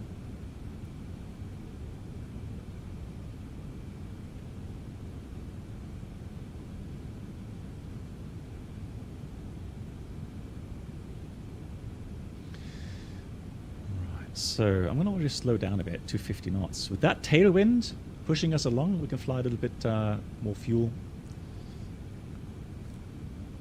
efficient. So let's slow down a bit here. 1,000 feet to go, vertical speed Mach.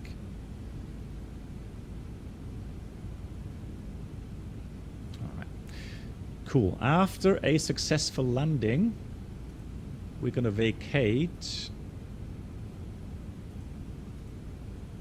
Charlie or Bravo to the apron.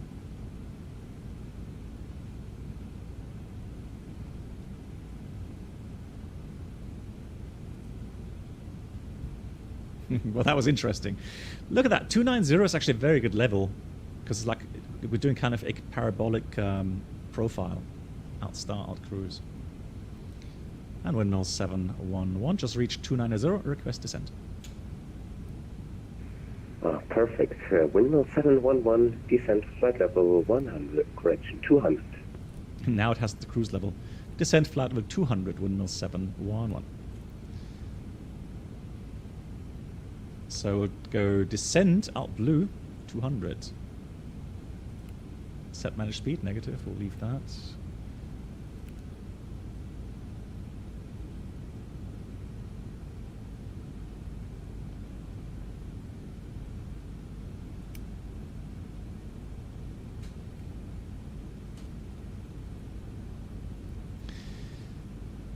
Right.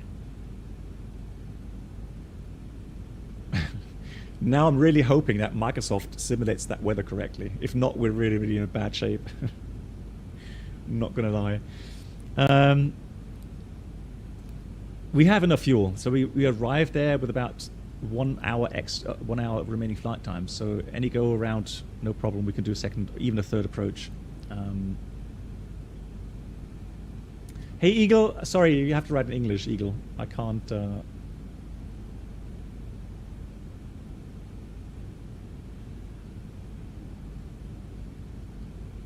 can't read that.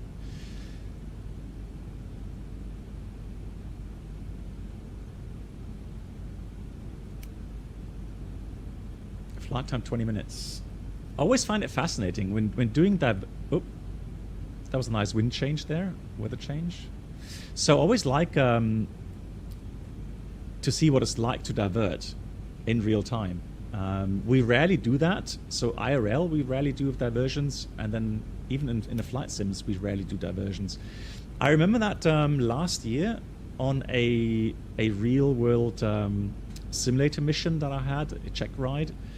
We were in the US, I think we were in Vancouver. And we had then to divert to... oh no, hang on, where were we? We were somewhere else. I don't know exactly where we flew to, but we had to divert real time to Seattle. No, sorry, Salt Lake City. Hey, Drehflügler. So we actually took the time and flew that 45 minutes in real time. You know, doing all the work, doing the announcements, etc., etc. And that was cool because you rarely do that. So you always kind of think, right, is there anything else I have to do now? Is there anything that I've forgotten?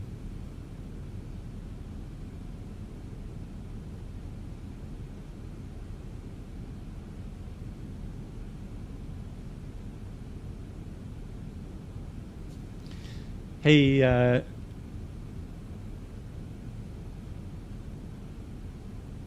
you look at that, gust 73. It's crazy. Recent freezing rain. No, there's just absolutely just no go. Now, it is funny though, I guess I'm the only one diverting. But to be honest, I mean, you saw that drop, right? I mean, if we had waited maybe one more second, we would have slammed into the ground there.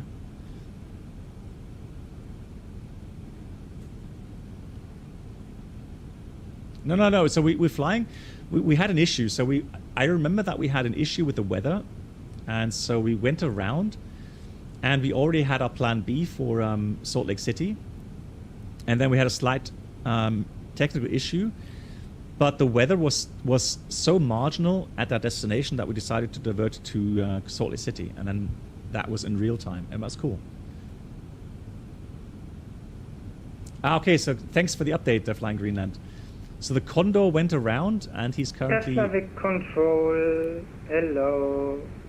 Condor there he is. 1220, flight 3,800 feet for flight level 290. Condor 1220, Keflavik control, guten Abend, Type empty-flight, climb flight level 380, proceed direct Rakiv. Rakiv? Direct Rakiv, flight level 380, Condor 1220. What is he doing? Rakiv? Where's Rakiv?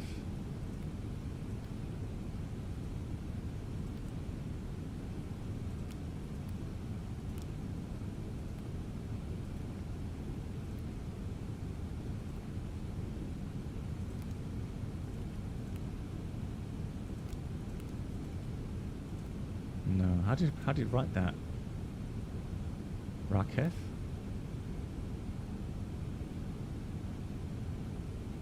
Oh, that's not him. Oh, okay. Okay. Thanks for the update. Thanks. Ah, okay. Yeah, I thought he just called in and diverted. Now,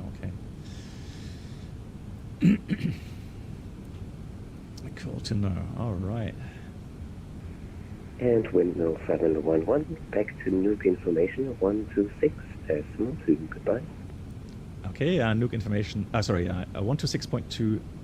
Copied, windmill 711.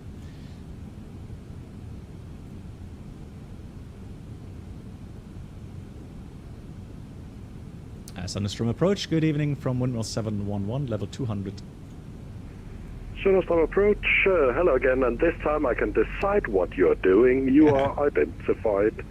I guess it's going to be the ILS or the localizer approach Zulu via Dodip. That is correct. Localizer Zulu runway 09 out of Dodip is correct. Windmill 711.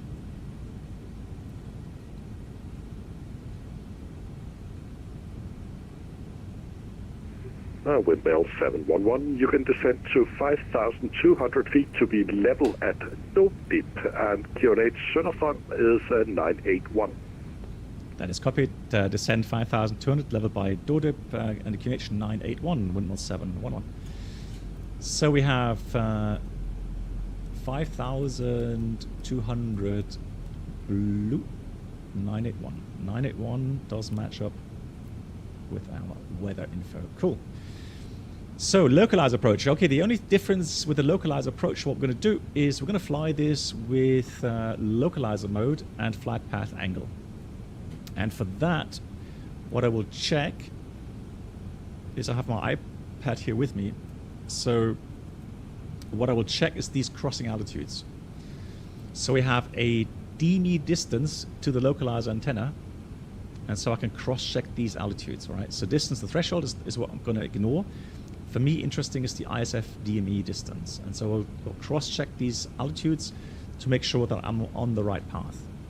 But from the autopilot modes, I'm going to fly this with localizer mode and flight path angle mode.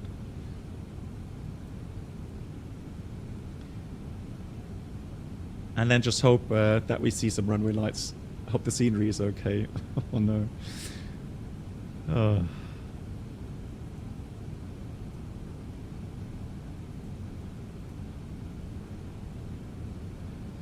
Yeah, we should have some basic approach light system there.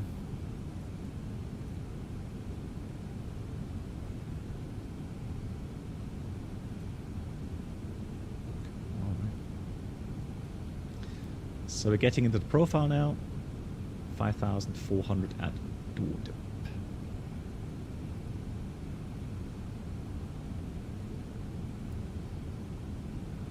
Ah, okay, so he just took off from Keflavik and is going to Chicago. Nice. Is there a way to fly a localized approach managed vertically without having FLS? No. No.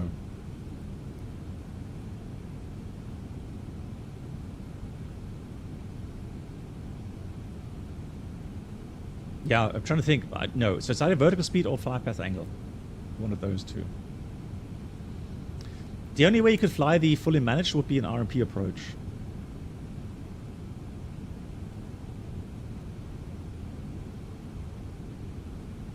And I mean, strictly speaking, I mean,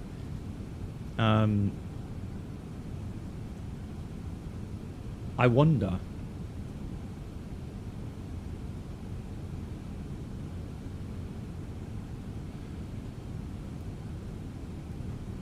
I mean, IRL, I would probably fly the RMP approach, to be fair, because I could fly that fully managed. And IRL, I know that programming is going to be perfect.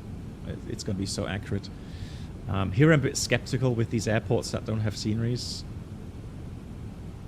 I'm just, yeah, I'm not sure. Right, config full and...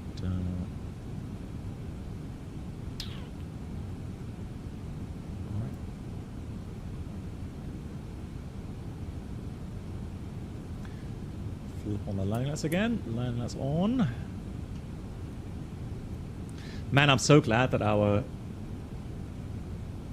RAM... Look at that now, only 7.8 gigabyte. Crazy. I don't know why we went one report file to 40... Was it 43, 44 gigabyte on a max?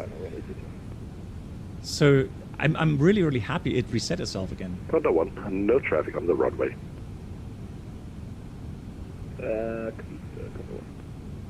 Weird.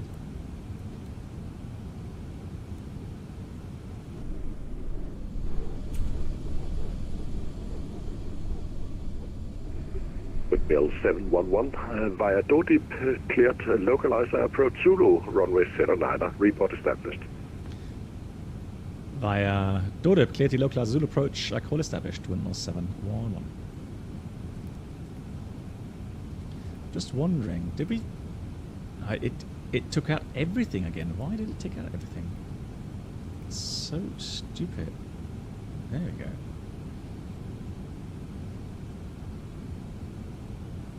I was just wondering, the pictures didn't look right to me, so good thing I checked.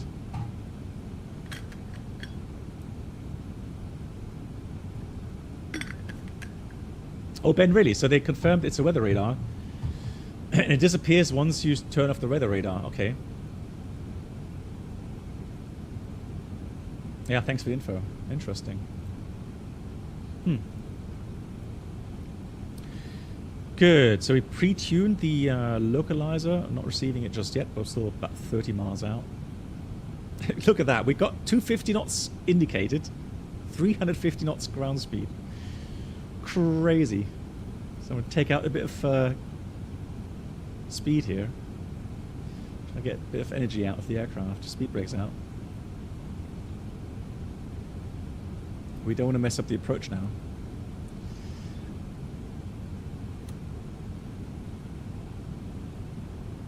Look at that. I hate that wind simulation here. Oh man. Why did Airbus change the startup SOP? I have no idea. Nicolas, because back when I was flying the A320, the argument was that you want to have engine 2 running first, so that you have yellow pressure in case if you have only engine 1 running and it fails, or the hydraulic pump fails from engine 1, then you have nothing, right? PTU will not work, and then you would have to switch on the electric pump, kind of non-standard. That was the argument they used. I have no idea. Maybe they're saying it's so unlikely that you're going to have a failure of the engine. I don't know. I have no idea, to be honest. Flaps on, speed check, flaps on. Carefully slowing down the aircraft here. Come on.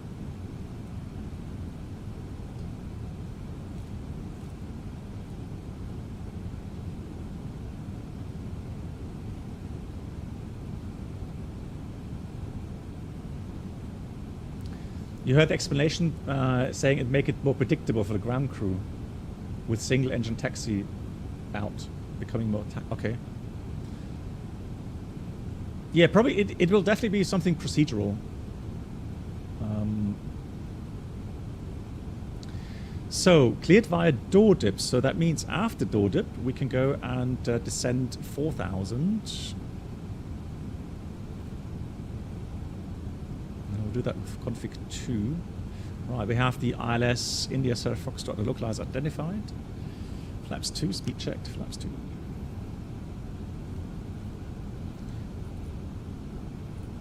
$4,000 is set. Down we go. Thrust idle, up descend, alt blue, 4,000. Oh, hang on, 4,000. There it is.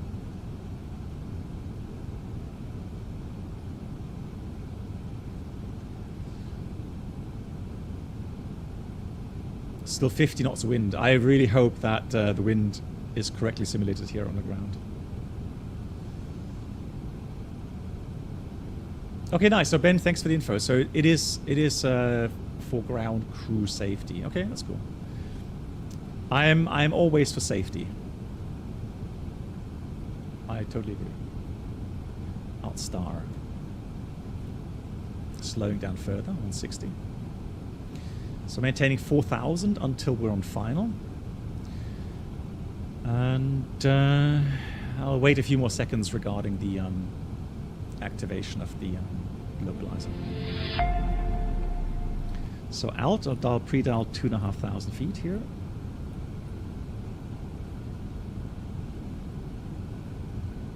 Yeah, exactly. I know that EasyJet was doing that for years. They always started engine 1. Yes, so I think they were probably one of the only ones, really.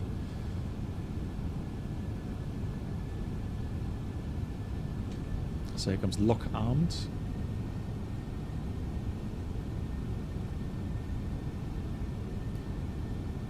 Alright, 200 knots ground speed. There we go.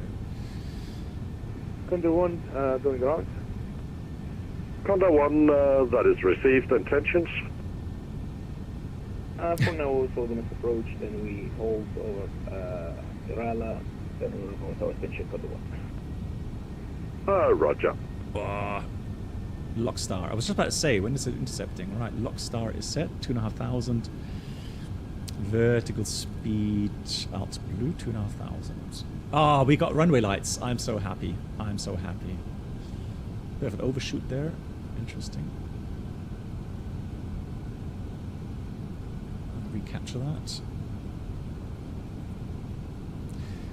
Now all that's missing is the wind. The wind has to die down, otherwise this is going to get crazy. Yeah, go Sammy. I can relate to that. Yeah, it does make sense to me, yeah.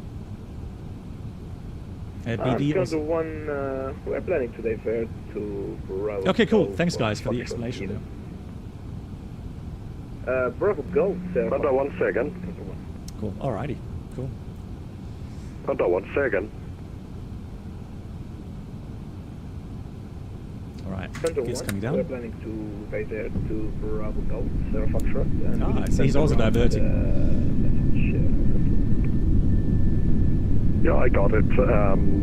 You can expect a route to Nuuk, then Do Deep to Søndersøm, and for now climb flight level 190. Wind is coming down now, cool. Roger, we can expect flight Nuuk to Do Deep, then climb flight level 190. Right, flaps 3, speed checked. Oops. Flaps 3.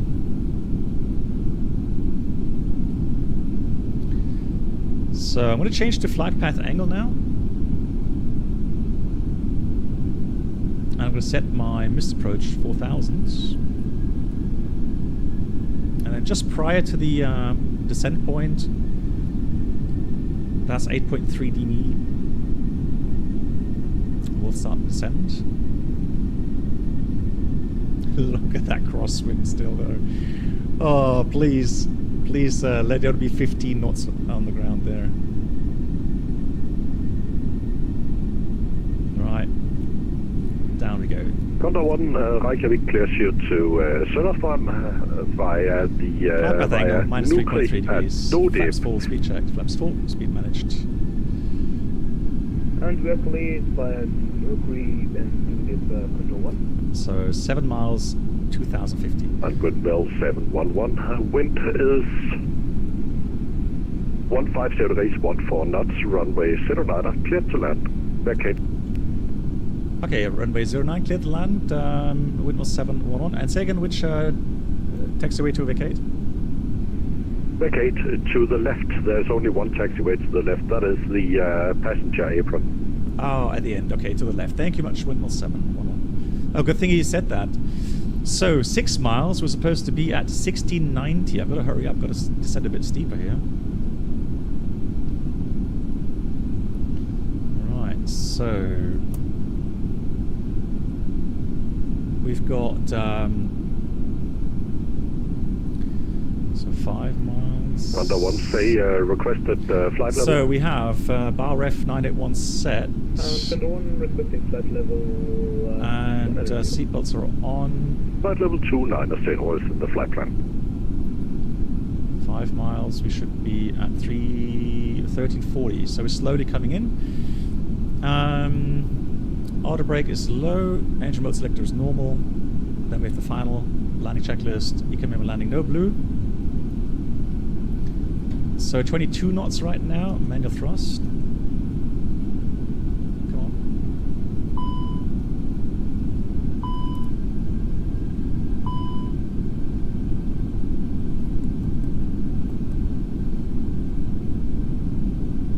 And manual flights. Let's try to get onto the path here. So currently 3 miles, we should be at 630. 1,000. 1,000 check, come on. Let's get down here. I don't know why the autopilot was so slow descending. Clear to land. Wind now 15 knots as expected. Careful descent rate, 1,000 feet per minute.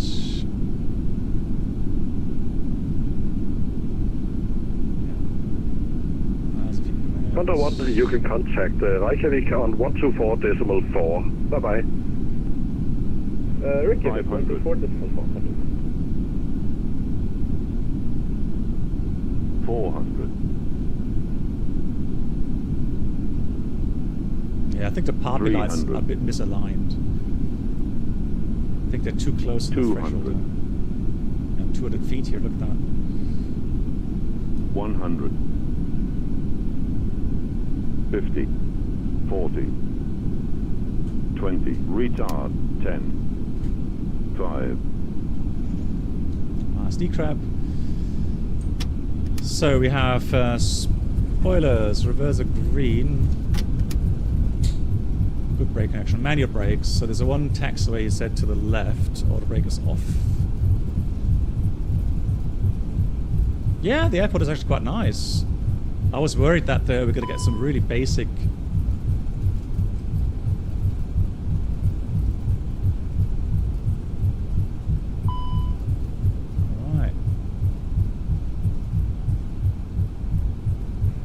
Windmill 711, welcome to Kangerlussuaq, the home of one of the biggest musk ox communities in Greenland. Nice flying. Thank you so much for the background information. Thank you for the controlling. It was a lot of fun, very exciting stuff. Windmill 711. Have a great evening. Yeah, that was really great fun to do some AFIS for a time. We could do that in Denmark as well sometime. Exactly. Thank you so much. And that reminds me that they are doing Thursday events now in Denmark, VATSIM, to also uncontrolled airfields. So you would have the same kind of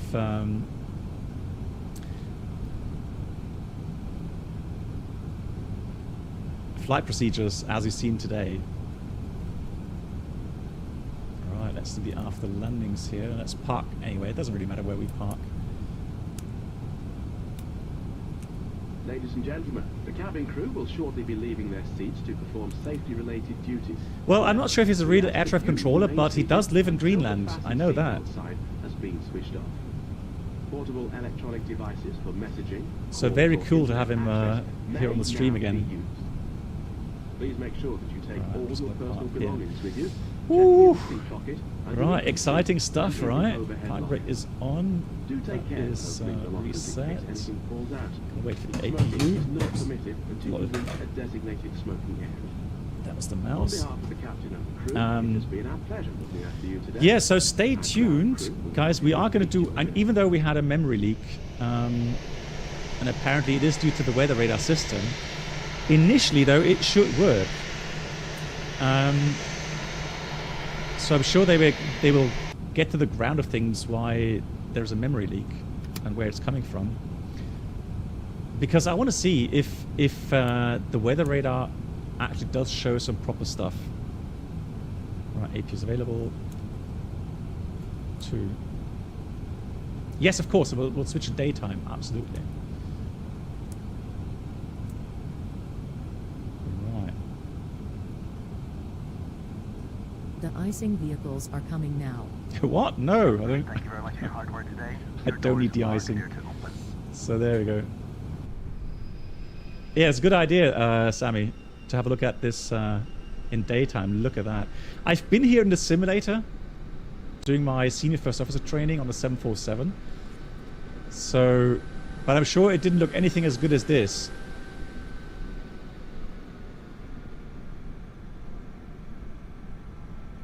Yeah, Flying Greenland, once again, thank you so much for controlling. Thanks for offering to do the controlling here. Absolutely brilliant. Really, really nice. Confirm aircraft is ready for treatment. And a big thank you also to the controllers in Iceland, Keflavik, also coming online today just for us. Thank you so much, guys. I'm sorry that there wasn't that much traffic. But yeah, you can see why you have an offset localizer, and yeah, the terrain around here. We begin treatment now and observe fluid type 1. Concentration at 50%. We'll call you back when ready. Yeah, exactly, baby Boeing. And the thing is, so Thunderstream these days is actually not really recommended as a medical diversion airport anymore. So, yeah, it's a very nice default scenery for sure. So we would actually come here only for other abnormals. It doesn't really help if you have a medical emergency and you land here, because then they would have to send a helicopter, transfer that patient to somewhere else. So it doesn't really help him or her by that much. Cool. Guys, okay, so stay tuned. Let me just, I'm just going to restart the sim completely.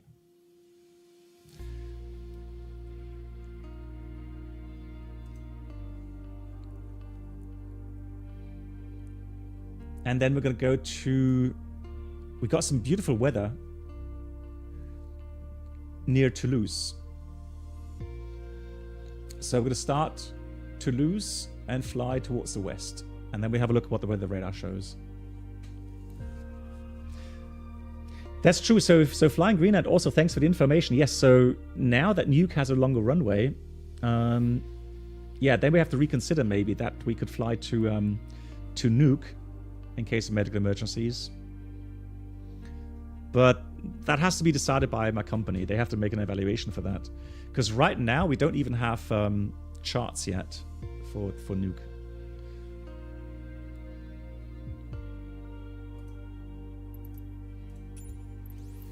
So yes, of course, you would have to make sure it's all compatible and certified, etc., etc. Cool. Alrighty. So then let's restart the sim. And I'm so curious to see how good or bad the weather simulation is. Colbane, also thanks again, Colbane, to you and your colleagues in Iceland, Keflavik, for the control. And the en route controller as well. Thank you so much, everyone that took part today. Colbane says, mentioned that Iceland has one event per year on that Iceland fire. Oh, you mean like, oh, sorry, event. Vova, 787, a company Parks and Amman grounded? I have no idea. I'm currently, I have 1 month off work, so I'm completely out of the loop here. So I have no idea.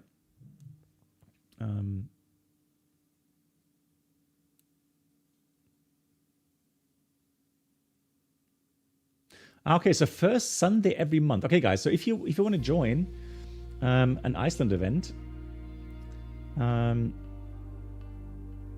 so if it's the first Sunday of every month, and the next one is on 8th of February. Thank you much for that. Okay, cool.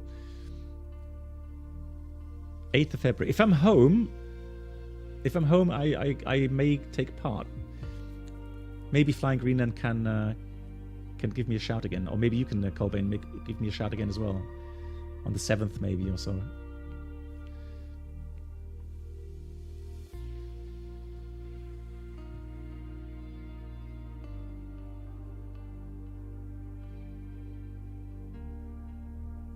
Organ, okay, update for the calculator will hopefully release next weekend.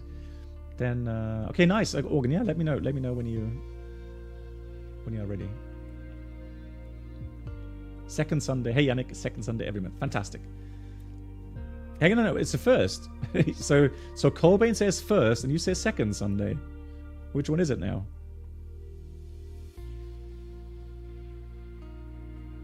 Yeah, Aviamar, absolutely. I mean, it's I could just showcase these flights, and then today, for example, I thought I'm not even going to start the approach towards Nuuk, right, because of that wind, and then I heard from the KLM, oh, it's not that bad actually, and then I flew, and I thought, well, I've got my settings. I think the turbulence settings actually have them on low or something, because I know Microsoft overdoes the turbulence, right, and then as we got closer and closer to the ground, the wind just increased and increased, and then we had that huge drop, right? So in the end, it was spicy, and then I had to go around, divert. Nice. I love that. I love that kind of action, because it just beats the routine, doesn't it?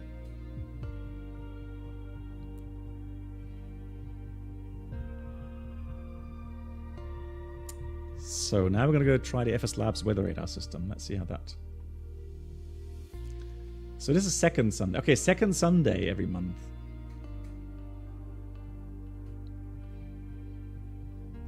Yeah, Abiamar, absolutely. What do you think about AeroLogic as a company to fly?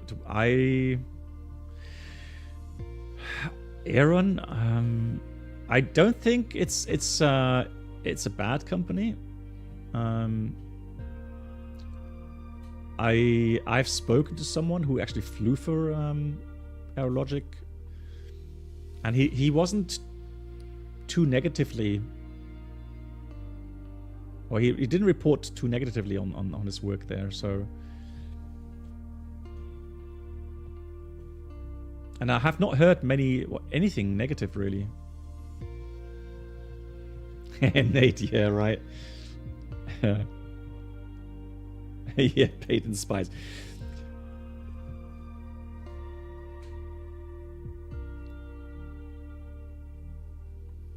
Yeah, but the thing is that, of course, then you come to realize how...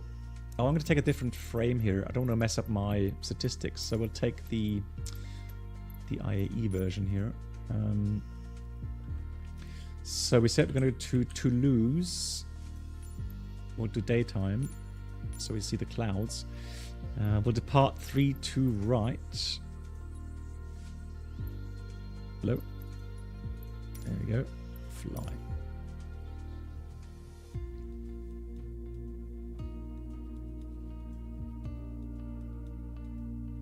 Yeah, Nate, also, I mean, when we simulate these kind of flights, even though it's not 100% true to life, but I try to incorporate many things from real world flying, and give you my thoughts. And I definitely know or feel as well that whenever I'm flying these kind of spicy flights, with the weather that we had today, it does keep me a lot more on the edge. I monitor the weather more closely and try to concentrate a lot more. Have you heard of the 40 new 737 MAX for Eurowings? Yeah, I think there's just speculation on my part, Aaron, because I don't know. But I think the reason to buy the 40 737 MAX is, one of the reasons could be that there are still issues with the Neo engines. For one, and for two, you don't want to be completely reliant on one aircraft manufacturer. So you do want to, you know, vary that a bit.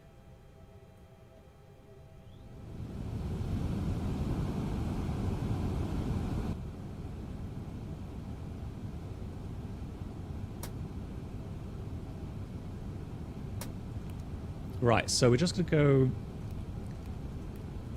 Toulouse round trip just to test the weather radar system.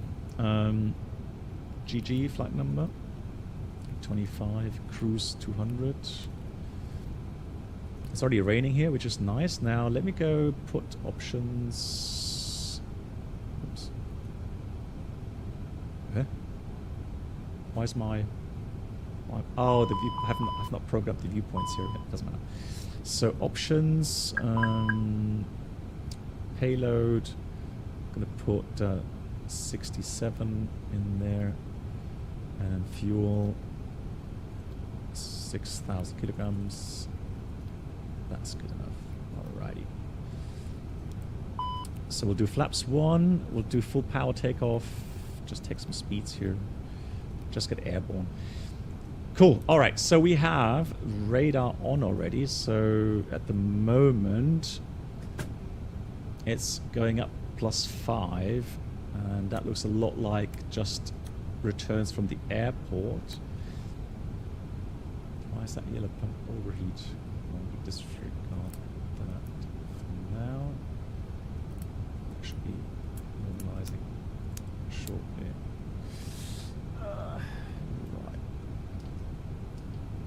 So, we'll ignore that. Just get airborne. Over 200. And then let's see, westbound. So let's see if we get some weather indications there. Cool. All right.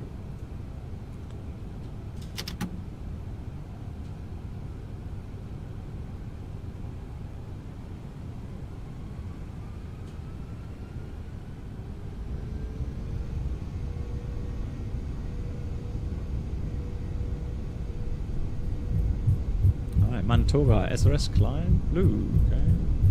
Auto thrust.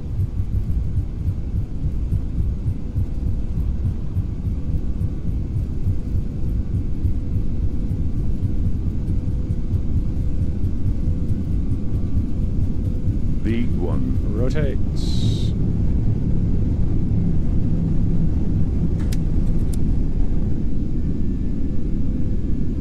Gear up. Autopilot. And then, oh, we're heading west, we said. So we're going heading west.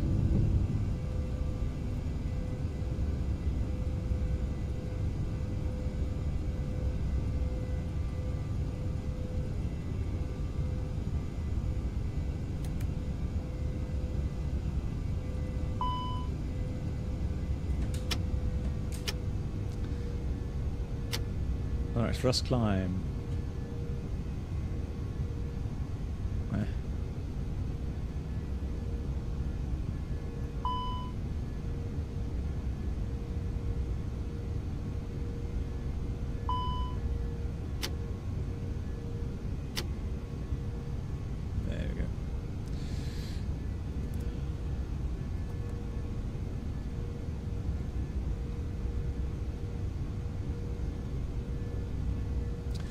No, I have not heard anything regarding the Neo versions, FSLabs.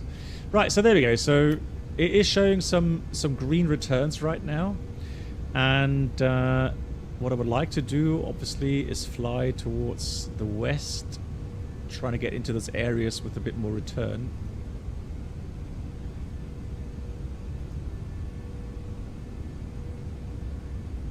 Actually, there's more to the southeast. All right, let's go southeast. And yeah, you can see some bigger clouds up front.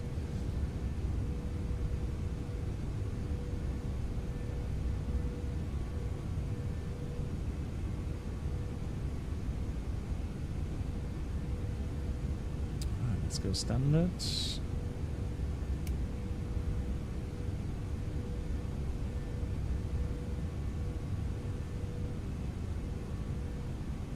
Martinez, good question, good question. Currently we have memory 11 gigabytes. So we'll see if that goes up or not. Right, so I should be heading, so according to the real world data, right, I should be heading into weather here. Now obviously it all depends on how good or bad Microsoft simulates the weather. Now we have some returns here, and if I zoom in here, I can't zoom in too far. There we go. There should definitely be some bigger echoes to the left.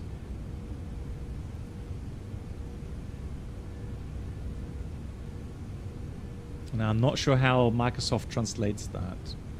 I mean, there is some returns, yes. These are 30 miles out at the moment.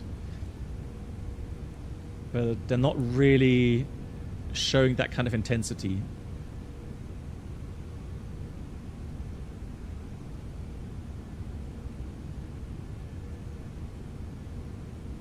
Okay. Now, having said that, we can play around a bit, can't we? How about a storm? Okay. Okay, maybe that's too much. hang on. Yeah, okay, that's a bit too much. Hang on. So let's do this. Right, so Jesus Christ. Luke, you scared the life out of me just now. Blimey. So how do we change that? Could take the lightning out of it. So how do we change the intensity here, guys? That was really loud, yeah. So cloud coverage. So this is that. That is. So how about we do less of this? Because that should be the thunderstorms, right?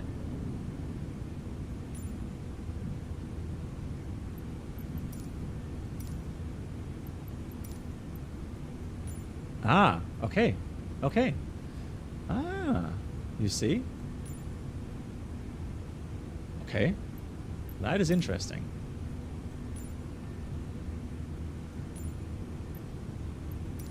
Okay, that is nice. Not gonna lie. So that kind of setting,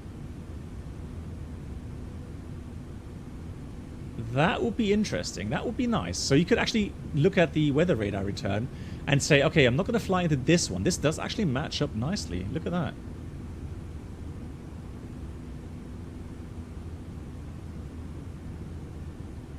That is not bad. No, so right now it only has automatic tilt. The manual tilt doesn't yet work.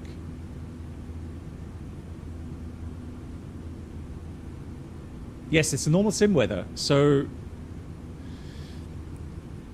what I've set now, I've set manual weather, right? And I have dialed down the general intensity, right?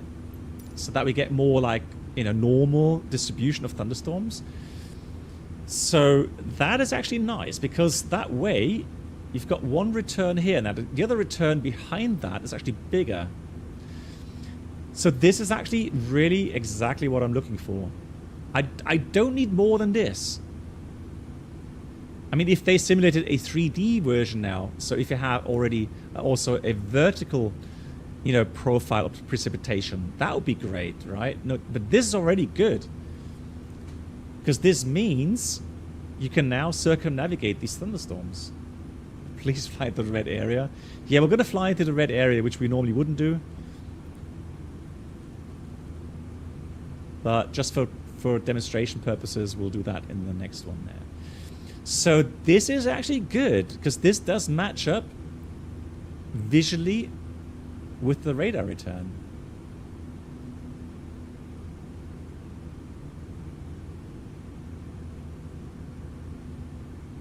Gonna get some turbulence here. That's also nice.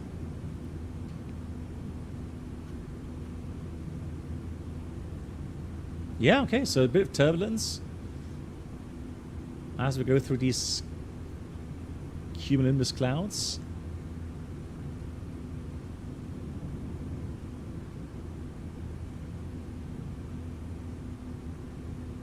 Okay, so let's have a look here. So next cloud up ahead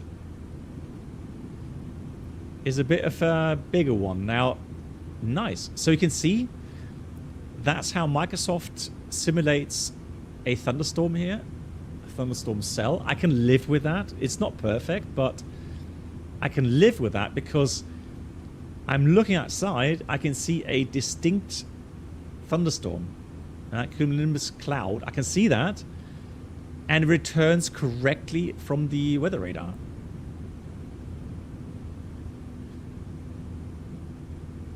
No, for turbulence penetration speed, you mean? Let's do 280.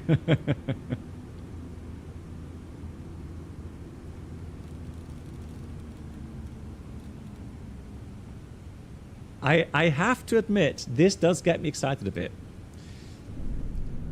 I do actually find this intriguing.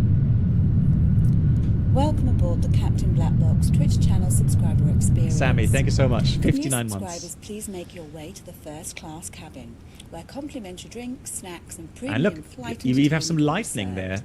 Thank you. Brilliant, I love it. Thank you for the infotainment. Thank you so much, Go Sammy, for your support. 59 months. Thank you very much for that. So what we'd normally do now, in order to see the precipitation, so the main part of, we could usually in the real aircraft we could go to manual scan and just tilt down a bit. Right here it doesn't work yet because, to my understanding, Microsoft doesn't really simulate the 3D layout of those thunderstorms. I may be wrong, but I have to ask Bruno again. So we'll do automatic scanning again.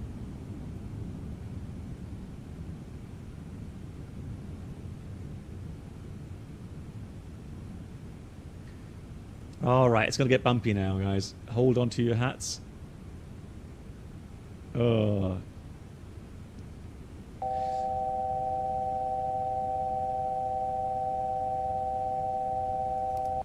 I'm not going to lie. This has me, the neck of my hair, the hair of my neck standing up. Oh, I would never do this in real life.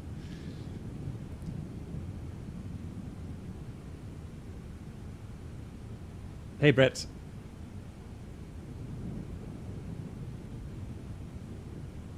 Ay. Oh.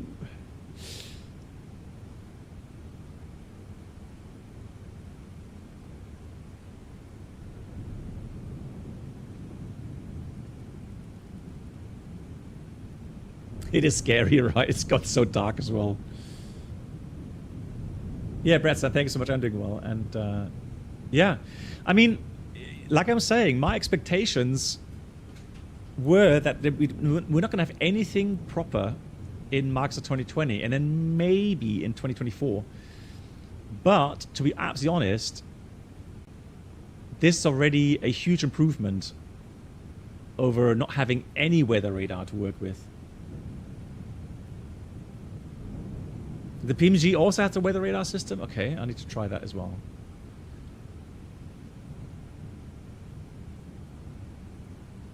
Oh, let me try one more thing, guys. Let me just go general options.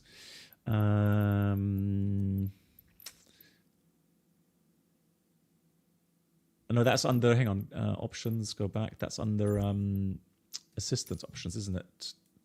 Piloting. Turbulence. Oh, it is. Look at this. I didn't know I had my settings on realistic. Maybe that explains why we had such a big downdraft. So this is already on realistic. okay. It doesn't get more than that. I mean, if you flew through a thunderstorm at this intensity, you would probably, well, you would damage the aircraft probably. No way. Wind now at Nuuk 170, 60, gusty 81. No, I don't fancy another approach. No, sir. Oh, no. Cool. Breaking out. And look at the next thunderstorm there. That is cool. Because now what you would need to do is look at your weather radar and then decide on the strategy. Right? So where do you go? Left or right? Right?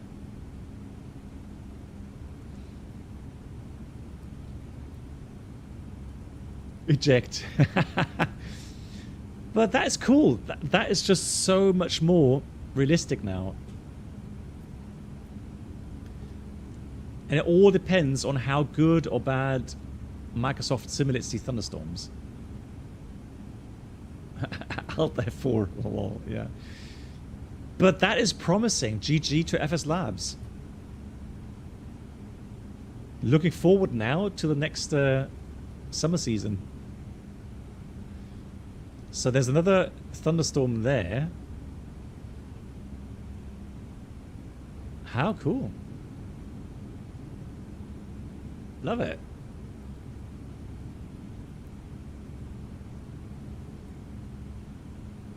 Yes, I don't think really that we need to be fixed as well. It's the scanning. So as we get closer, within like 10 miles or 20 miles, the returns kind of disappear, right?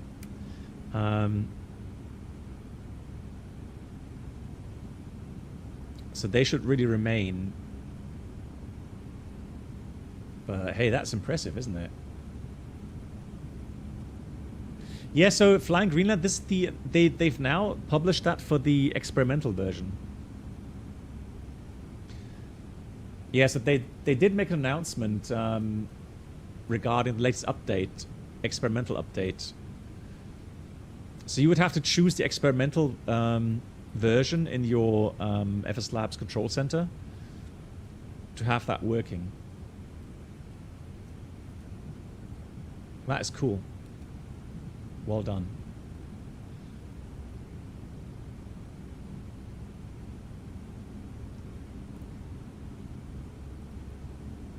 What was the most extreme weather you experienced in your career? Well, thunderstorms for one, hurricane in Hong Kong, and yeah, autumn storms in Europe. But also, thunderstorms really is always the biggest challenge, and you know, winds around 50 knots. Yeah, now at least now I can work with something, right? So really now the only thing that's missing is that Microsoft takes weather data like this one here, right?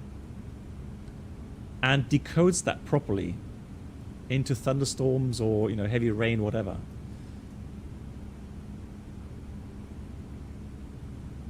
That would be really, really cool.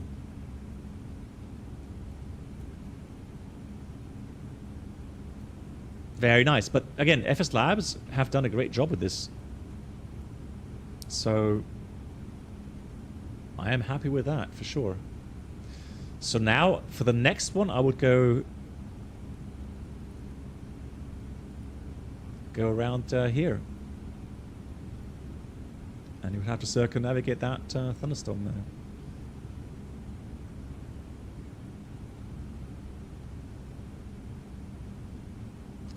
No, so there is, yeah, there is the A380 has a vertical weather radar profile on the VSD.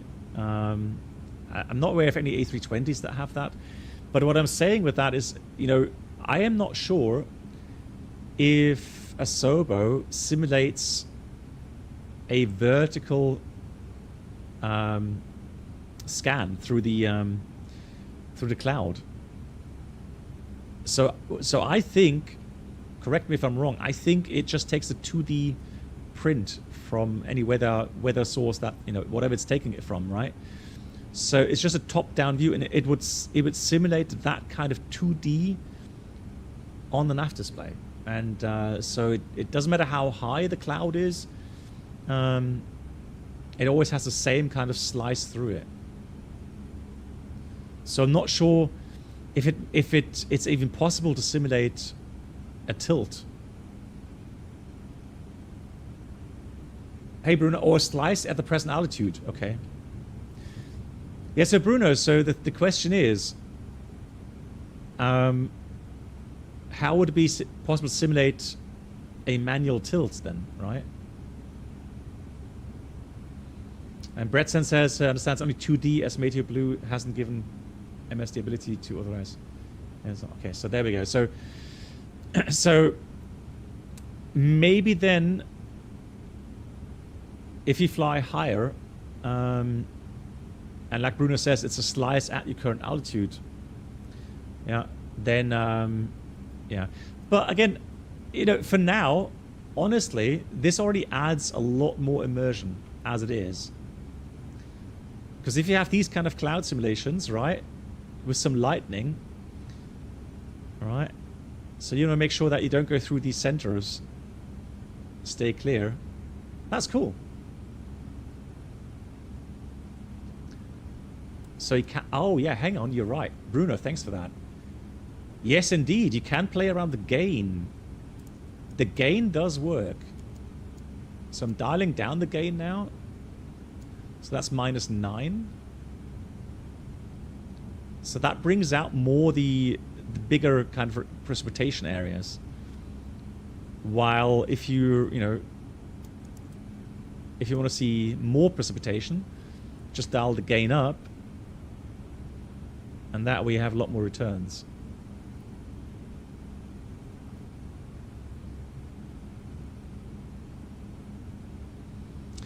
I can try to go up 30,000 feet. See how that changes it. Let's do a quick climb. So let's try to memorize this picture. Let me go back to calibrated gain. So that's the picture we have now. Let me go manual flight. Let's do a quick climb. See how the picture changes.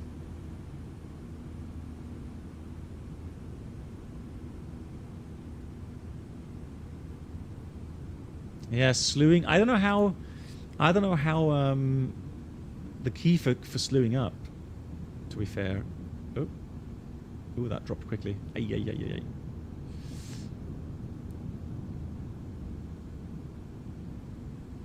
How do I slew up?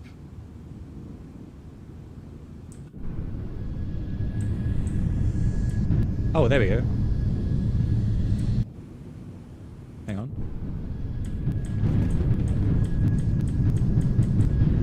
Oh, that's forward. No, hang on. Let me go back again. What's up? How? F4? F4? Oh, yeah, you're right, Bruno. Yeah, perfect. Wow. Okay, let's go down again. Let's go here. 320. There we go. So yeah, I think you can say definitely, look at this. It does take slices from the altitude, right? So there's less returns here. Let's go 80 miles, okay. So let's try that again. Let's go down.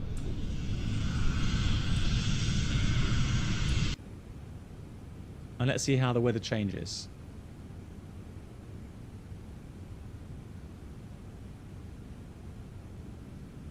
Not much. Not much.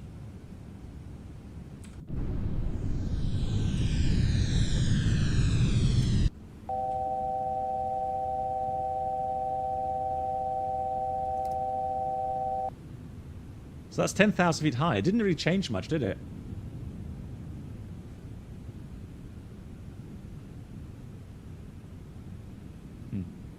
Okay, cool, guys. Guys, I'll end it here, but that's very promising. I like it.